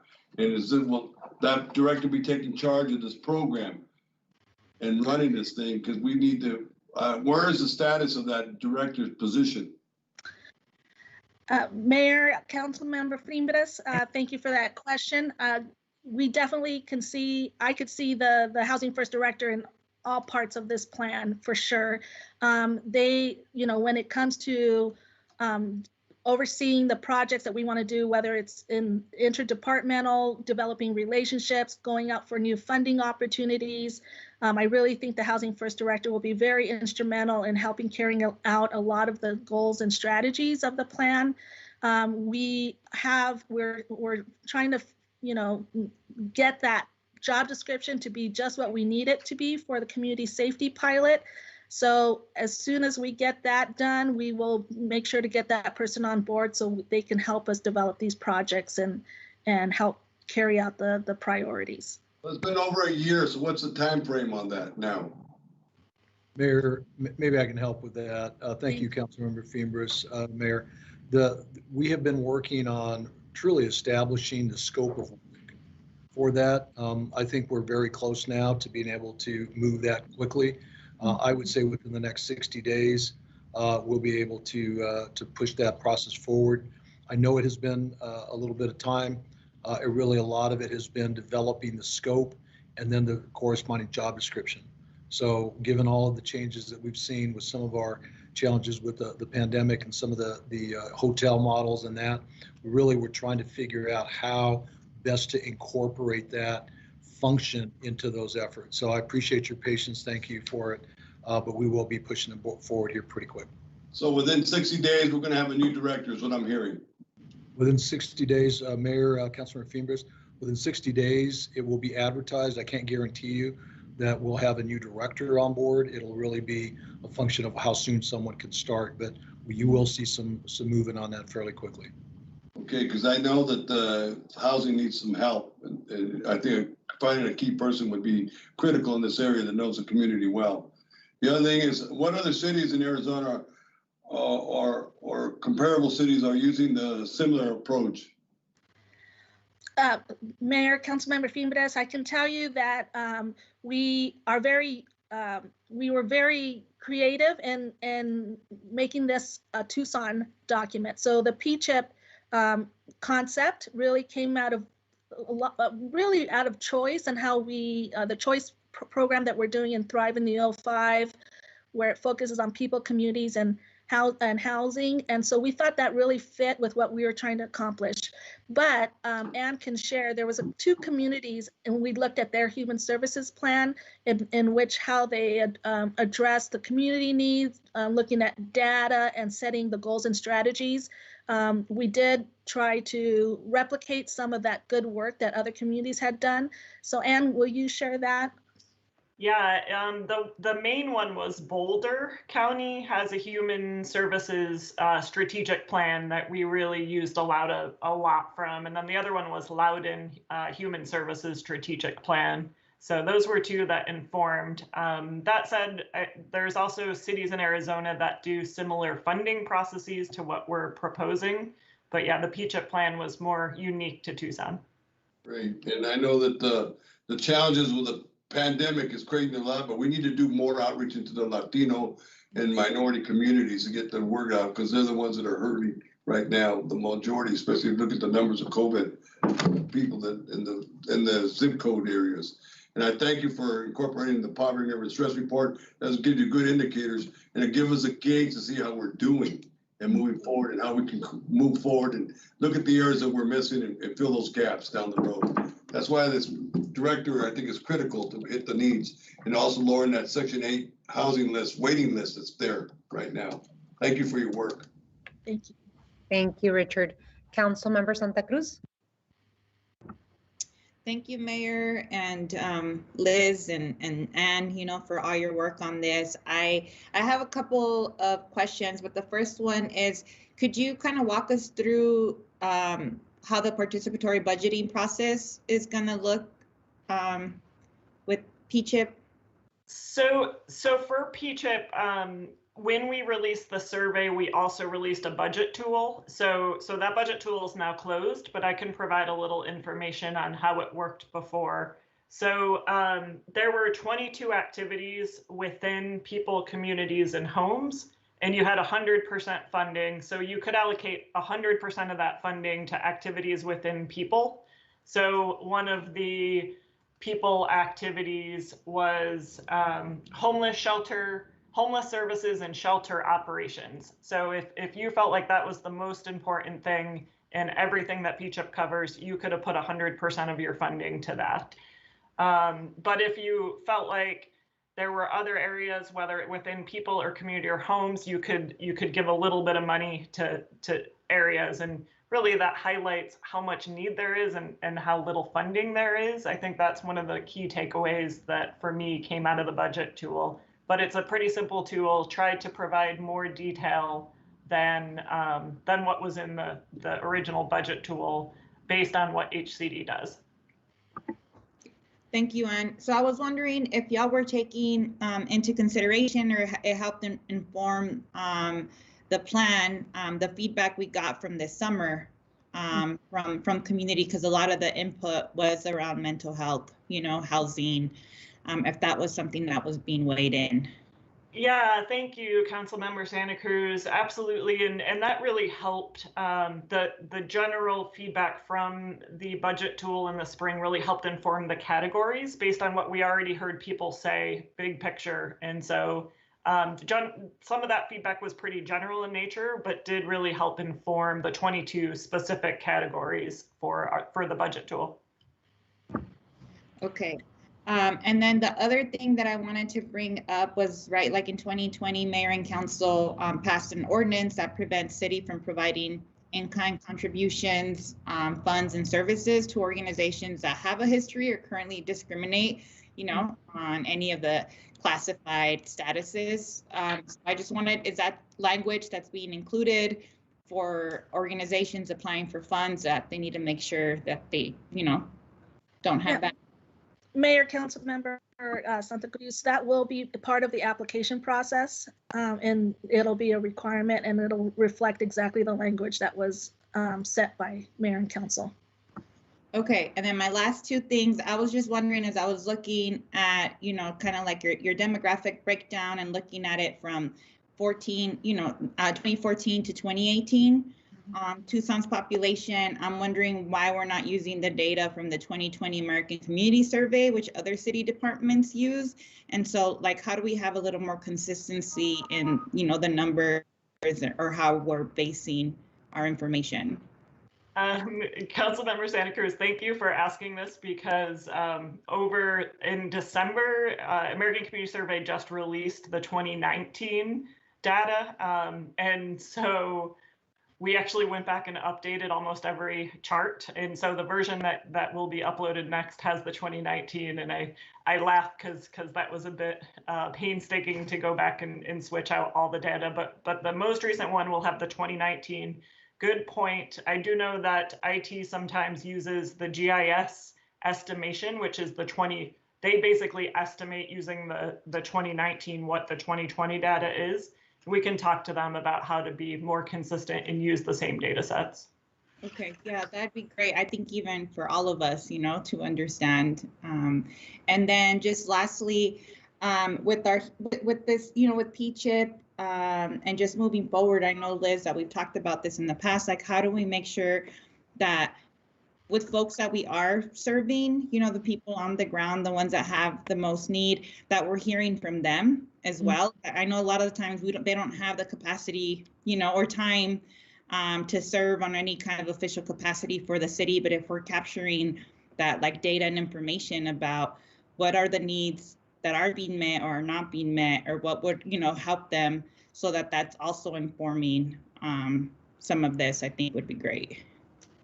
Mayor and Councilmember Santa Cruz, I do think it's crucial that we still continue to try to find the mechanisms to do that. This past year, as we've all said, has been harder to do that, but typically we do on an annual basis, we will pull our residents together from public housing. We'll ask for Section 8 residents to come to meetings. That's one of the things HUD really wants us to be doing, is hearing directly from the people we're serving. So that's something we're striving for. I think there's opportunities with our agencies too to find out how we can connect in with the people they're serving to hear directly from the recipients of these programs, to ensure that they're being effective, and two, what are their additional needs that we're not at the present time addressing through our programs. So I think that's going to be an endeavor that we should never stop, and continue to find new ways to do that. So thank you for that. Thank you. Well, and related to that question, Liz, the agencies that receive funding from the call for projects will be expected to co-develop performance indicators, both qualitative and quantitative, and report regularly back to HCD. How will we measure the success and if it is achieving the priorities laid out by Mayor and Council at the retreat back in January 2020, and of course, as we continue forward with laying goals in terms of Mayor and Council? How do we how do we measure success and that we're achieving the goals laid out by Council? Madam Mayor, I think that's another one of those constant things we're pushing. So as an example, in my past positions, we often would take what the agencies would provide as their goals and just ask them to report on those. I think what we're striving to do this time is that don't just tell us what your goals are, but tell how your goals relate to the mayor's council priorities and how they would help meet, and not just the priorities, but the PCHIP overall. So we're really trying to take a different approach from just accepting the goals that they feel that will be met by their programs, but ask them to have them be more accountable to what we're asking through our PCHIP plan that has set out all the different goals and strategies. And Liz, just one more question. Maybe this question is also for Anne. She talked about comparing the PCHIP to other cities or counties' strategic plan. And you started out your conversation by saying we have a 5-year plan and annual plan and, you know, and P-CHIP, how do we connect all of it? You know, the 5-year plan, the annual plan, and is this our strategic plan on how we get to our 5-year plan? Can you explain a little bit more on that? Mayor, absolutely. So that is, you know, it was really important that we didn't have two completely separate goals and priorities. I think if we were to pull the con plan and the P-CHIP plan, you'll see a lot of consistency in what we're saying are the priorities. We know and we heard what the community said our needs were, and we asked again, and they were very consistent. And so I don't feel that there's any disconnect between the two documents. This document goes into much more detail than the con plan does, but I think we can, if we had to do kind of a connect the dots, I think it would be very easy for me to show that. But what we need to do as we do our call for projects is to let them know, this is what the con plan says, this is what the P-CHIP plan. Now, when you're submitting your proposals, tell us how you're meeting these goals and objectives that we have to do. And that, I will tell you, from a nonprofit, anyone who's worked in nonprofits, they have to do a lot of applications for a lot of funding sources. So they will have to know how to respond, and then they'll have to report. And so it's really important that we track and hold them accountable to those things that they said that they'll do in their applications. All righty, well, thank you so much. I really appreciate the hard work. I know that you have a set deadline, so you have to keep on moving in terms of call for projects and et cetera. Love to continue talking about this, but we are pressed for time. We are pressed for time. So if there aren't any other questions, then we'll have to move. Do you need any additional direction from us on this? Mayor, what we'll do is we plan to come back to you one more time after we do the public meeting to ensure that we've captured every comment, and also that the action call for projects is where it needs to be, so that you can approve that process. And then as soon as you approve that, we're going to put the applications out and ask for projects to be submitted. So we will be coming back very shortly to Mayor and Council. Thank you, Liz. Thank you all so much. We now have to move on to item 6. Time has been set aside for discussion of the transit mask policy. Mr. Manager. Mayor, members of the council, I'm going to try, I know we're running late, so I'm going to just try to summarize. In essence, the transit policy, mask policy is something that we are bringing to you, asking for it to be a requirement. Traditionally, we have made it voluntary, and people could opt out of it based on medical conditions, et cetera. What we're asking now is for approval to make it mandatory. If someone cannot provide or cannot wear a mask for medical or other reasons, then they would be asked to wear a shield, one of the face shields. And that's in the essence of what I'm requesting. So, Mayor, we do have a presentation, but I'd rather just try to go into the question. Mayor, Mr. Ortega, how do we make assurances too that people waiting at the transit centers are going to be also be wearing masks and stuff to get before they get on board the buses, and how are we going to enforce this? So, Mayor, Councilmember Fiembres, the requirement for masks in the transit centers is similar to out in public when they're walking around, if you will. The key is when they get on the bus itself is really the bottom line. The bus driver will have the authority at that point to require the mask. I see that Mike's on. Maybe he can add as well. I would say the same thing, and the bus driver and the other transit agents would have the authority to not let the person ride the bus unless they either wear the face mask, face covering, or as the alternative, the face shield.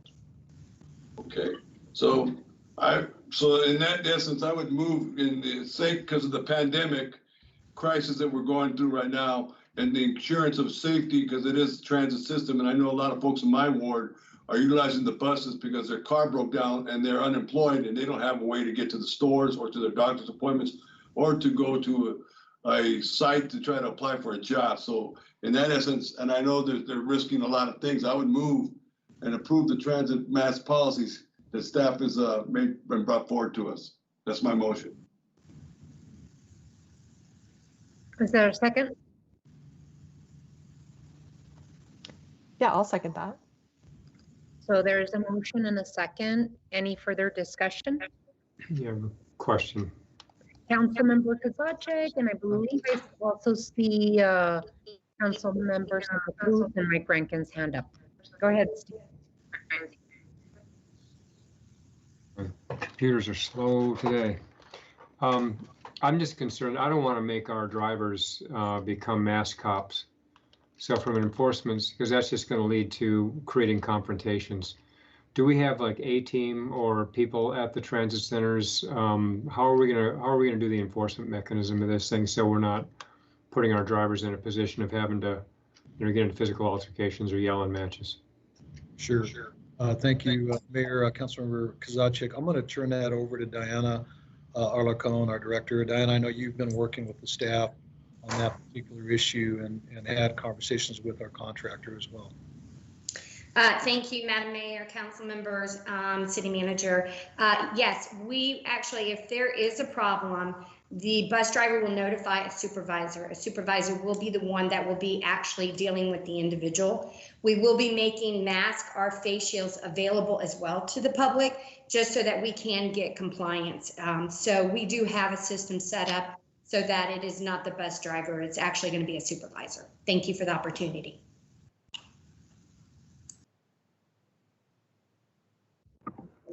Councilmember Santa Cruz. That was going to be my clarifying question, just to verify that Suntran is providing masks to transit riders, because we have heard cases where transit riders were turned away because they forgot their mask and that one wasn't being provided to them. So just wanted to make sure that there's some consistency on that. Yes. Alrighty, so as long I too was going to request that we make sure that our transit centers and our bus drivers do carry extra masks and face shields, because if they do ask someone that doesn't have one, it would be good to be able to provide that for the rider. So with that, in addition, I know that Councilmember Fiembres has asked me on a couple of occasions about the transit centers. We will address that separately. This is specific to the buses, but we can have a conversation. And Councilmember Fiembres, I do owe you a report on that, and I will get back to you specifically on what we're doing at the transit centers to keep people safe. Because I know that once they get on the bus, we can control that based on this, but the fact that they're congregating and waiting for the bus is part of the challenge. So we will. And this also, Mike, this also includes Sunlink, Sunvan, and Suntran, and the new one that we have now, which is pay as you go, or what does it go? On demand. Roundabout. On demand. Roundabout. On demand. Yeah, on demand. Sorry. So this is all required of those folks. And if they don't have a mask, the driver or the transit person, security will provide them a mask or a shield, correct? That's correct. Okay. Alrighty, so all those in favor indicate by saying aye. Aye. Aye. Aye. Any opposed? Motion passes. Let's move on to item 7. Time has been set aside for continued discussion of the participatory budgeting tool. Mr. Manager.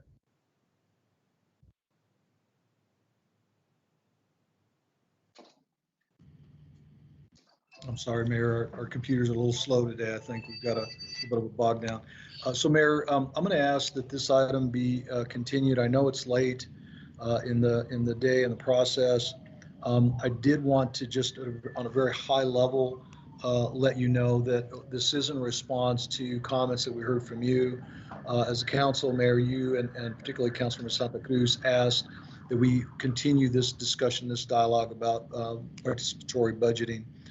It would be helpful if between now and the next council meeting, if I could get audiences with you all to help me understand exactly what it looks like. I know that there's models that are out there in other communities, but I want to make sure that we are looking at it for Tucson centric and making sure that it will develop a process that makes sense for us moving forward.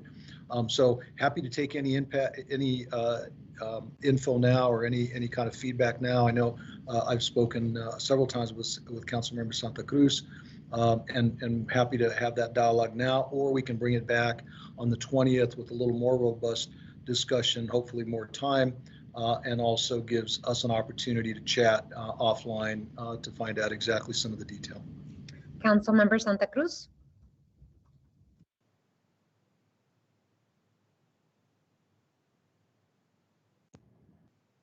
You're on mute, council member. Sorry. I was gonna say that I'm good with pushing this back, but I do think that it'll be helpful to come back to mayor and council with some. We can work on this, whether it's a presentation, but kind of showing what other cities do, so that then we can have a discussion at the table about what might work better for us here in Tucson. So I don't think it's helpful to just have, like to spend all of mayor and council doing the research about what this is about, when we can come, prepared and share some information to the council and then have that discussion. I think it would be very useful to bring a few examples of what other cities do for their participatory budget tools that they use. And so bring maybe the best practices in 3 cities that we can use here in the city of Tucson. So if there is not any additional discussion on this, then let's make sure that we bring back this item for the 20th of January with a memo that includes some examples of best practices throughout the country. Is that good, Mr. Manager? Yes, ma'am. Thank you, Mayor. We'll be happy to do that. Okay, let's do that then. Item 8, time has been set aside for continued discussion of employee retention and recruitment. Mr. Manager. Sure, Mayor. So again, we're short on time, but I'm going to try to be succinct in this discussion. This was a carryover from the retreat. We ran out of time there as well. But I think it's important that we at least start the conversation. And if we need to continue it, we can certainly do that at the next meeting. One of the things that I've observed over the last several years is how difficult it is to keep pace with market on employee salaries. And it's not just about cost of living adjustments necessarily, but it's truly reacting to what's going on in the market. You've heard me talk through this in the past. You've heard me identify for you specific areas. You may remember a while back the dispatchers were far, far below market, and we were having a recruitment and retention plan. So we made an adjustment. But as an example, we make an adjustment. It solves the problem, if you will, for a bit. But as the market continues to increase and we haven't made any adjustments beyond that, then we fall behind again. Same things happened in police officers. You remember several years ago, we made some adjustments, and then again, same thing happened. We fall behind market. And I can give you example after example. So the fundamental piece here is really about building into the budget conversation dollars on an annual basis that are put towards employee compensation. Okay, so that's the commitment really that I'm looking for in the long term. And so if you remember when I gave you the 5-year projections, financial projections, I built in what I call placeholders for employee compensation. And I gave you the round numbers of about 3% a year. But I don't want it to be as simple as it's just a 3% salary adjustment across the board. It's just a placeholder in terms of dollars to make sure that as we're going through the budgeting process, we're building in those fundamental dollars, that kind of base salary dollar adjustment that might be necessary within that year to keep pace with the changing times. So what I did, we we did is we established a retention plan. And this graphic that I'm going to share, Mayor and members of the council, will look familiar. Hopefully, if the machine will work on me here. Let's see where we got it here. Okay, now it's disappeared. Oh, here we go. So let me know. Hopefully you can see it. I know it's been very slow. We can see it. Okay, good. So in essence, this is the same graphic that you've seen before, very similar, but it's updated. And so I won't spend going back in time on what you all have done for employees, but I think when you hear an employee say we haven't gotten raises in 10 years or whatever the right number is these days, that's clearly not true. We can show and demonstrate that we've actually been making adjustments. But a lot of these adjustments were one-times. They were one-time or they were small adjustments based on what we could afford. And I understand that, and we have to be very cognizant of our budgets. What I'm suggesting is going forward, when we start the budget process, we've already built in an expectation internally, and I'm talking from your level at a policy level, that we will address salaries to some level, okay? Now, clearly, when times are tough and we have to cut back, then we have a conversation around that. But the other part of it is, even in tough times, we still continue to fall behind market in some areas. And the difficulty with that is then from a recruitment, a retention standpoint, it ends up costing us more money when we're having to go out and find additional people to fill some of those slots, some of those positions. And so the concept, very simplistically, is going forward, that when we talk about budget, we have a placeholder in there for employee compensation. That's not necessarily the exact time that we would have a conversation around the chemistry of what that looks like. Is it across the board? Is there a piece for market? Is there a piece for performance? Those are conversations that can happen as a part of the budget development and a little beyond that. As you know, on an annual basis, we are required to come to you with a comp plan. So the idea then is to have, this is we'll call it the starting point for those conversations. When you then are talking about, is there cost of living? What's the performance going to look like? What's the market going to look like? Now, one of the things that I've been talking about for many years now, and we actually were planning to implement this current fiscal year, but we paused because of the pandemic, was pay for performance. And that's a conversation that takes many forms. There's a lot of folks who are getting very nervous about me talking about that. I understand it. But ultimately, if you think about it simplistically, if we can drive performance metrics that meet the council policy directives and do it in a meaningful way, where we can use those dollars to not only drive the policy established by the council, but also keep pace with market, we're really making some great progress there. And now all of a sudden, the emphasis that's put on the policy by mayor and council is reinforced by the actions of the staff. And so that's the ultimate goal, if you will, where I'm headed. I do have an example today. I don't know that we're going to have enough time to go through it in detail. And I'll turn that over to the chief here in a minute. And again, I want him to be very, very brief on this, which is tough because it's a very complex plan. But before I leave this slide, I wanted to point out a couple things. So in the February 21, there's a dark green arrow or an arrow that's filled in. That is what you recently approved, which was the minimum wage of $15 an hour, the decompression caused by that, as well as some related market adjustments.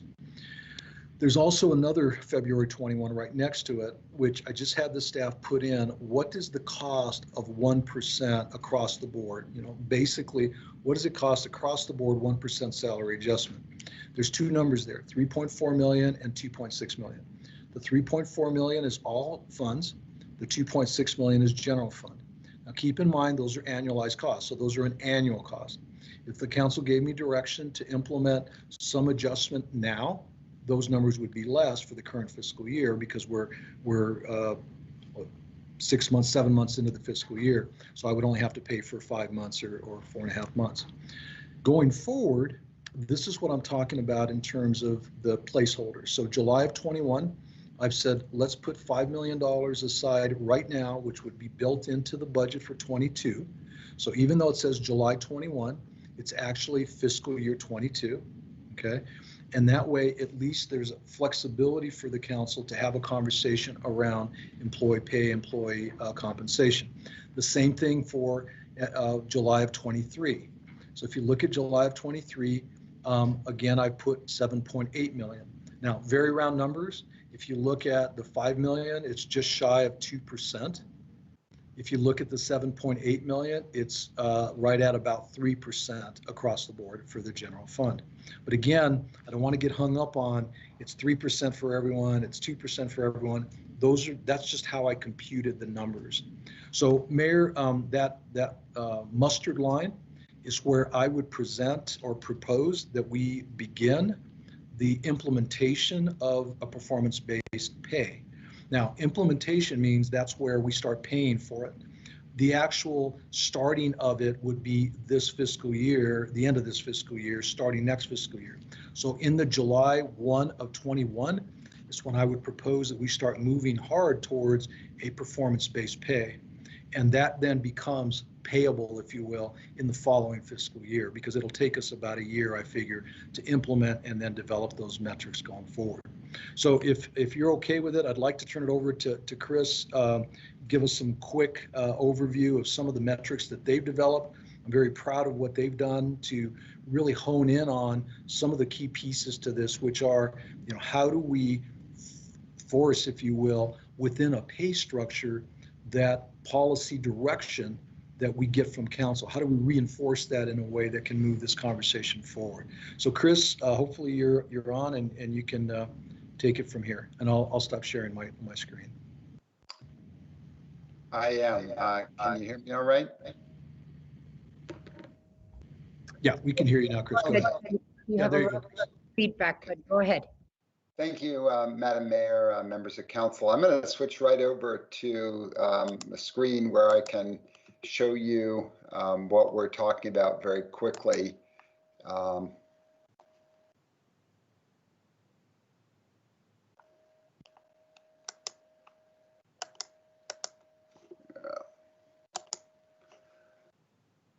Hang on just a second here.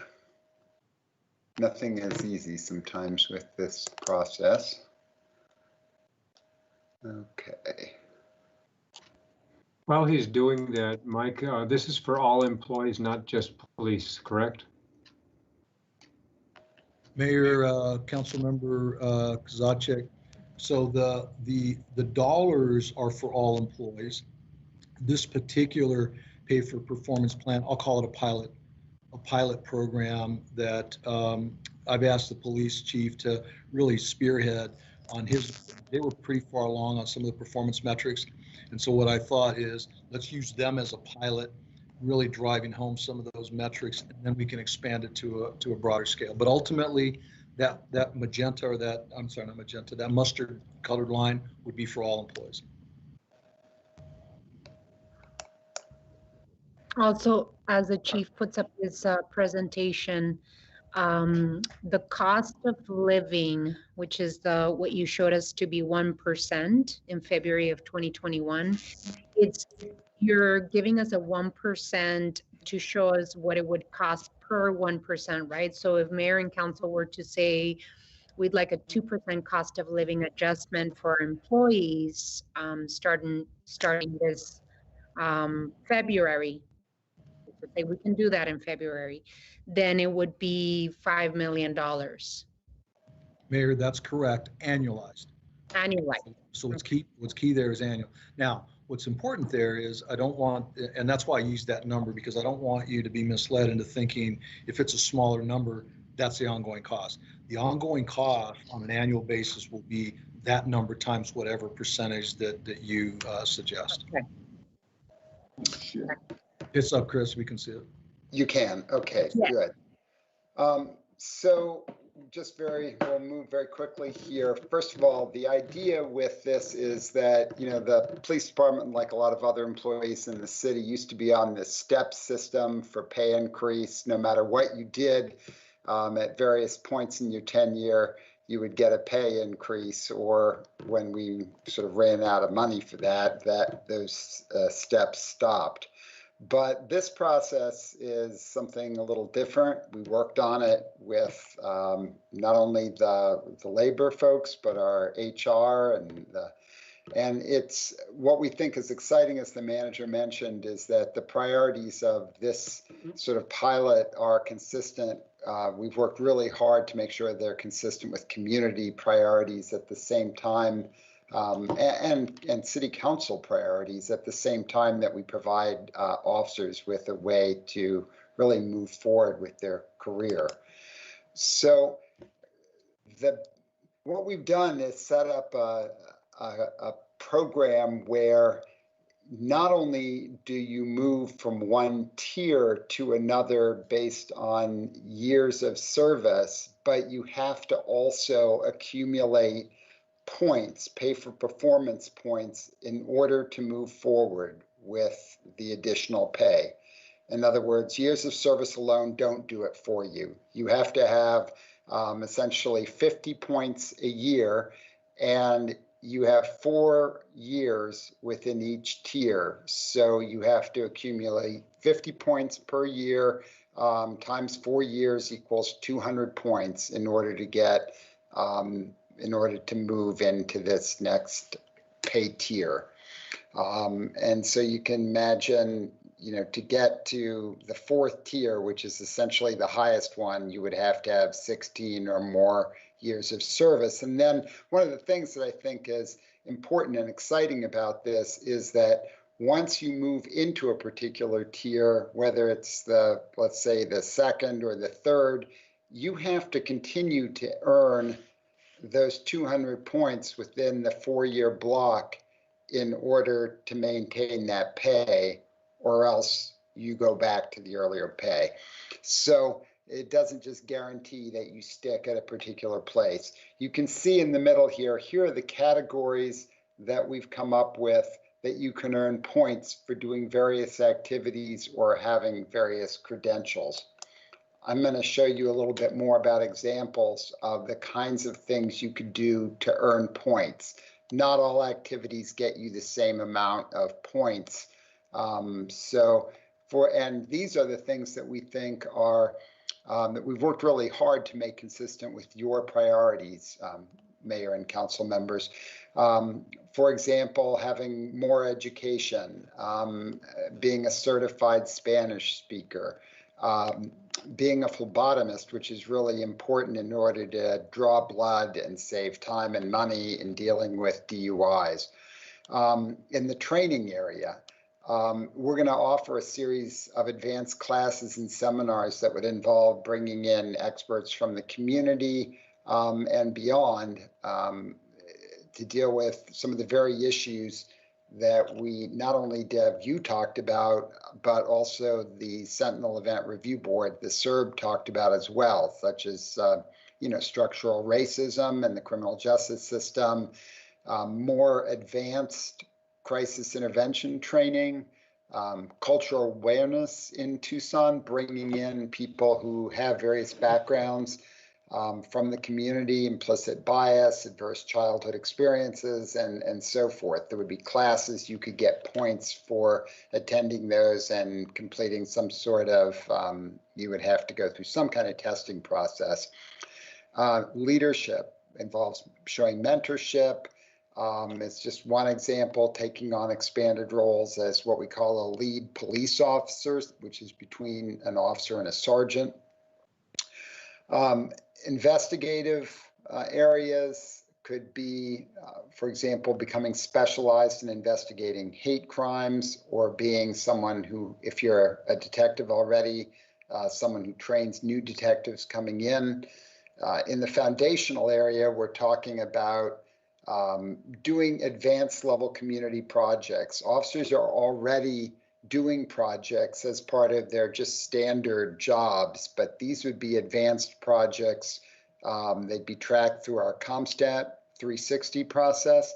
They could deal with things like traffic fatality reduction, working with other departments.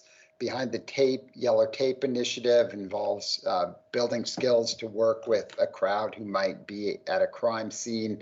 I think you get the idea here. In the specialty area, These would be officers who take on the full-time role of recruiting or being a hostage specialist, being on the MIST team, taking an assignment with the homeless outreach team, which is very effective and that we want to expand. And then in the patrol area, building specialized skills, such as being bicycle certified, being a field training officer, being on our community network teams. These are the folks that go into the crowd for large scale events to try to figure out, how we can keep things peaceful and build relationships. So this is just a really small sample of the performance in each of these categories that could earn you that 50 points a year that you need to advance and get the pay for performance. You can see here, and this is again a topic for another time where we have more time, but there are essentially 4 tiers. And we can explain the tier 3.5 to you later. This would just demonstrates that even if you're starting the program with considerable seniority, you still would need to engage in point-based activities to get to the highest tier.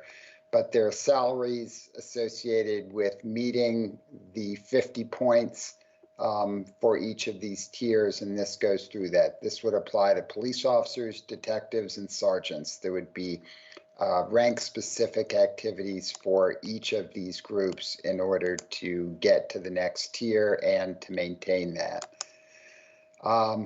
What we've done is a cost projection for each of the next 4 years based on utilizing this system.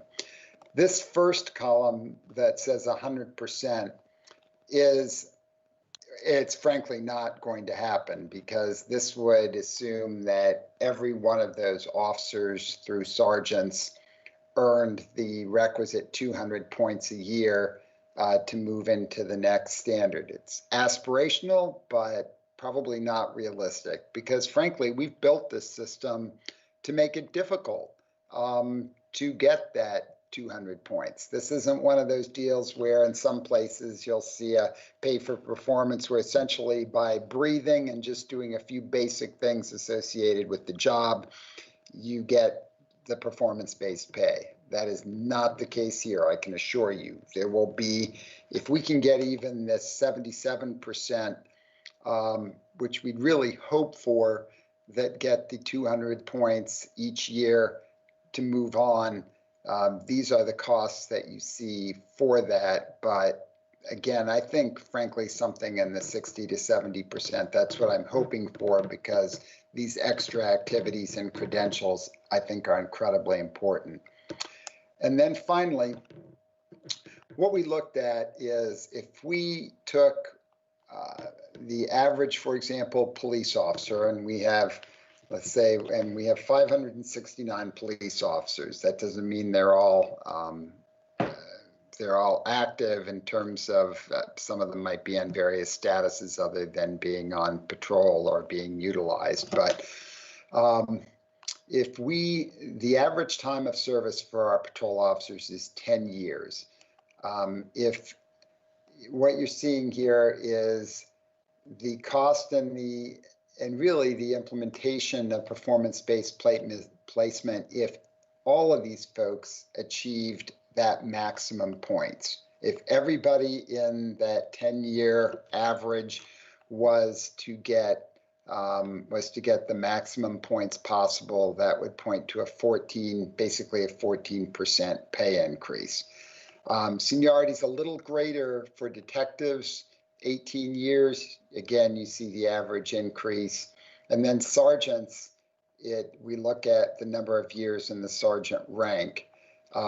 So the average percent increase for all these groups, if all of them participated, if we had 100% successful participation, meaning they all got the 200 points in each of the 4 years, that would be just shy of a 14% increase with a total implementation cost of approximately $12 million, and the manager can speak further to this. But this exciting program, I think it has lots of potential. I'm not going to say we figured every aspect of this out, but our goal again has been to make it as compatible with your goals, with the community goals, with the things we've heard through the Sentinel Event Review Board, those extra things that we think will make policing even more relevant in our community.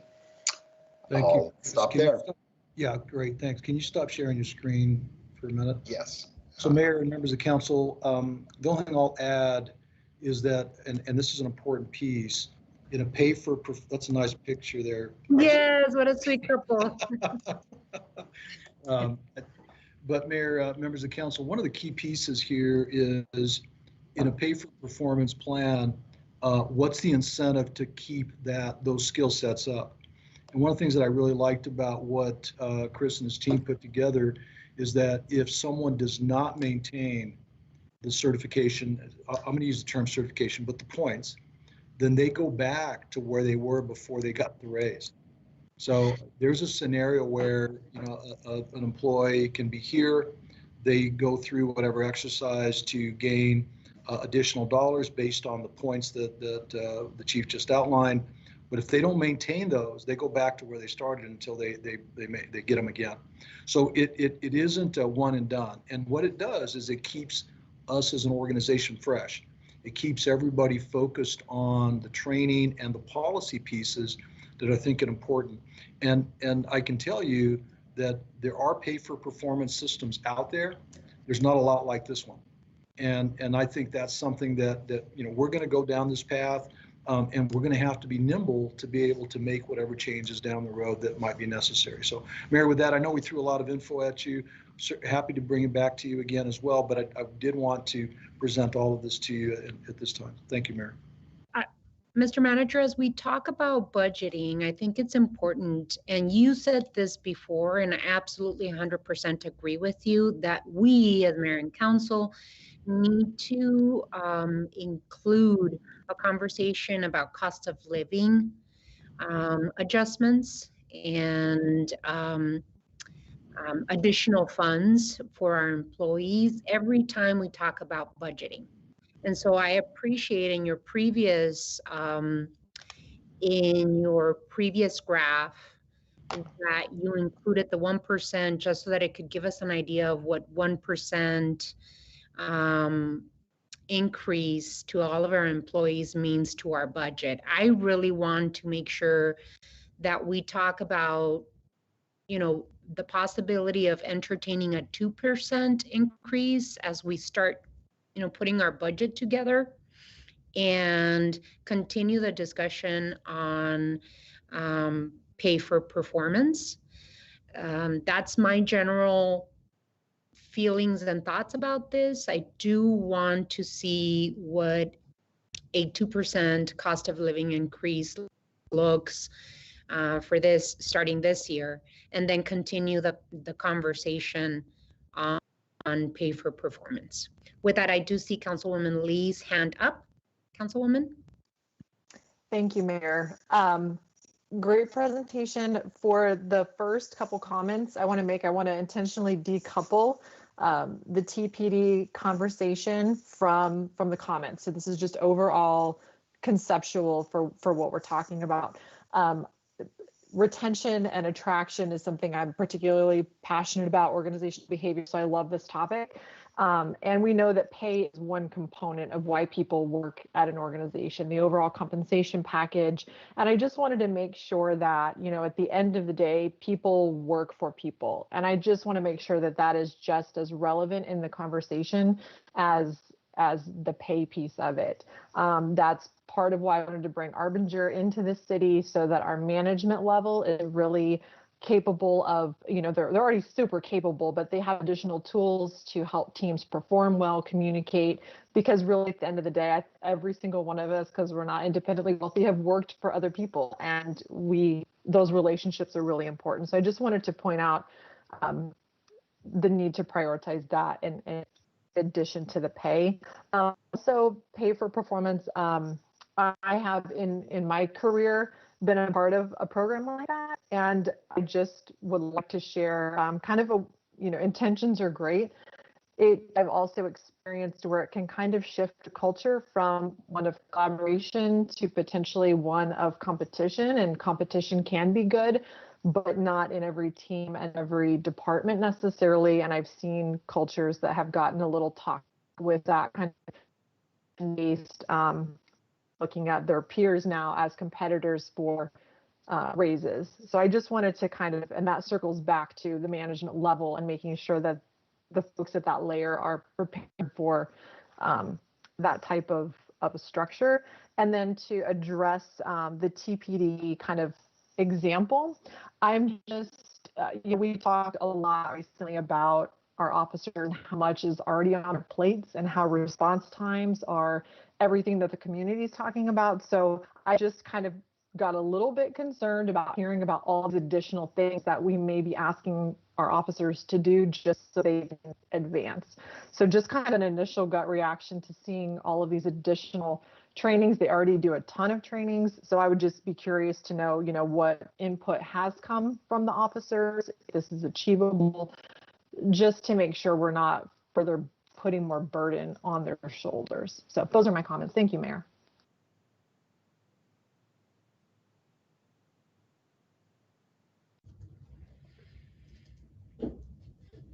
Mr. Manager? Thank you, Mayor. I was just taking some notes here.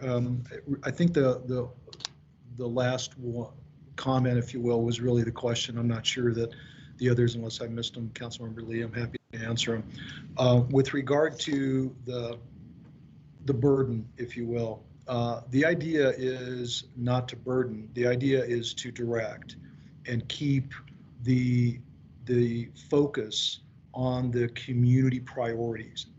And so when someone is, quote, burdened with their work, the question that we all need to be asking is, are you doing the work that is bringing value to the taxpayer, bringing value to the folks that we serve? And that generally is and needs to be in alignment with the mayor and council priorities. So I wouldn't see it necessarily as an additional burden. I too have been a part of pay for performance in the past, and what ends up happening sometimes is we spend so much time on the metric piece that we lose that, and that's exactly where the conversation about competitiveness. I will make a comment about the management, and particularly you mentioned the Arbinger. In order for this across the board, it's going to take strong management at all levels. It will take not only strong management from the director and their key staff, but also from we'll call them the line supervisory staff, which means that there has to be not only an understanding of the program, but also a commitment to the program. Because ultimately, as Chris outlined in his presentation, if we are hoping to achieve and pick a number, right? He picked 77%. Ideally, everyone has the opportunity and is successful in this environment, which gives then an opportunity for everyone to be not only successful in terms of their job, but get paid more. Well, the key piece is that it is objectivity, where everyone can benefit the same, everyone has the same opportunity, but it will require strong management to ensure that that environment is in place. I hope that answered your questions. I think those were the two big things that you mentioned. It is, and I definitely didn't want to diminish that. Those are definitely priorities and in alignment with what we've talked about. I'm just, as a mom and having 3 kids and thinking about all those additional trainings that our officers may find themselves in, and the time commitments that they have outside of work to go get a degree to be able to achieve those different things. I just kind of put myself in their boots and just wanted to share that comment. So thank you, Mr. Manager. I guess my question, Mr. Manager, would be if we've engaged all labor unions in this conversation, and if we're getting their input and the input of like the department directors and their managers on performance-based pay. Because as you said, there needs to be commitment throughout the organization for something like this. And so I just wonder if unions have been part of this dialogue. So Mayor, I have to say not everyone is on board with this. This is something new. This is something that will at least initially be more work for a lot of folks. And so I will tell you that, I don't have a unanimous, everyone's really excited about this. We have engaged, particularly on this model, with the Tucson Police Officers Association. They've been at the table. I have spoken with their leadership about it to get feedback and say, hey, what do you think? I will say that they are okay with it. I won't say that they're jumping up and down saying this is awesome. I'll let them say that. The impression that I got was that they will participate. They are committed to it, but they are also skeptical. They see some of the issues that Councilmember Lee just mentioned, and so they're hesitant to just jump into it. But we have assured them that the model needs to be flexible. My hope and expectation is that if we can implement this as a pilot program, work out the kinks, if you will, work out whatever conversation in a very open and transparent manner, then we can have a conversation about what it looks like going forward. I don't think it's realistic for me to be looking at this system-wide without trying it and working out some of those kinks, Mayor. And so this is not the first time I've talked about performance-based pay. I mean, I've been talking about this for years now, but this is the first time that the council has seen a model where we've actually given some thought to it, and the staff's put some pieces together, if you will, to present to you. Mr. Manager, do you need a direction right now on this? Mary, it would be very helpful if I could get direction from you to proceed with the pilot program. Now, the key piece to that is how we're going to fund it, right? But what I will do is, knowing that the council is interested in me pursuing the pilot program, then I can come back to you with some funding strategies for this. I've spoken with the chief. We've got some ideas on how to do this using some of our existing resources to really push and move this forward in a fairly quick manner. So I would appreciate that, and I will bring back to you, I'll call it the funding piece of this in the not too distant future. I do see Councilmember Kosachik's hand up.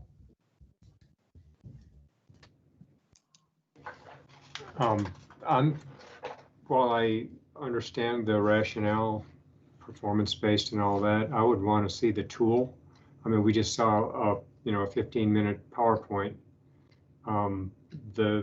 Whether or not these are successful is largely a function of the measurement tool, how objective it is, who's doing the measurement, buy-in. I agree with Nikki's points about the concerns about the outside work that's going to be required. I'm concerned that Chris just showed us a $12 million annual obligation, which I'm assuming is on top of the 7 that you presented a few minutes ago for all employees.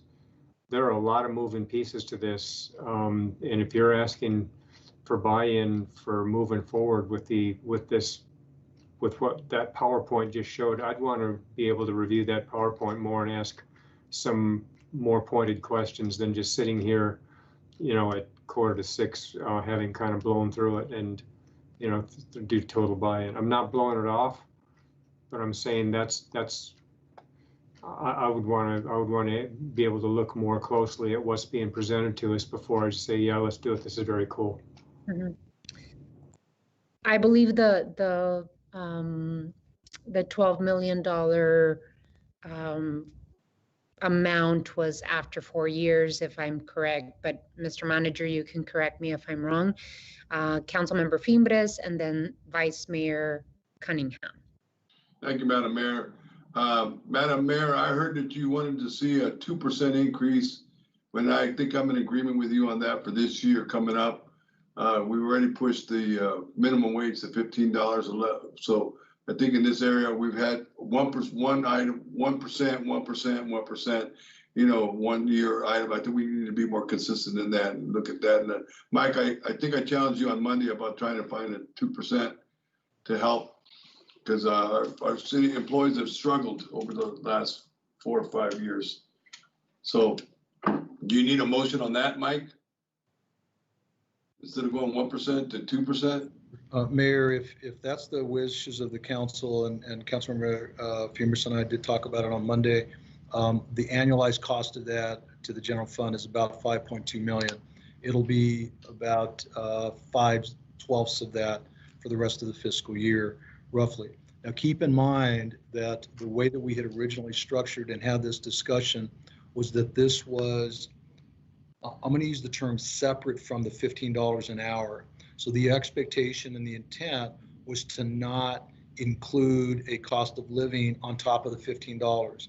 If you remember what we did on the $15 and the decompression, et cetera, was we set a minimum that folks would receive that were in those tiers. So this would be outside of that. So those folks that were already addressed as a part of that compensation decision would be excluded from this because they would have gotten at least the minimum of whatever the council decides. But if the council would like to give me that direction, those dollars into next year would be about 5.2 million. Now, what I would suggest is if the council does give me that direction, then that graphic that I showed you that has that $5 million placeholder for 22 goes down. So that the available dollars going forward will be less than what they are on that graphic. Okay. Vice Mayor Cunningham?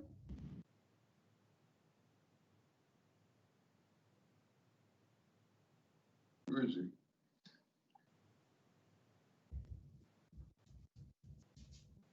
Vice Mayor Cunningham and Sorry about that.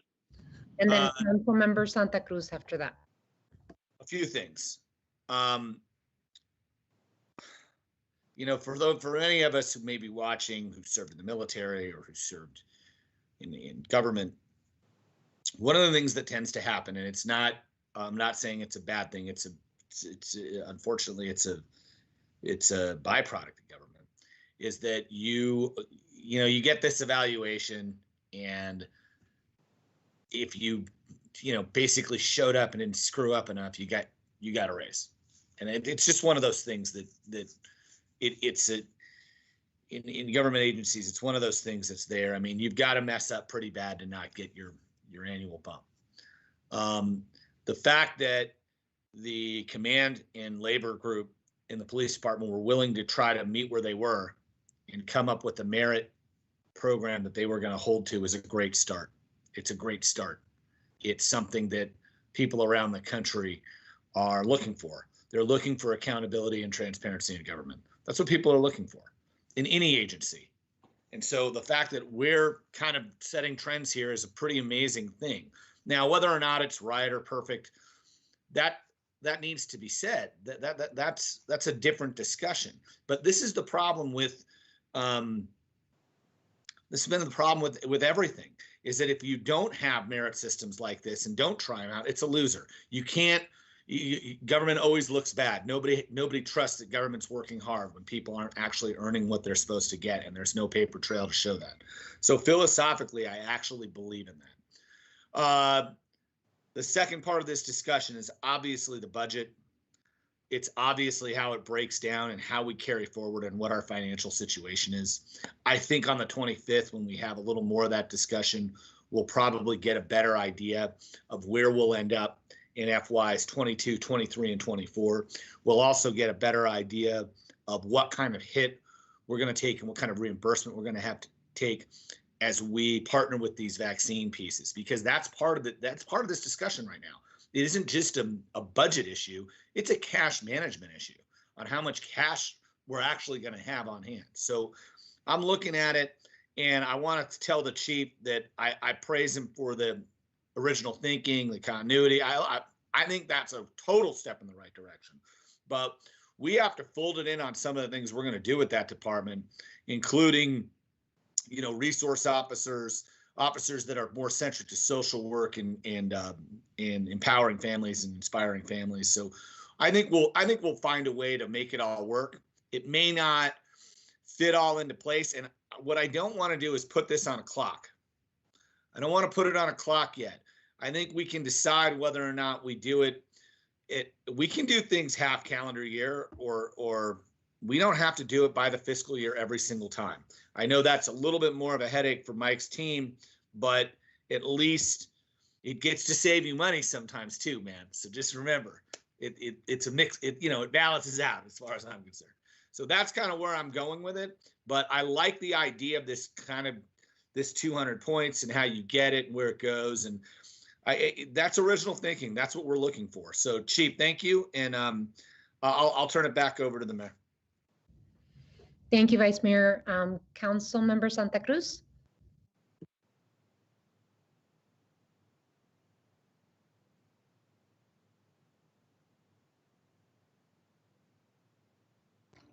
You're muted. You're still muted, ma'am. Oh my goodness. I put my hand down instead of the mic. I was saying that I don't feel like I'm ready to, move on this tonight. That it was one of the items on the agenda that I felt like there wasn't, sufficient information, or it kind of came in later. So I was not prepared to have this conversation today. And I do feel like, folks are going to ask us, are we giving certain departments, more money? Like, what does that breakdown look like? And it's not just across the board, but, I think part of the transparency that we're being asked for is like what around our budget allocations, to what department. So that's just something, that I don't feel ready to move on tonight. Alrighty, so are we, do we want to continue having this conversation for the 20th of January? Mayor, I would really appreciate it.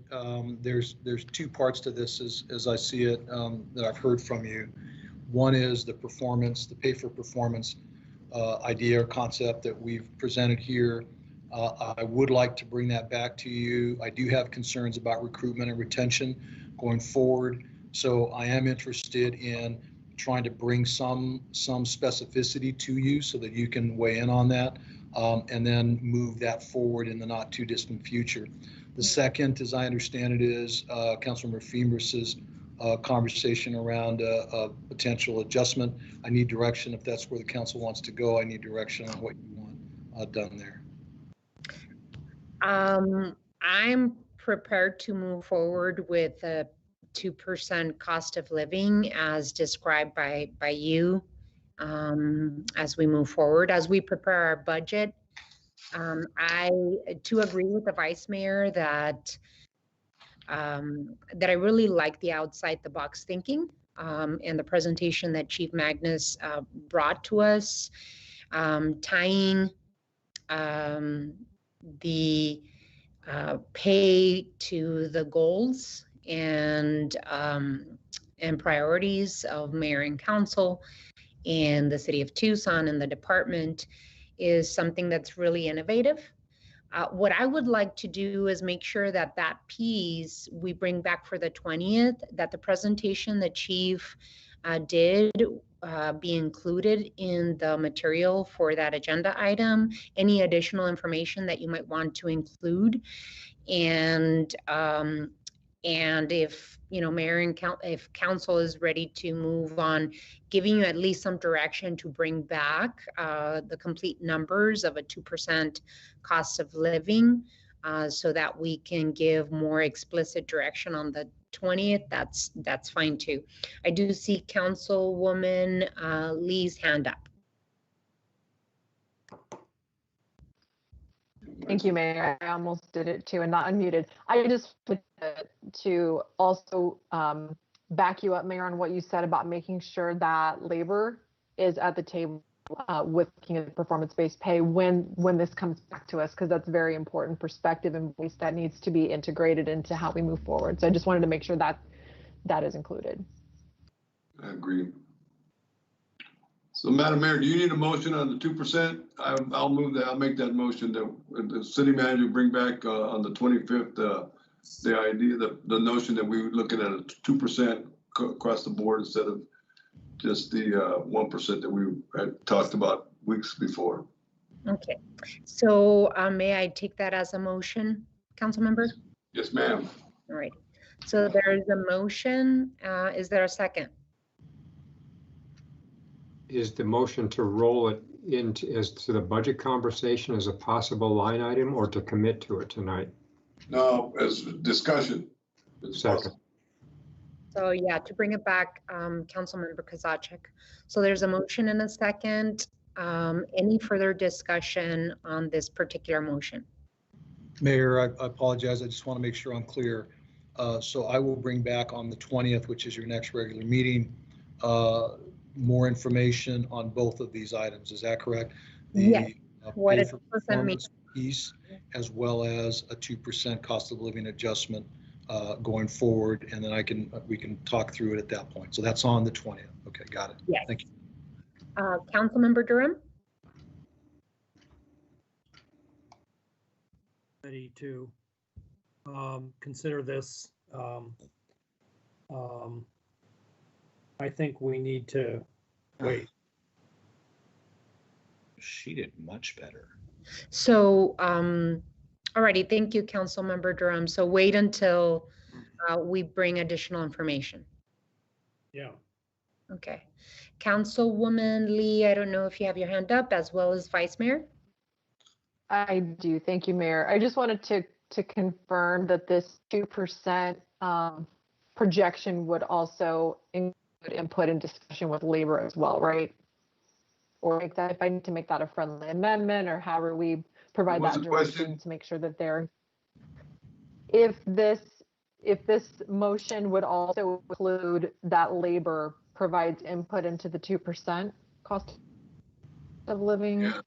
Yes, we need to make sure that ASME, TFD, and TPOA are also involved with this. Mm-hmm. I don't imagine. I don't imagine anyone saying they don't want a 2%, but absolutely, we should give them a heads up. Councilmember Kozachik, and then I did hear City Manager Ortega. So that last comment just changed it. The 2% is that, Richard, your motion is across the board, not simply public safety. Not just for police and fire, it's for all the labor, it's all for all employees.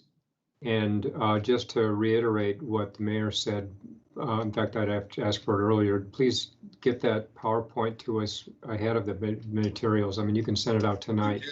There was a lot involved in that that we need to kind of look through. Mayor, happy to do that. I know that the Labor Council, I think, is meeting in the next week or so. I will bring this up to them and solicit feedback. But I do want to make sure you heard me on the initial part of this, which is that my suggestion, recommendation to you is that this would include those who have not received a salary adjustment because of the $15 an hour and the market adjustments, et cetera.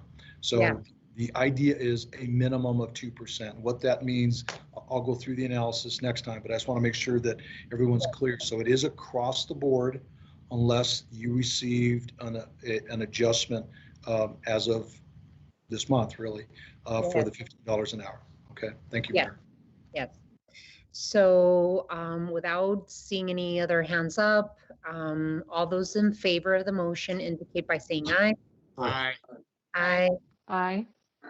Any opposed? Nay. So motion passes by a vote of 6-1. All righty. So, Mr. Manager,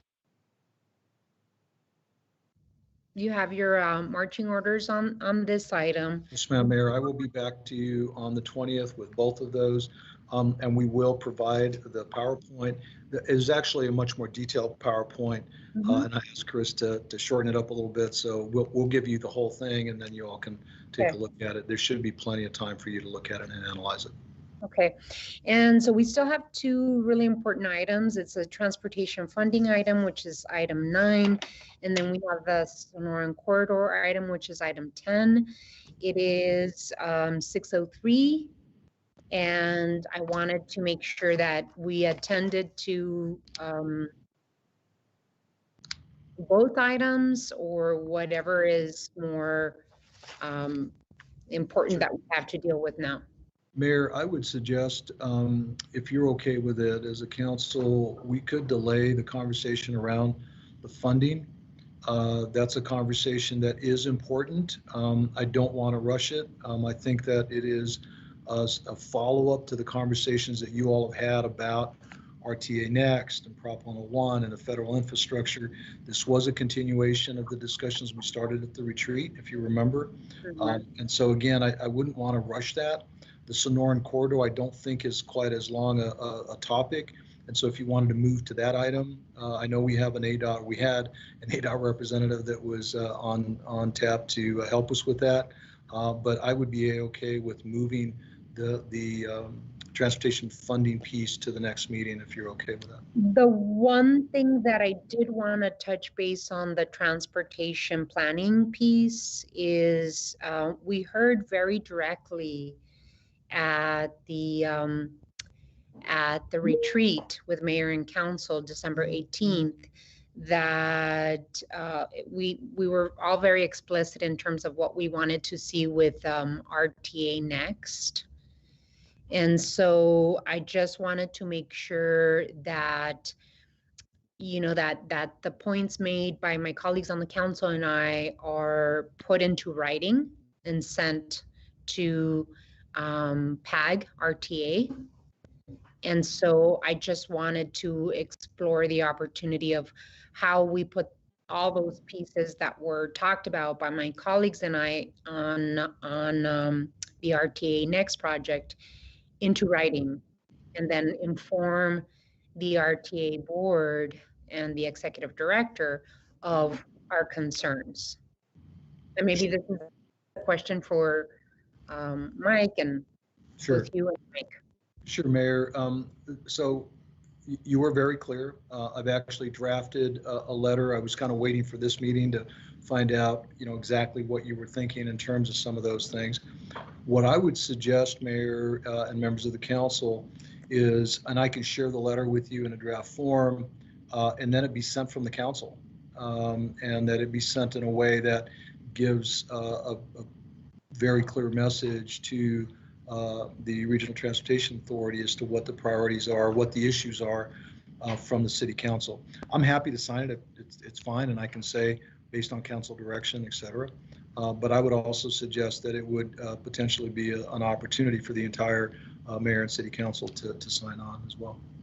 Yeah, I too like the idea, Mr. Manager, of having a mayor and council, all of us, you know, signing a letter of what was discussed on the 18th. I just want to make sure that the city attorney feels comfortable with helping us based on the conversation we had, helping us put that letter together and sending to the RTA executive director and board.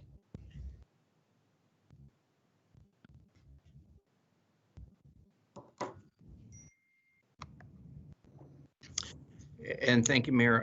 I can work with the manager in terms of how that letter is put together. We also have to be sensitive to, you know, we can't have communications outside the scheduled meetings, and the direction from the council has to be as was provided at the public meeting. So I'll review what the manager's drafted, and we can determine the best way to follow through to make sure that that communication goes out.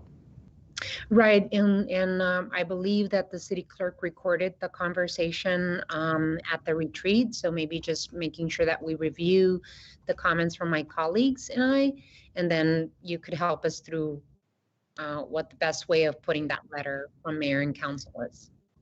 Will do. Okay, cool. So let's move to item 10. I do see hands up from the vice mayor and council member Durham. But I do want to move on to item 10, which is the Sonoran Corridor. I know that ADOT and our Transportation and Mobility Department needs some direction on this. So let's move on to item 10, which is time has been set aside for a discussion of the city's common submission on the Sonoran Corridor draft Tier 1 environmental impact statement. Mr. Manager. Mayor, members of the council, this really is an opportunity to weigh in on the comment letter on the Sonoran Corridor. I won't get into any of the detail. I'll turn it right over to Diana and let her get into it right away. So Diana, go ahead and introduce your guest and we'll get moving. Good evening, Madam Mayor, council members, and city manager. Thank you. I'm actually going to turn it real quickly over to Carlos Lopez, who is the project manager with Arizona Department of Transportation, who will bring us up to speed on the corridor EIS study. And then then we can go back and have a conversation about recommendations and then direction from mayor and council. So Carlos, I'm turning it over to you, and thank you very much for your patience on this.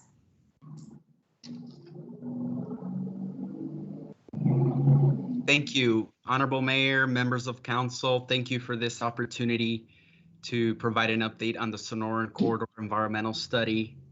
I am sharing my screen. Just wanted to verify that you're able to see it. Yes, Carlos, we can see it. And I know that this is a little bit of pressure, but if you can fly through these slides and Yes. yeah, if we can move as quickly as possible forward. Definitely. And so there are three main takeaways and for this presentation, and I will start off with this first one, being that this study is following a tiered environmental process, which means there are two steps involved in the environmental review. We're currently in tier 1, where it's a programmatic effort. We're analyzing broad corridors, broad environmental impacts to understand the feasibility of a future interstate connecting Interstate 19 to Interstate 10. If a corridor moves forward as part of this effort, then it would advance to a tier 2, which would get into the project alignment and the project specifics, the engineering. So I guess the point number one is we're currently in this programmatic stage, and there is a subsequent stage that would provide the project specifics. And apologize for the background noise. My 3-year-old is not cooperating. So the study area is with Interstate 19 and Interstate 10 to the west and to the east, and with downtown Tucson in the northern area and the town of Sahuarita to the south.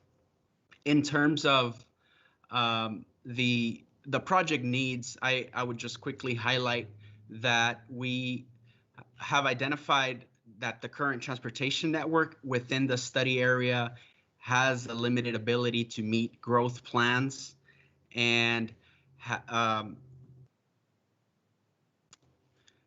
they're based on the data that we have evaluated. There are, as we look at year 2045, there is increased congestion and unacceptable level of service based on the current transportation network. And also there's a lack of connectivity and lack of linkage south of the Tucson airport, connecting the two freeways of Interstate 19 and 10.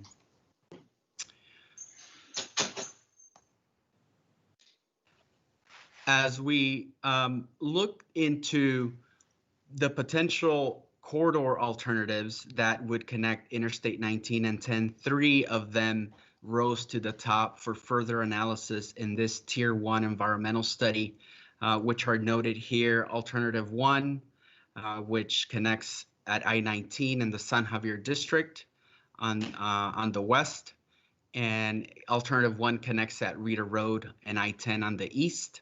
Alternative 7 in the blue starts in the town of Sahuarita near El Toro Road, and also connects at Rita Road over on the east on I-10. Similarly, Alternative 8A starts in the town of Sahuarita and connects to Houghton Road over on Interstate 10.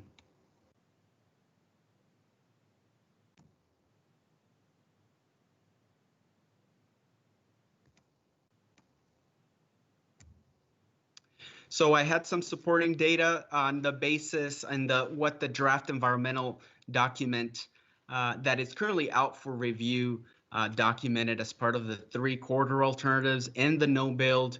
In summary, the corridor alternative 7 has been identified as the preferred alternative as part of this draft environmental impact statement. Corridor alternative 7 reduces congestion, provides direct access to the growth areas near the Tucson airport and Interstate 10. It also connects the growth areas in the town of Sahuarita and balances the environmental impacts as we look at a potential new future interstate connecting Interstate 19 to Interstate 10. Okay. Just wanted to highlight tribal outreach has been a big component of this effort in working with the San Javier District and also the Tohono O'odham Nation.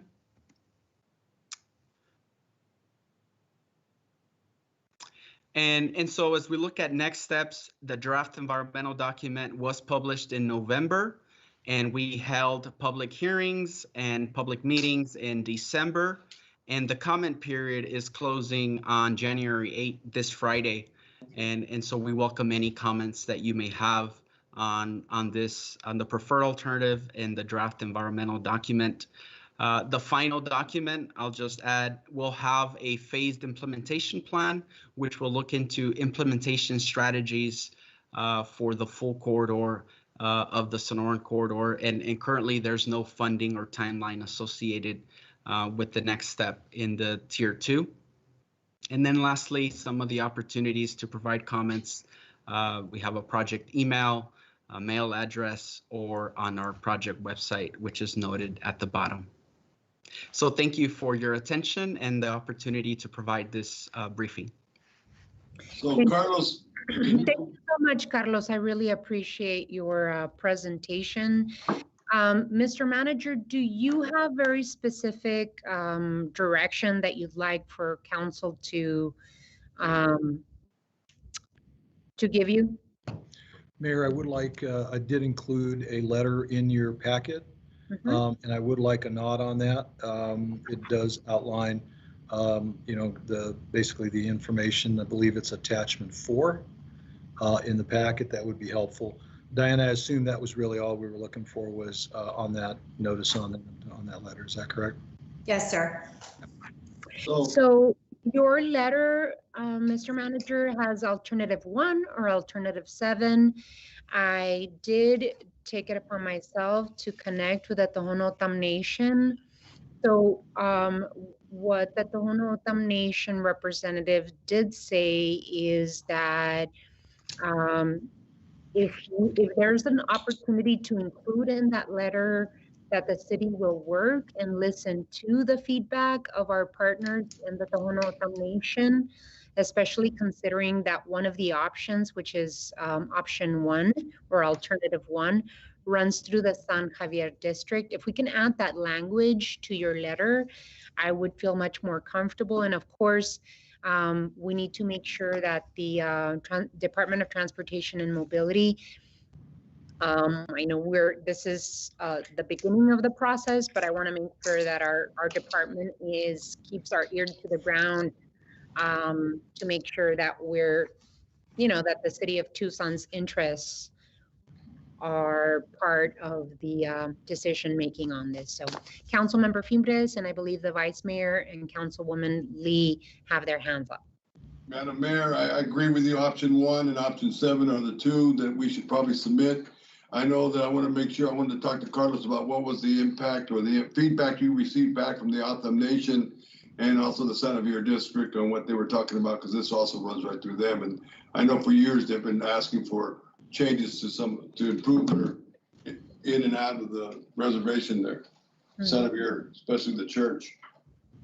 Yeah, Councilmember, they just want to make sure that our letter is explicit in saying that the city will work and listen to the feedback of our partners on the Tohono O'odham Nation. Okay, that's fine with me. I think we should submit, I'd make the motion that we move to direct the city manager to direct staff to submit comments and support of option 1 and option 7 for the Sonoran Corridor project. Mayor, Councilmember Fimbres, to include working with the nation, correct? Yes, yes, exactly. Okay. So there is a motion. Is there a second? Yes, Your Mayor Honor. I'll second. Adney. Carlos, you can stop sharing Sorry. your screen now. That's okay.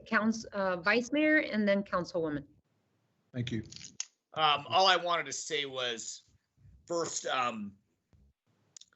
8A for the East Side perspective, 8A has a spot for I want to say Richard Price Park, and that's something that I like. But at the same time, 1 and 7 is probably the most beneficial to both our airport and our Raytheon employees, providing them another possibility of transportation. And I like 1 as long as the tribe's on board. I think 1, if the tribe is on board, is the one we should commit to. If the tribe wants it, we should back them up 100%. And the reason I say that is because it helps our airport. It helps give us a wraparound opportunity. It creates another avenue to a great attraction in Tucson, which is the mission. And it also gets to improve some drainage issues near Martinez Hill, which I think is actually a big part of Tucson. So I don't want you to, Carlos, I hope that the tier 1 is considered the impact of Martinez Hill as well. But that's kind of where I'm at. And I wanted to make sure I put that in. The other thing I wanted to say was related to the previous item, we should partner with the county in all kinds of different road things independent of what the RTA does. And that would even include this item. I have to tie it into this item, so I'm tying it into that item right there. Thank you very much. Thank you, Vice Mayor. Councilwoman Lee.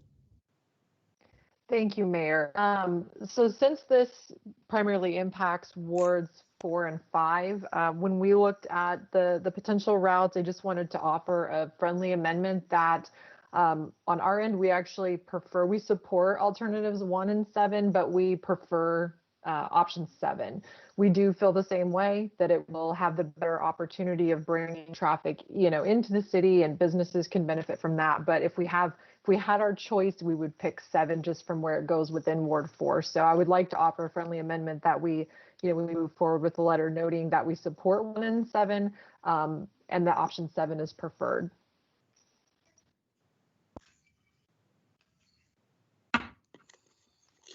If my friendly amendment is accepted. I'll accept it, but you gotta make sure that the nation has input into it though, to make sure that they are. Yeah, that's absolutely part of it. Yeah. Okay. So the friendly amendment is that option 7 is preferred for Ward 4, because the letter is not as specific. The letter just says that the city is supportive of advancing alternative 1 or alternative 7. Exactly. Over the no build alternative. So I think this is, the initiation of a conversation. What I do want to make sure that since alternative 1 is on the table, that that the city of Tucson will work with our partners in the Tohono O'odham Nation and listen to their feedback. So we're not committing to one or the other. We're saying that both alternative 1 and 7 are good for us to move forward. Can I ask just a clarifying question on that then, in terms of what ADOT is hoping to get from us on this? Because I support including the nation's feedback 100%. I'm just looking at Ward 4, since this does come through our area. And and maybe this is a city manager or Diana question, are they looking for our preference? Do you prefer alternative 7 over 1 instead of just we prefer both? Because I support both. If we have a preference, I would just like to communicate that from our ward. Is that what they're looking for? Or they just say, yeah, we're cool with these 2, do whatever you want? Mayor, Councilman Lee, since ADOT is representative, I guess I would ask Carlos to weigh in on that. And then we can certainly try to provide that feedback or that recommendation to ADOT. Honorable Mayor, members of council, thank you for the question. And if I may just provide a little background regarding the tribal outreach that we've done, working with the Tohono O'odham Nation, the San Javier District, and the landowners east of Interstate 19 that would be impacted by a proposed Sonoran corridor. And we did get a letter of support from the Tohono O'odham Nation indicating that they support the Sonoran corridor, but the study team would have to work with the landowners for that agreement for a future Sonoran corridor. So the study team has worked closely with the landowners, conducting meetings and events. We conducted a survey to try to get more information regarding that topic. So that was part of the process that the study team included and part of the decision making into Alternative 7. In terms of the City of Tucson feedback and comments, the document is, I guess I may say, it's actually it's quite open. Obviously, the preferred alternative is one area where the City of Tucson may want to provide guidance to ADOT on your preferences.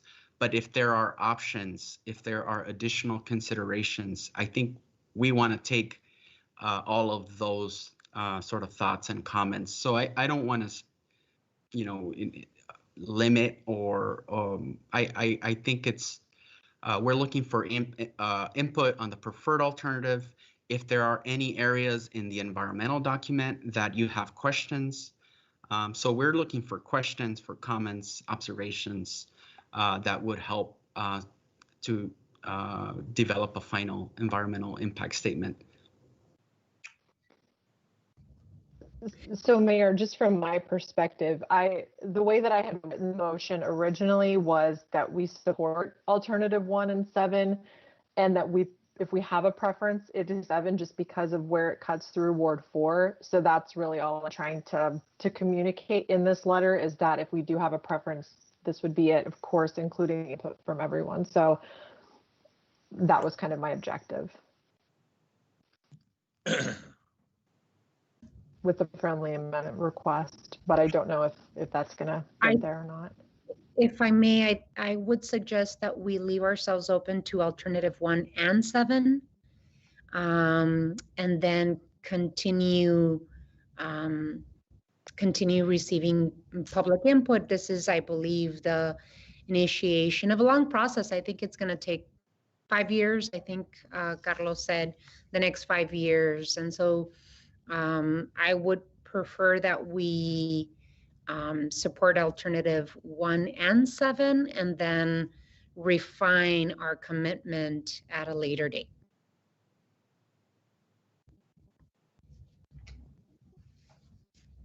So we have a motion and a second, Madam Mayor. Can you call for the question? I do see Councilmember Kozachik's hand up and Councilmember Durham's hand. Paul's been up for a while. Paul, you want to go? Councilmember Durham? I wish to reverse my position on the last motion. What? That was the 2% pay thing, I think. Yeah. Right? Oh, I don't think we can bring it back, Councilmember Durham. Okay. Councilmember Kozachik? Yeah, with respect to the Sonoran corridor, so Carlos, if you're looking for direction, first of all, I think what you hear clearly is that no build is not an option that we're considering. The segment from Rita Road to Alvernon is by far the most important. From an economic development standpoint, it's rail, it's air, it's over the road, it's international commerce, and it most immediately addresses the interstate congestion. My understanding is that that will be the segment that's built first. So the rest of the conversation falls in behind that in terms of whether it goes up to the nation or straight over, as option 7 does. So I guess my comment to you, Carlos and Ada, would be as long as, what is that, segment 5, the Rita to Alvernon section. I think that's what it is. As long as that gets built first, the rest of it, that conversation can happen over the next 2 decades probably. In terms of funding and when it gets built.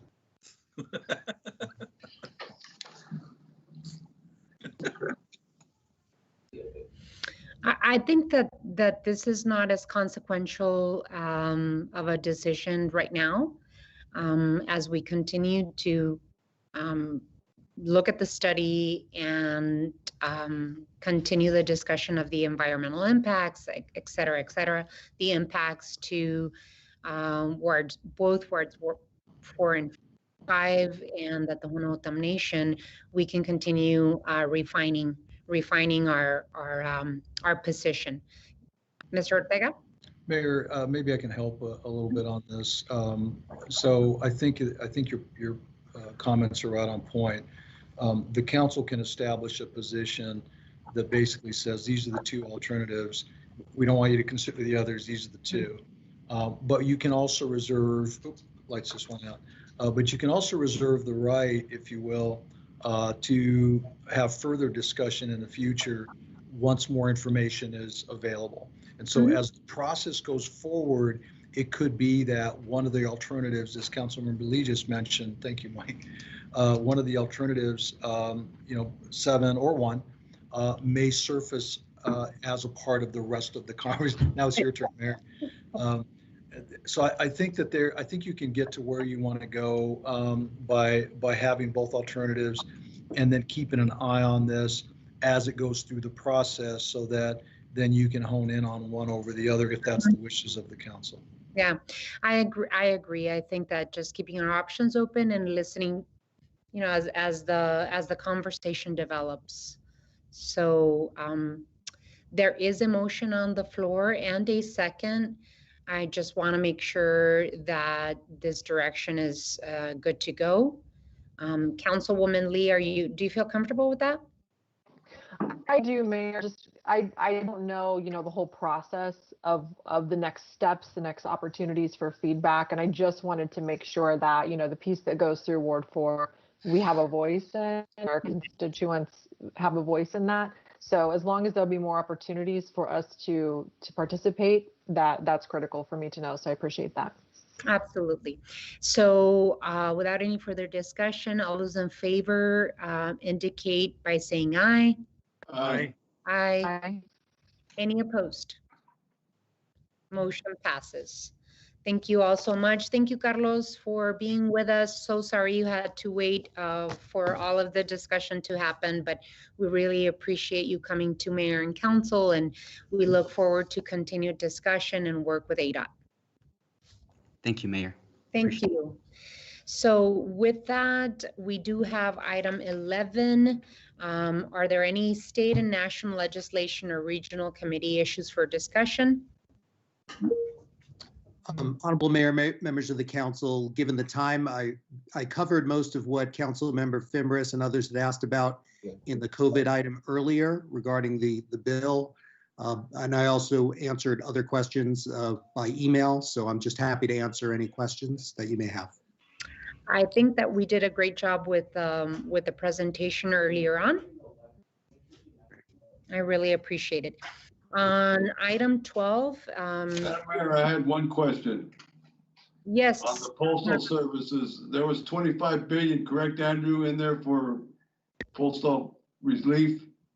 So, Honorable Mayor, members of the council, Councilmember Fimbres, in the final bill, there was 10 billion of loan forgiveness for the United States Postal Service. It's true that in earlier negotiations, the Democrats wanted 25 billion. The Republicans wanted 10 billion. In the end, in the bill, there is $10 billion. That will assist the Postal Service. It will increase their borrowing capacity, and it will be helpful in their fiscal year 21 operations. Okay, thank you, Andrew. Item 12, does anyone have any items to remove from the consent agenda?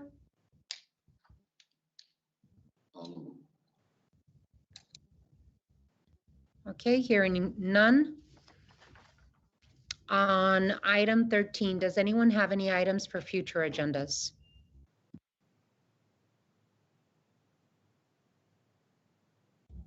I do. I'd like to include for a future agenda for a meeting in February that we have a meeting, combined meeting with the Pima County Board of Supervisors. I'd like to include it in a February agenda for consideration by my colleagues on the council. I will be adding this agenda to tomorrow's um, agenda committee meeting.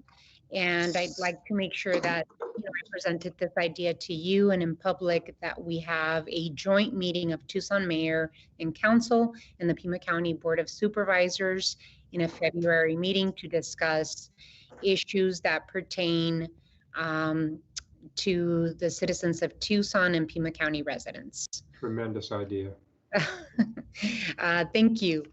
With that, study session is adjourned. I will be giving you a 10-minute break to stretch your legs and get a snack and then come back and start regular meeting. So study session is adjourned.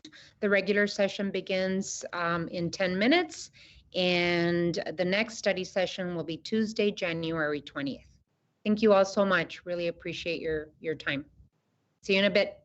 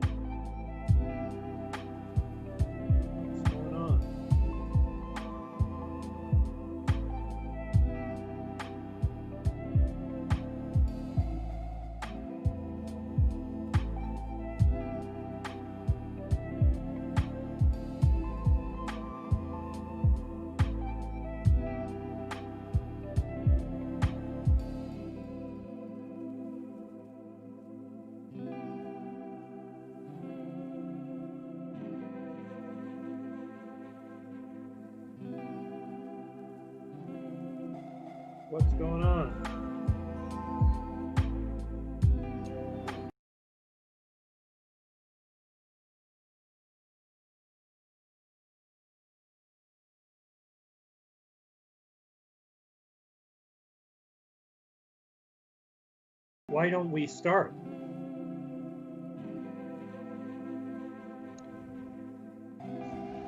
The mayor isn't on.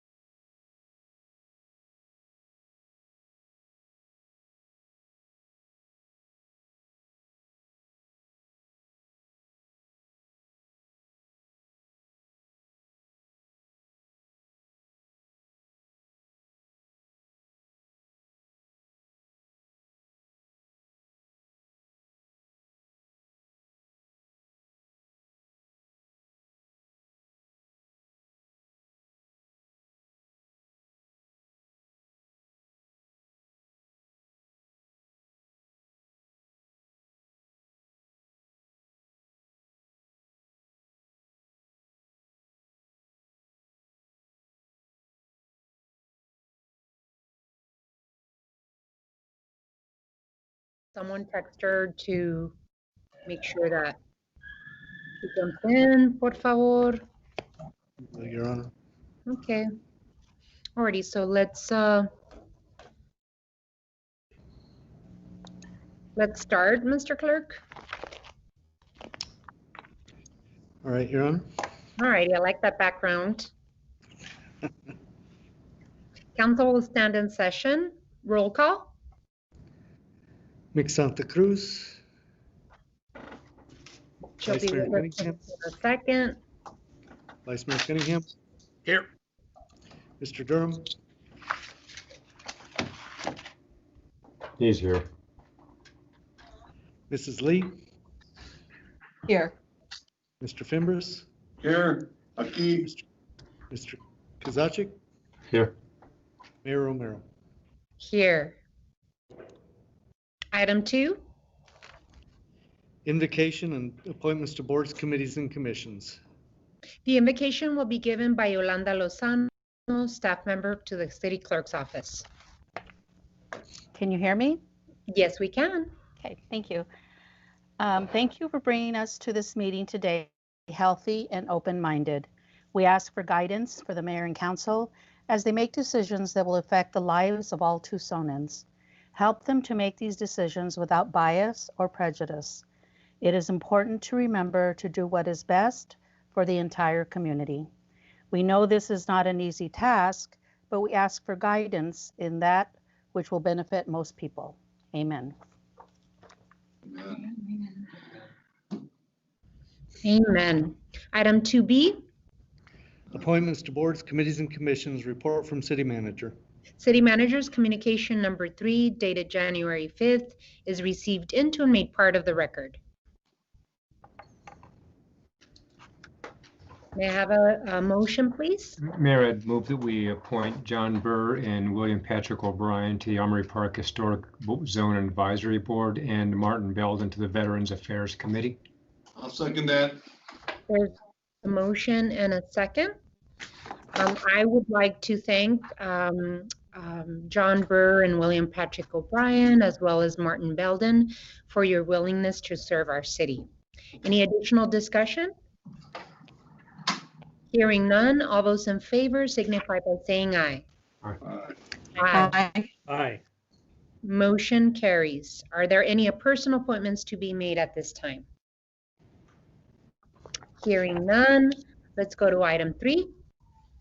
Mayor and council reports, summary of current events.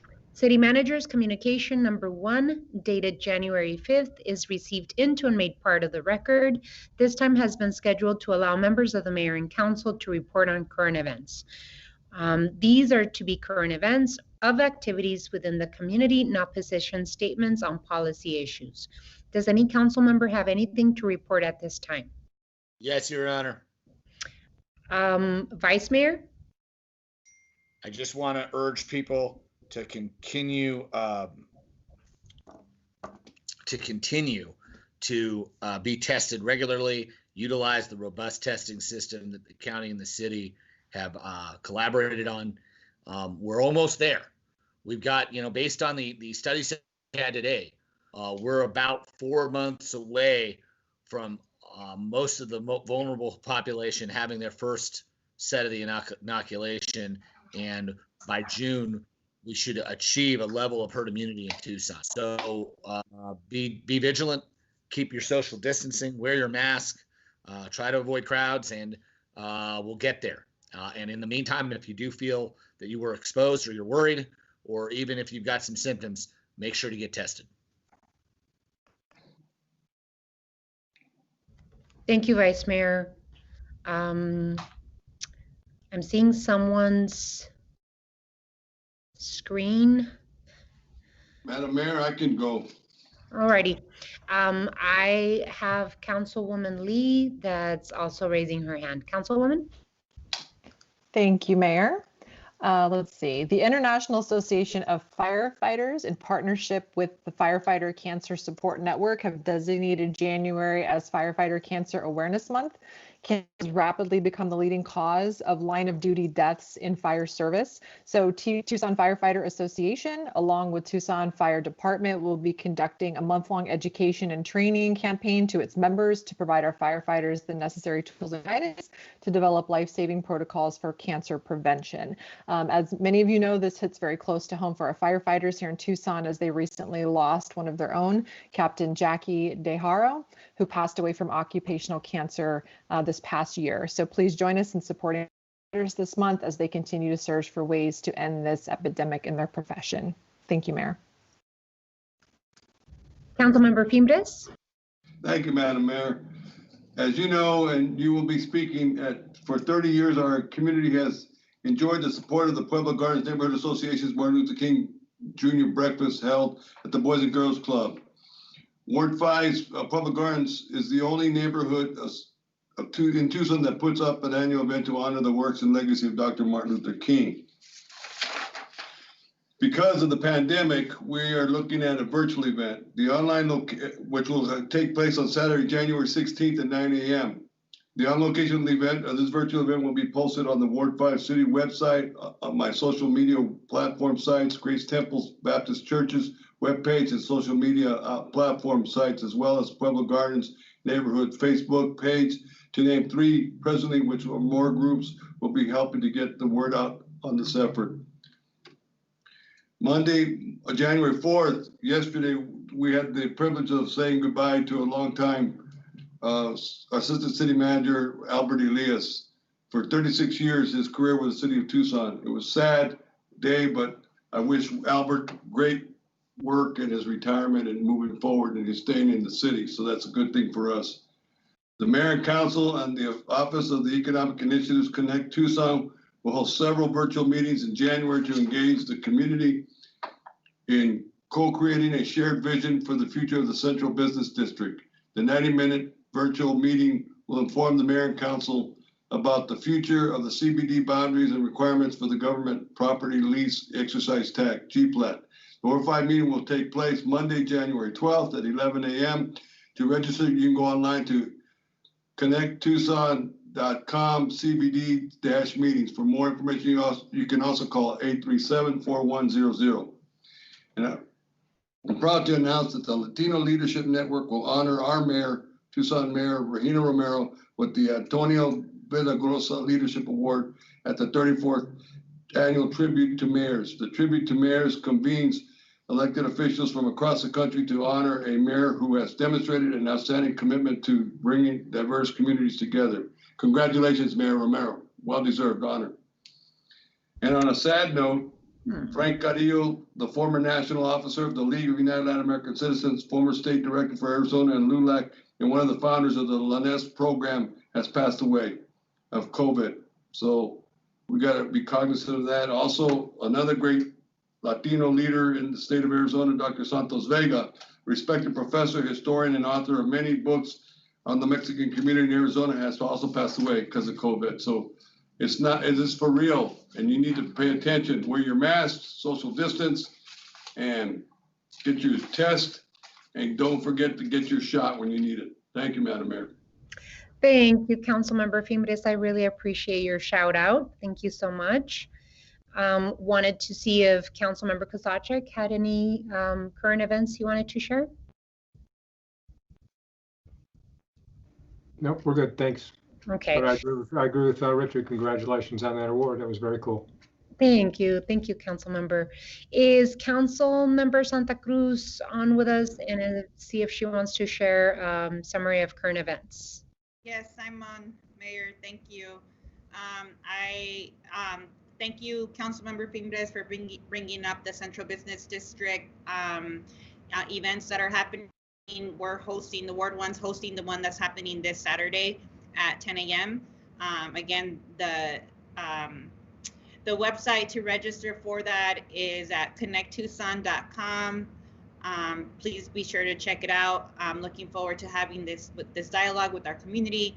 And then also on a sad note, we lost Grace Soto, the owner of Anita's Market, last week. One of those legacy businesses in Ward 1. Wanted to send our love and support to the family. Thank you for sharing, her with us for all these years, and that we'll continue working together to keep her legacy alive. Thank you. Thank you, Councilwoman. Item 4, City Manager's Communication number 2, dated January 5th, is received into and made part of the record. This time has been scheduled to allow the City Manager to report on current events. Mr. Manager. Mayor, thank you. As Councilmember Fimbres mentioned, the Central Business District meetings are starting this week. I know the first one is on Thursday, so please be aware that those are coming, and I know that they've been coordinated with your offices, and we're looking forward to getting that feedback from the public. Thank you, Mayor. That's all.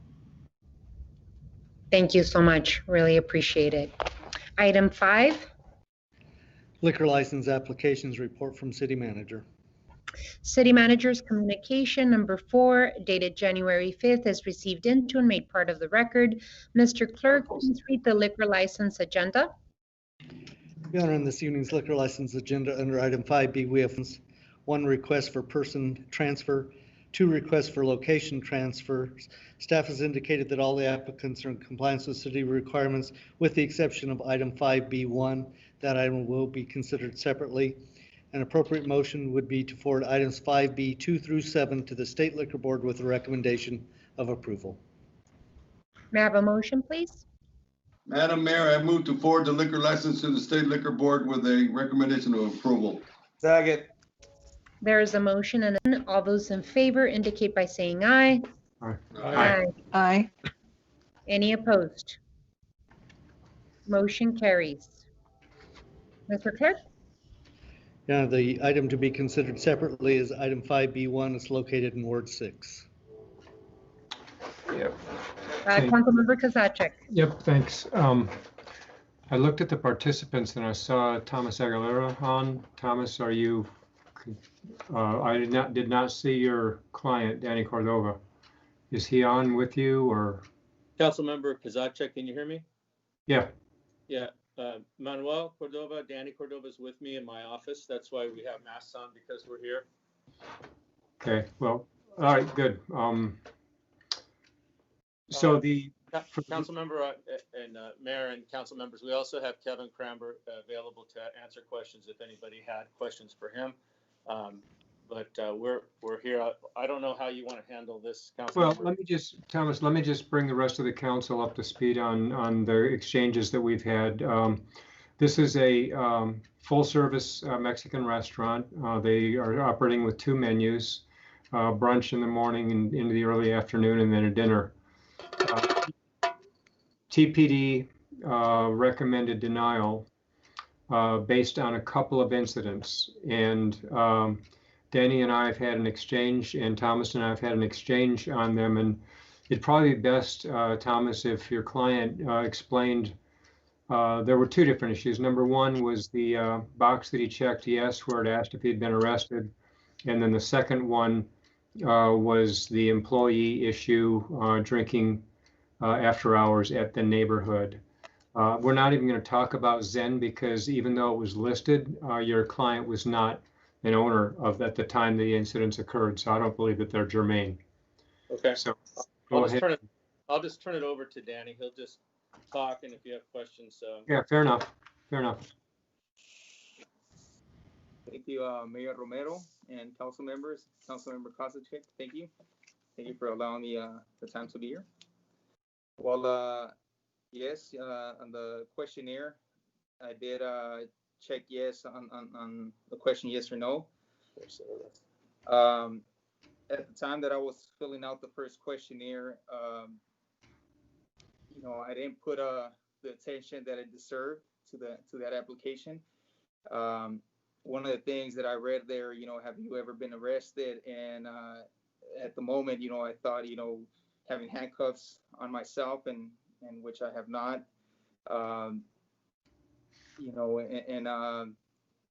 overall, I wasn't trying to hide anything. I don't have the maybe the correct answer, but yes, overall, I wasn't trying to hide the citation from 2016, and yeah, I didn't fill out the application correctly. Back in 2018, when I joined the other businesses that we're not talking about, I did put them in there on the application, and it's overall, I wasn't trying to hide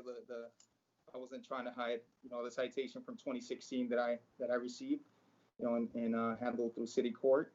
Danny, who was the employee in 2016 that was drinking? Well, that was myself. I was there, obviously, and drinking after hours, and I learned my lesson. That will never occur again, for sure. And same thing with the application. Now for sure I'm going to give it the respect that it deserves, and make sure in the future when I'm filling out another application like this to stop and really read through the lines and make sure I'm filling it out correctly. Okay. I appreciate that, and I appreciate the exchanges that we've had. To the rest of the mayor and council, at some point in our deliberations, I think we've got to make room for honest mistakes and really insignificant mistakes at the end of the day. This is the middle of a pandemic right now. A Mexican restaurant that doesn't serve beer or margaritas, you might as well just put a lock on the door. And I think Danny has indicated and demonstrated that he's got a good heart. He's got full intentions to make this a successful asset in the community. Without this, he's going to lose customers and be struggle to stay open. So I would move that we recommend approval of this application to the State Liquor Board and wish Danny well and his family well in carrying on this small local business, and hope that they're successful. Second. So there's a motion in multiple seconds. Any further discussion? Hearing none. All those in favor indicate by saying aye. Aye. Aye. Any opposed? Motion passes. Thank you, Thomas. Thank you, Danny. Good luck to you. Thank you, council member and council members, for all your understanding in this difficult time and for everything you guys are doing. Well, we appreciate it. Thank you so much and good luck. Thank you. Thank you, Mayor. Take care. Mayor, I do have one question. There are two licenses for Floras. One is a Series 10 and one is a Series 6. Floras is the former Rincon Market. And so on the east, well, the west side of it is a grocery store, and on the east side of it is a restaurant. To be clear, the 10 is only for the grocery store side, and the 6 is for the restaurant. But I guess my question for would be Roger, or unless Ruslin's on, they're asking for a bar license, which is a 6. When it's really a restaurant. I want to make sure that we're not setting a precedent that down the road, we're not going to have a strip mall full of bars at some point on that corner, where a 12 is probably the more appropriate application. I mean, no problem with what they're asking for, but can you tell us why this is a 6 and not a 12?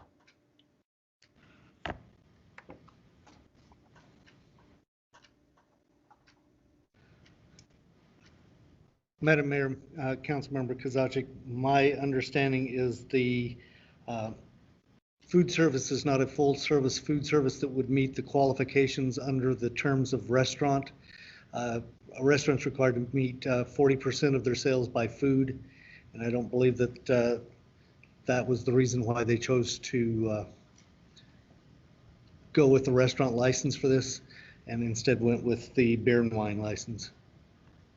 Okay. I know there are other small businesses on that same corner, and there is concern that, if I don't want to set a precedent that we're just approving bars on that corner, and there still needs to be some sort of food service component. I will bet you that they get that 30-40% over time. But anyway, just wanted to make that point for the record. Thanks. All right, thank you, Councilmember Kozaczek. Item 6.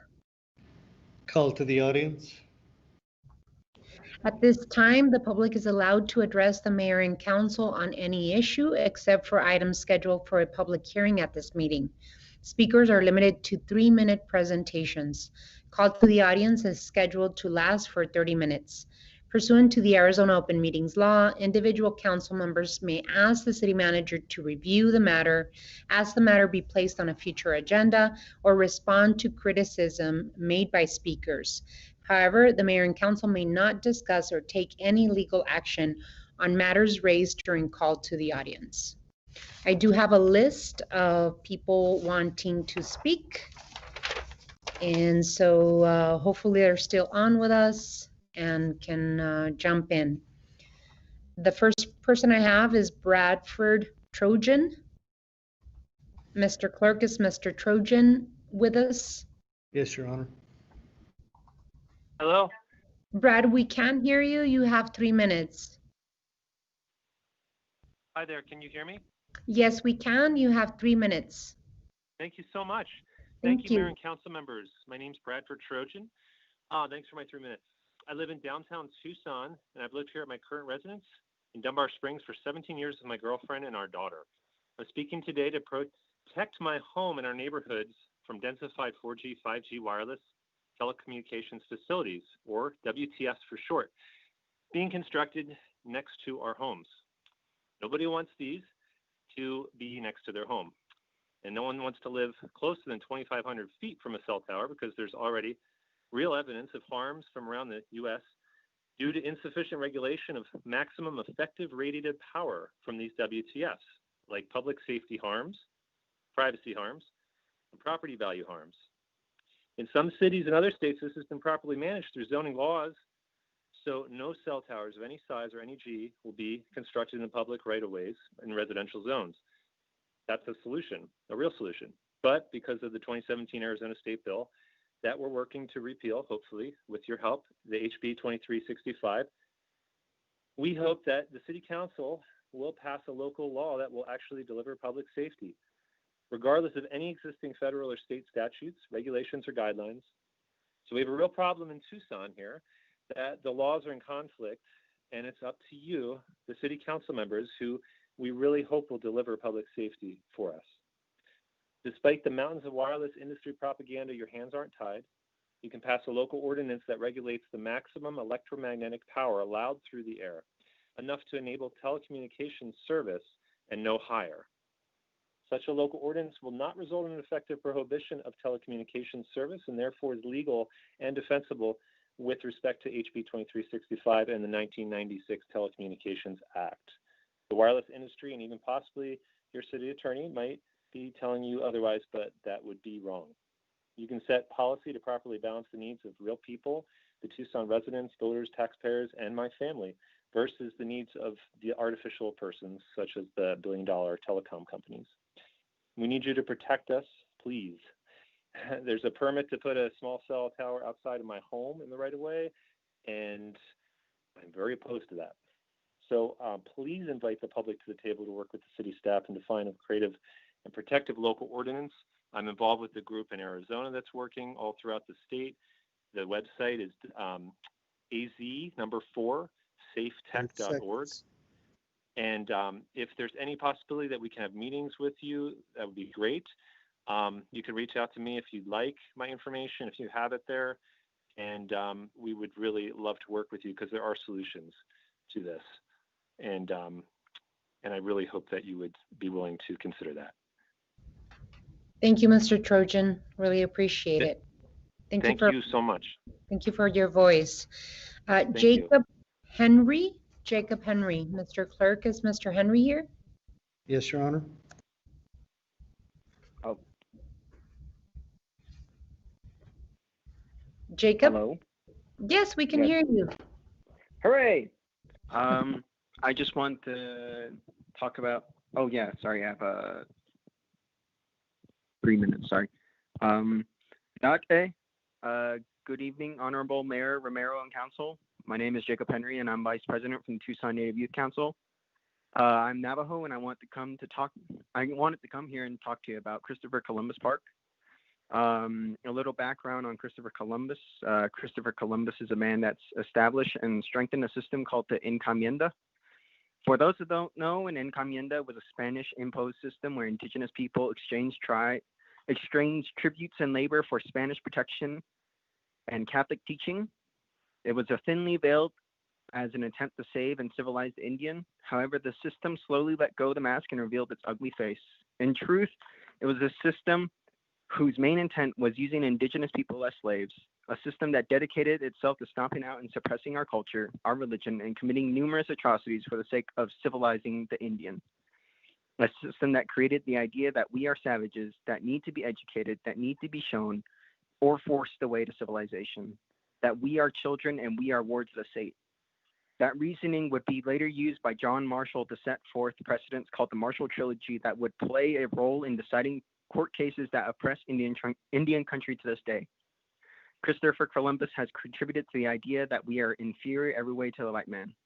When you hear the name Christopher Columbus Park, do you think of a man that bravely sailed the ocean blue in 1492 and who proudly discovered America? Or do you think of a man who suppressed our religion, our culture, and brutally killed, tortured, extorted, and enslaved us? I can tell you what I think. I think the name Christopher Columbus Park glorifies a man who contributed to the destruction of my people, the Diné, and to the people of this land, the Totonac Autumn Nation. I hope that you seriously consider renaming the park, as I have said previously, it does exalt and glorify a man that has committed many atrocities towards us. Thank you for your time. Thank you, Mr. Henry, for your voice. Linda McNulty? Mr. Clerk, do we have Linda McNulty with us today? I don't show her, Your Honor. Alrighty, let's move on to Scott DeFive. Yes, Your Honor. Mr. DeFive, Scott DeFive. Yes, thank you, Mayor, Honorable Mayor and Council. I'm Scott DeFive. I'm the president of the Glass Packaging Association. I represent the domestic glass container manufacturers in the United States and North America and our supply chain partners. I appreciate the opportunity to address you today. Since the council approved the glass reuse plan last year, we've been attempting to reach City Council and the City Manager's Office. We wrote to all City Council members and the mayor in middle of December with severe concerns about the glass reuse plan, about the removal of glass from the curbside, not only the alternative collection methods, but the disposition of the glass. The decision by the city will severely impact the supply chains for several container manufacturer plants in the United States and a fiberglass plant as well. And we detailed our concerns and some alternatives in a letter to the mayor and council in December, and have been seeking a meeting or discussion with the city about alternatives. In the sense of time, I won't go through the alternatives unless you have questions. but we're hopeful to have a conversation with the city. We seek to work with you and collaborate because that material is a critical part of the supply chain that feeds the container plants that are making food and beverage containers for citizens in Arizona and the rest of the United States.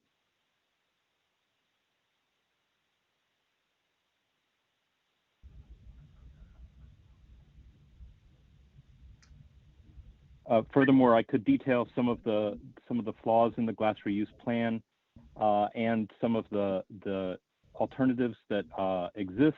But please know that the material was going to one of our member companies in Phoenix, and it was being processed and supplied to glass container plants in the United States. I believe the glass reuse plan mistakenly assumed that material is just being turned into sandblasting, which is not the case. And so it is going to impact the supply chain for domestic manufacturing here. Thank you, Mr. DeFive. Mr. City Manager, if you can have Carlos de la Torre follow up with Mr. DeFive on his ideas, his concern and his ideas regarding alternatives, and continue to work with the City of Tucson. Yes, ma'am. All right. Thank you, Mr. DeFive. Really appreciate you. Thank you, Mayor. Coming. Thank you very much. Thank you. All righty. We have Steve Dolan. Yes, Your Honor. Mr. Dolan, are you here with us? Can you hear me?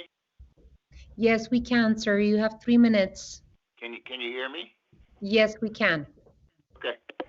I'm Steve Dolan. I'm a 41-year Tucson resident.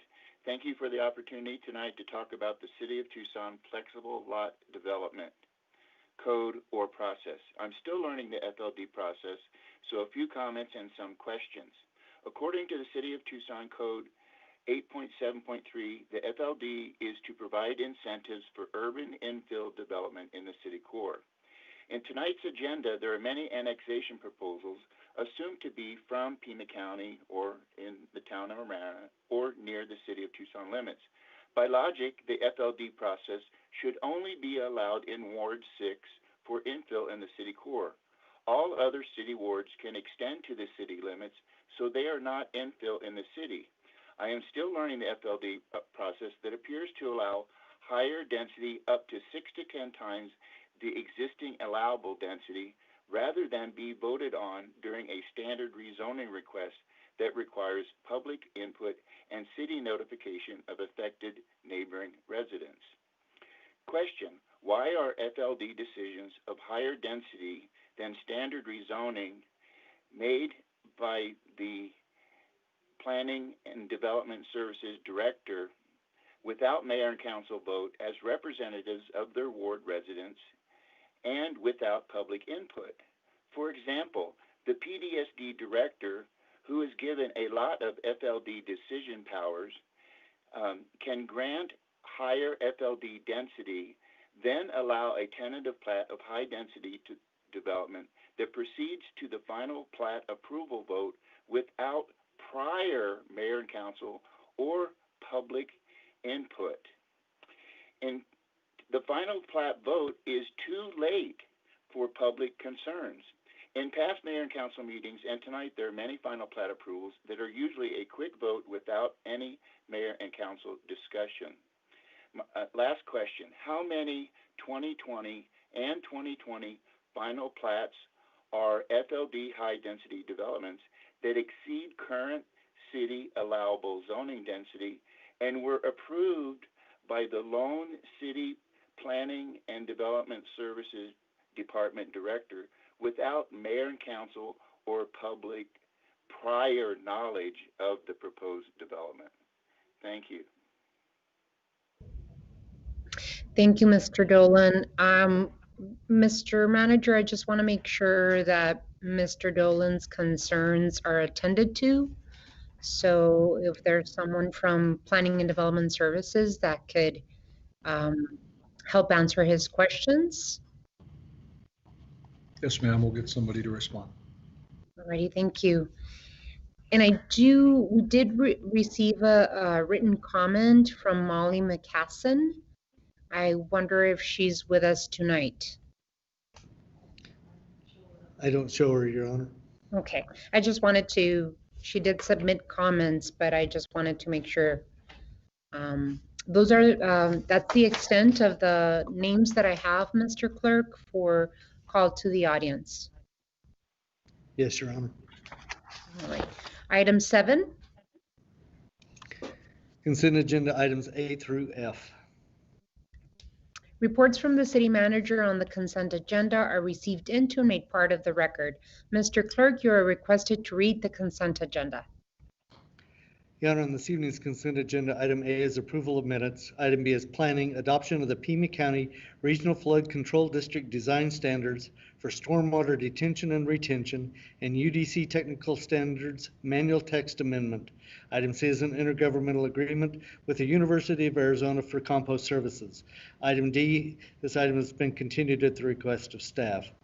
Item E is a pre-annexation and development agreement with the state of Arizona, owner of parcel 140-41-1400 for water service. Item F is real property vacation and sale of alley right-of-way located at block 248 for assemblage into 75 East Broadway development. That's the extent of the consent agenda, Your Honor. Appropriate motion would be to approve items A through F with the exception of D. May I have a motion, please?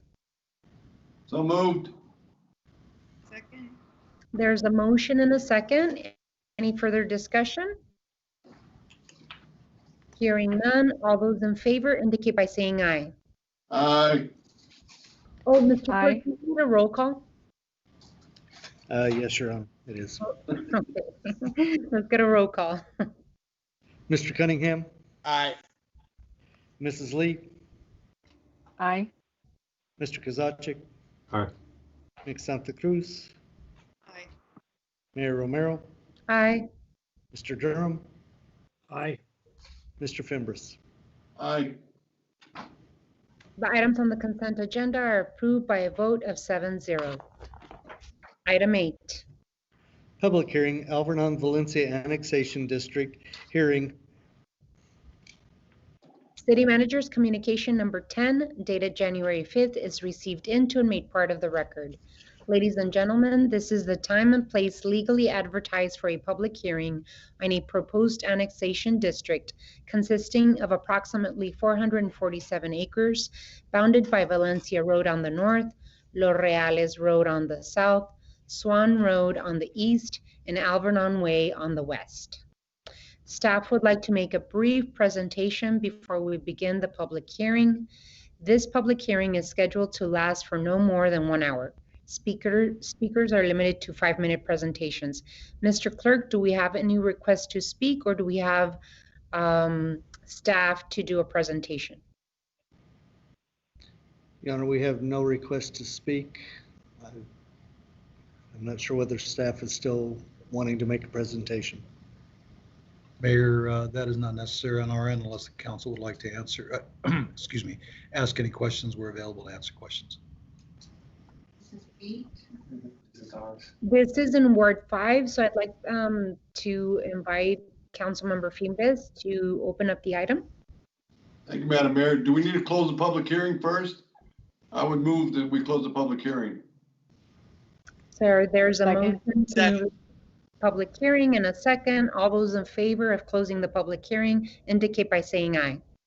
Aye. Aye. Aye. This public hearing is closed. Madam Councilmember, Mayor, I have a question. What would the developer pay for any utility infrastructure needs for the parcel and development? Mayor, Councilmember Fimbres, yes, sir. And what is the benefit for the city of Tucson? Mayor, Councilmember Fimbres, there's actually two. One is the input into the zoning process and I'll call it the development process going forward, as well as you heard during the study session from Vice Mayor Cunningham, state shared revenues going forward become an opportunity for the city of Tucson. Thank you, Madam Mayor. With that, Madam Mayor, I move we ask the city staff to proceed with the Alvernon Valencia Annexation District by gathering the necessary property owner signatures, return with a proposed ordinance approving the annexation of the property. That's my motion. Do I have a second? Second. There's a motion and a second. I'd just like to add a couple of comments. I know that staff has been working on this annexation for years. They're very confident on the project and how it looks. This land is owned by the state of Arizona.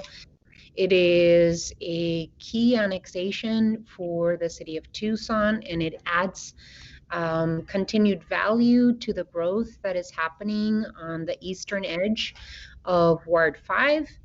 It is a planned area development, and really the state of Arizona has been doing a fabulous job in getting input from not just Councilmember Fimbres in the city of Tucson, but from the community.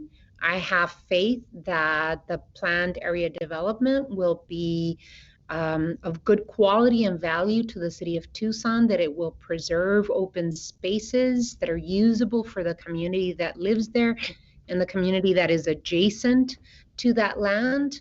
I just want to congratulate the staff for the work that they're putting into it, as well as Councilmember Fimbres for his dedication to making sure that we have a good planned development in that area that brings value to not just the residents that are going to live there, but also the neighbors of that property. So congratulations, everyone. And I appreciate you coming here. And so with that, I'd like to ask for, let's see, do we need a roll call, or a voice vote is fine? Mr. Clerk. We should do a roll call, Your Honor. All righty. Mr. Fimbres? Mr. Yes. Fimbres? Here, yes. Mr. Durham? Mr. Durham? Yes. Mr. Cunningham? Aye. Mayor Romero? Aye. Mr. Kozaczek? Here, yes, and I too. Mrs. Lee? I'm just an aye. Ms. Santa Cruz? Aye.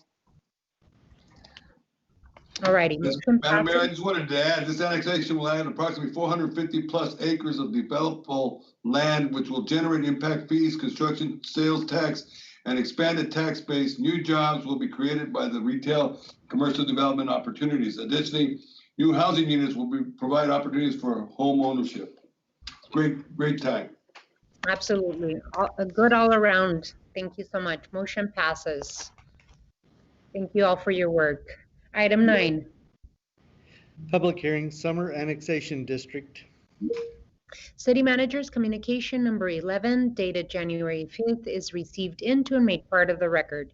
Ladies and gentlemen, this is the time and place legally advertised for a public hearing on a proposed annexation district located on Catalina Highway, approximately 0.3 miles north of Tanque Verde Road, encompassing approximately 3.2 acres. It is currently vacant property, and it is within the obligated water service area for Tucson Water. This public hearing is scheduled to last for no more than an hour. Speakers are limited to 5-minute presentation. Mr. Clerk, do we have any requests to speak? No, Your Honor. If not, may I have a motion to close the public hearing? So moved. There's a second? Second. There's a motion and a second to close the public hearing. Any further discussion? Hearing none, all those in favor of closing the public hearing indicate by saying aye. Aye. Aye. Any opposed? The public hearing is closed. So, Vice Mayor, I wanted to give you the opportunity to see if you had anything to add to this item. Yes, Your Honor. This obviously relates to the discussion we had earlier, along with the discussion that we have on the next item. They're both related. These are not pre-annexations. These are actual annexations going through that allow for opportunity in state shared revenues, allow for opportunity in positive development that's beneficial to the city, and I endorse both of them. Therefore, I move that we pass and adopt annexation. This is the summer annexation district. Second. Second. There's a motion and a second. Any further discussion? Hearing none, all those in favor indicate by saying aye. Aye. Aye. Aye. Motion passes. Item 10. Yes, Your Public Honor. hearing- Go ahead. Public hearing JTRP Annexation District. City Manager's communication number 12, dated January 5th, is received into and made part of the record.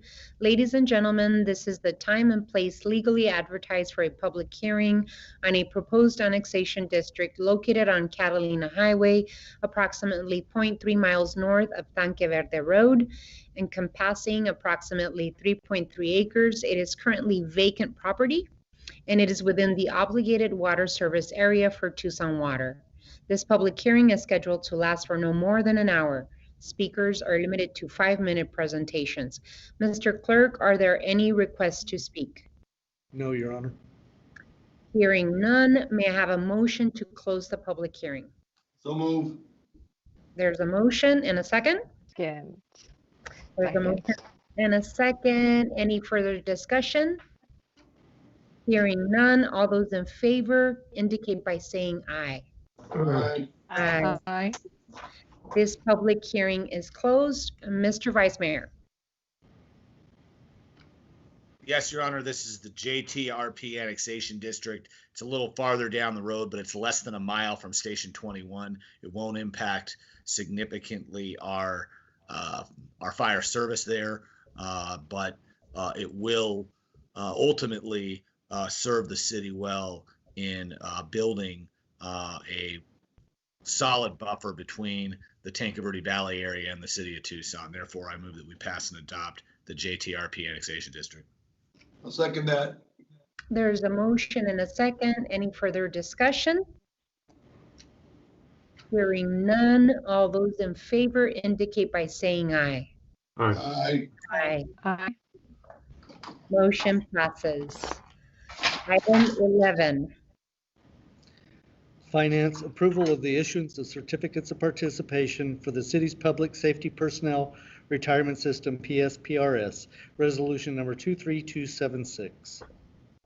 City Manager's communication number 13, dated January 5th, is received into and made part of the record. Mr. Clerk, you are requested to read resolution 23276 by number and title only.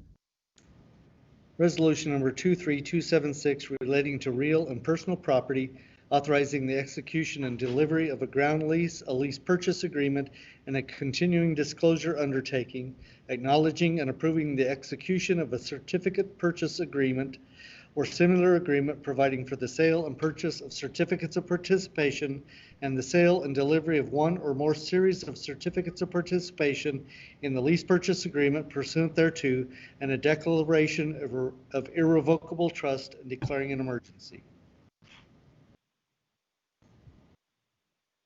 What is the council's pleasure? Mayor, I move to pass adopt resolution 23276. There is a Second. motion and a second. I'd just like to take a moment to thank our city manager, Joyce Garland, Jeff Yates, and all of the finance team who worked tirelessly to get this item across the finish line during the last few months. This is a historic move by mayor and council that will save Tucsonans hundreds of millions of taxpayer dollars over the next decades, while ensuring that the retirement security of our first responders is secure. When combined with the current investments at PSPRS, the city is anticipated to achieve at least 75% funded level, the highest funding level in the state of Arizona. This level of funding has positive credit implications that will also save taxpayer dollars. thank you all from the bottom of my heart for the hard work and dedication and your tenacity to move this item across the finish line, taking advantage of a once in a lifetime opportunity for cities like the city of Tucson. I have been in office serving the residents of the city of Tucson for 13 years now. And this particular move that is not, it doesn't have shining lights, but it is one of the most important financial moves that I've been able to take in terms of finances of our city.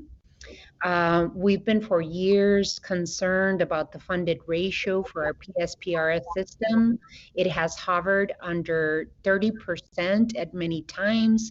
And this particular move to move it to 75% funded ratio is unbelievable and will really make a difference in our general fund and in turn in the services that we can provide the residents of the city of Tucson.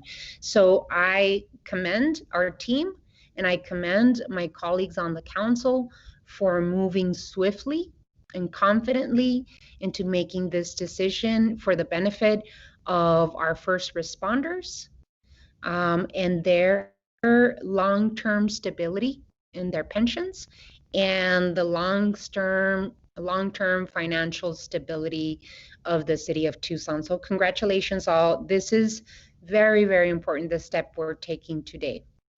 Mr. Ortega. Mayor, thank you, and I really appreciate the accolades for the staff and the team. As you know, this is something that I think we mentioned when we first presented it to you. The staff and I have been exploring for quite a while, discussed it with many of you. Some of you had brought it up as an opportunity even before the rates were what they were. But I do also want to give credit where credit is due, and that's really the mayor and city council because of leadership and providing us the opportunity to do this. Bringing the magnitude of an issuance like this to you was not taken lightly. We've got a great team and Bill Davis and Michael Vasquez, and then of course our internal team with Joyce and Jeff Yates. The fact that you listened and we were allowed to present to you our ideas early on, I just wanted to acknowledge that and tell you that this is how things work in terms of the team. And so thank you very much. One city, one team. We are one Somos Uno. So thank you very much. Thank you, Mr. Ortega. Any further discussion from my colleagues on the council? Hearing none. Roll call, Mr. Clerk. Mrs. Lee, Aye. Mr. Kozaczek, Aye. Ms. Santa Cruz, Aye. Mr. Fimbres, Aye. Mayor Romero, Aye. Mr. Durham, Aye. Mr. Cunningham. Aye. Resolution 23276 passes by a vote of 7-0. Congratulations and thank you so much for bringing this item to us. Item 12. Finance, establishing the City of Tucson Public Safety Section 115 Trust, Resolution 23290. City Manager's communication number 14 dated January 5th is received into and made part of the record. Mr. Clerk, you are requested to read Resolution 23290 by number and title only. Resolution number 23290 relating to the adoption of an Internal Revenue Code Section 115 trust for use in connection with the city's public safety personnel retirement system, PSPRS, certificates of participation bonds, and declaring an emergency. Mr. City Manager, I just have a question before we move on with moving this item forward. I know that Mayor and Council gave direction back in December regarding the composition of the 115 board. We wanted to make sure that there was some additional outside voices as part of the 115 board. Can you remind us of the composition of this board? Sure, Mayor. What I'd like to do, I know that Joyce Garland has been working directly with some of your offices on that. And so what I'll do is turn it over to Joyce to outline for you not only the conversation, but also the evolution. She's got a little better history on it than I do. Thank you, Mayor. Go ahead, Joyce. And thank you, Mr. Ortega. Honorable Mayor and members of the council, when we first came to you with the idea, the Section 115 trust, we had recommended just 3 positions for the trust, one being the chief financial officer and or the finance director, a city manager appointee, and then the city's financial advisor, who Mike mentioned at the previous agenda item, Bill Davis. Mayor and council did ask us to put 2 more voices on this trust board, and we have included that as 2 additional outside individuals that have specific education and training, which includes the financial background. And I will let also Mayor and council know that we have also contracted with an investment advisor to help us lead with that investment policy. Okay. Alrighty, thank you so much, Joyce. I do see the Vice Mayor hand up. Your Honor, this is related to us earning that interest on the COPS we just passed the issue. So I wanted to make the motion. That's all. Alrighty, let me entertain the motion, Vice Mayor. I move that we pass the item and establish the 115 trust. I'll second the resolution 23290. There is a motion and a second. Any further discussion? Hearing none. Roll call, Mr. Clerk. Mr. Durham, Aye. Mayor Romero, Aye. Mr. Fimbres, Aye. Mr. Cunningham, Aye. Mick Santa Cruz, Aye. Mr. Kozaczek, Aye. Mrs. Lee. Aye. Resolution 23290 passes by a vote of 7-0. Item 13. Adjournment. Council will stand adjourned. The next regularly scheduled meeting will be on Wednesday, January 20th at 5:30 p.m. Thank you all so much for your time and have a great rest of your week. Thank you, Your Honor. Thank you, Mr. Clerk. Good night, everyone.